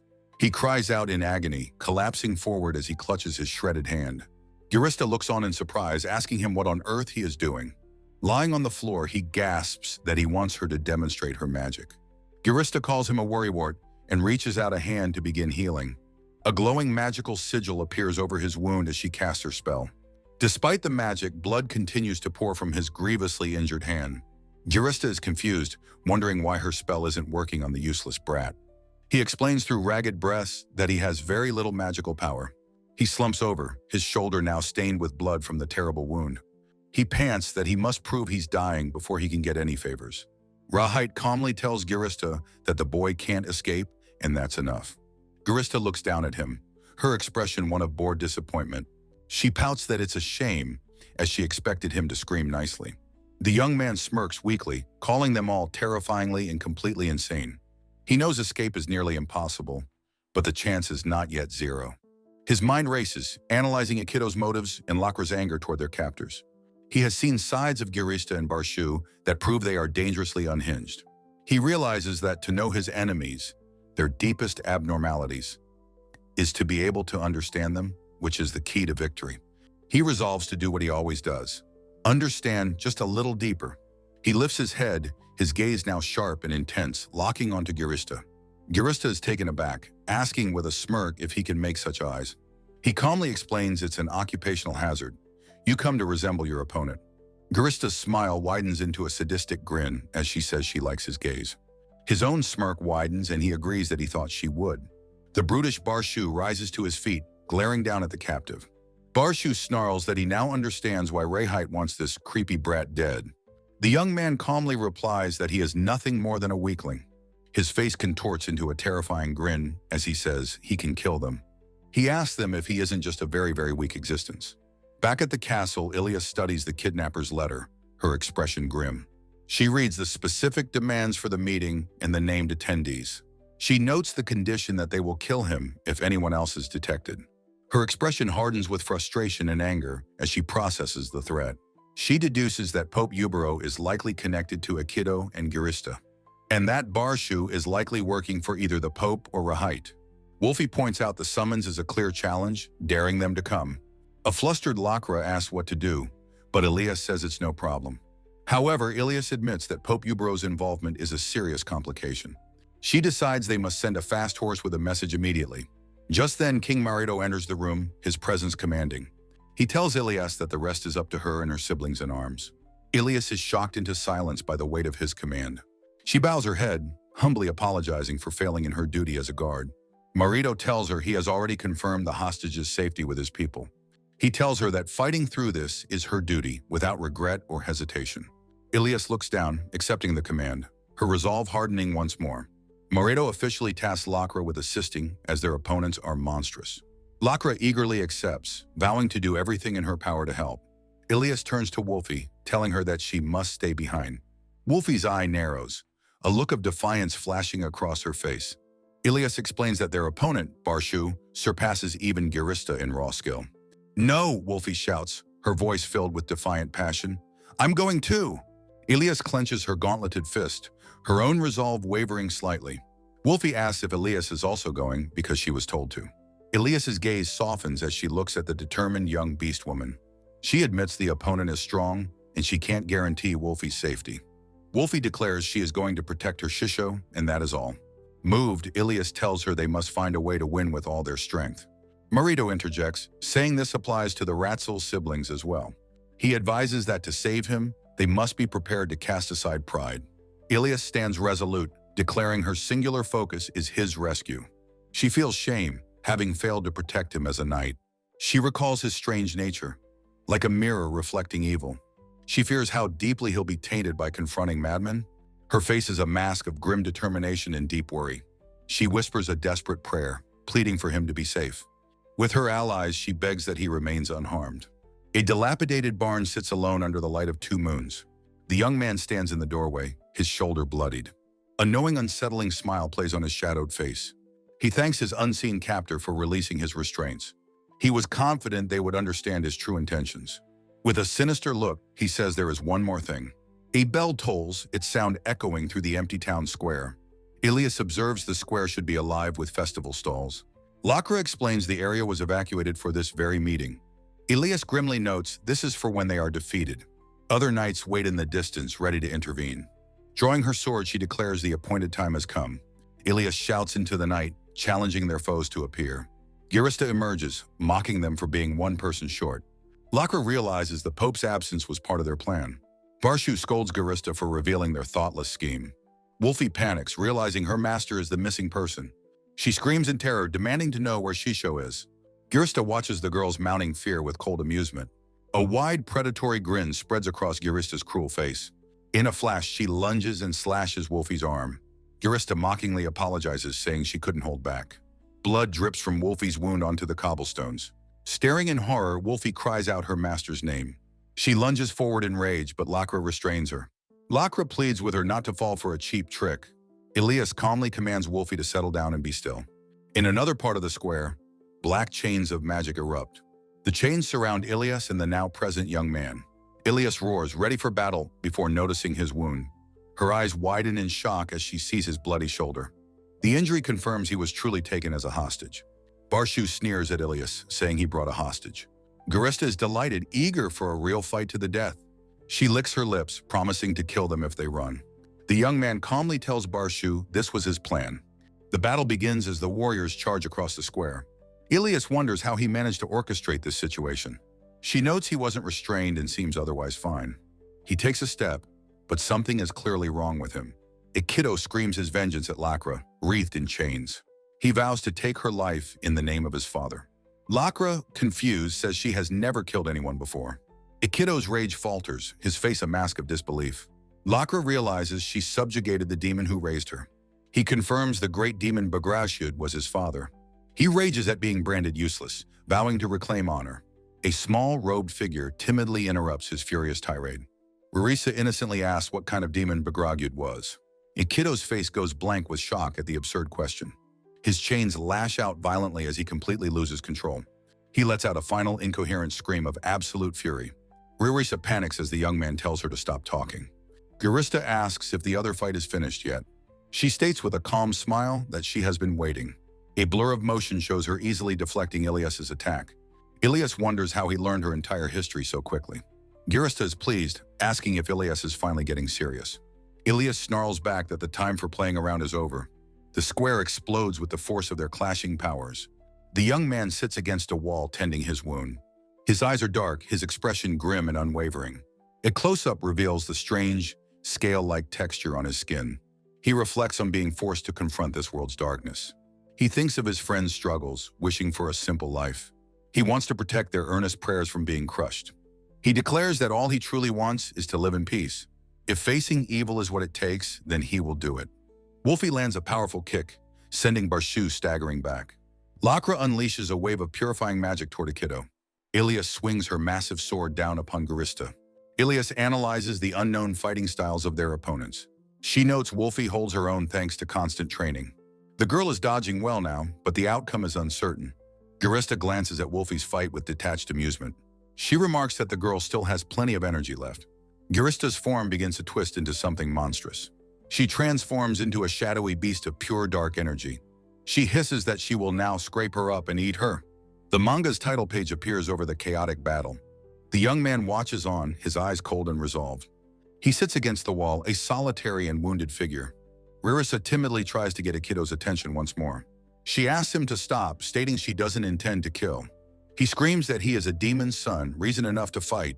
Ririsa sighs, thoughtfully considering his declaration. She asks him to his shock if he isn't a human. Her innocent question causes his power to violently erupt. Ririsa cries out in terror for the secretary. She tearfully complains that this person will not listen. The young man bows his head, weary of the chaos. Ririsa asks why he won't fight against the demon. She wails that he can't just adjust to his opponents. Yax, bound by his own chains, questions how much longer his foe will continue to mock him. With a furious roar, the chains binding the Knight Commander explode violently outwards. From the darkness, he summons a colossal, grotesque battle axe made of reformed shackles. He screams for his opponent to be crushed under the weight of his axe and die. The massive chained axe descends with incredible speed toward the calm Ririsa. Ririsa calmly reaches out, remarking that his weapon appears to be quite dangerous. A translucent barrier of holy magic materializes, stopping the monstrous axe cold. She states that such a dangerous weapon should be dealt with in a specific manner. With a determined look, she declares that this is how it must be handled. Her magical barrier then implodes, shattering the grotesque axe head into fragments. Each broken piece of the axe is instantly trapped within its own smaller, crystalline prison. The captured fragments rain down around the stunned knight as Ririsa stands resolute. She tells him to give up, declaring that his weapon has been completely broken. The chains slither across the ground, drawn back together by an unseen, malevolent force. Yax seethes with rage, his glowing eyes asking how she could possibly have done that. The shattered pieces of his weapon begin to coalesce into something even more menacing. On the stone floor, the chains reassemble, their dark links clicking back into place. The weapon reforms with a surge of dark energy, larger and more monstrous than before.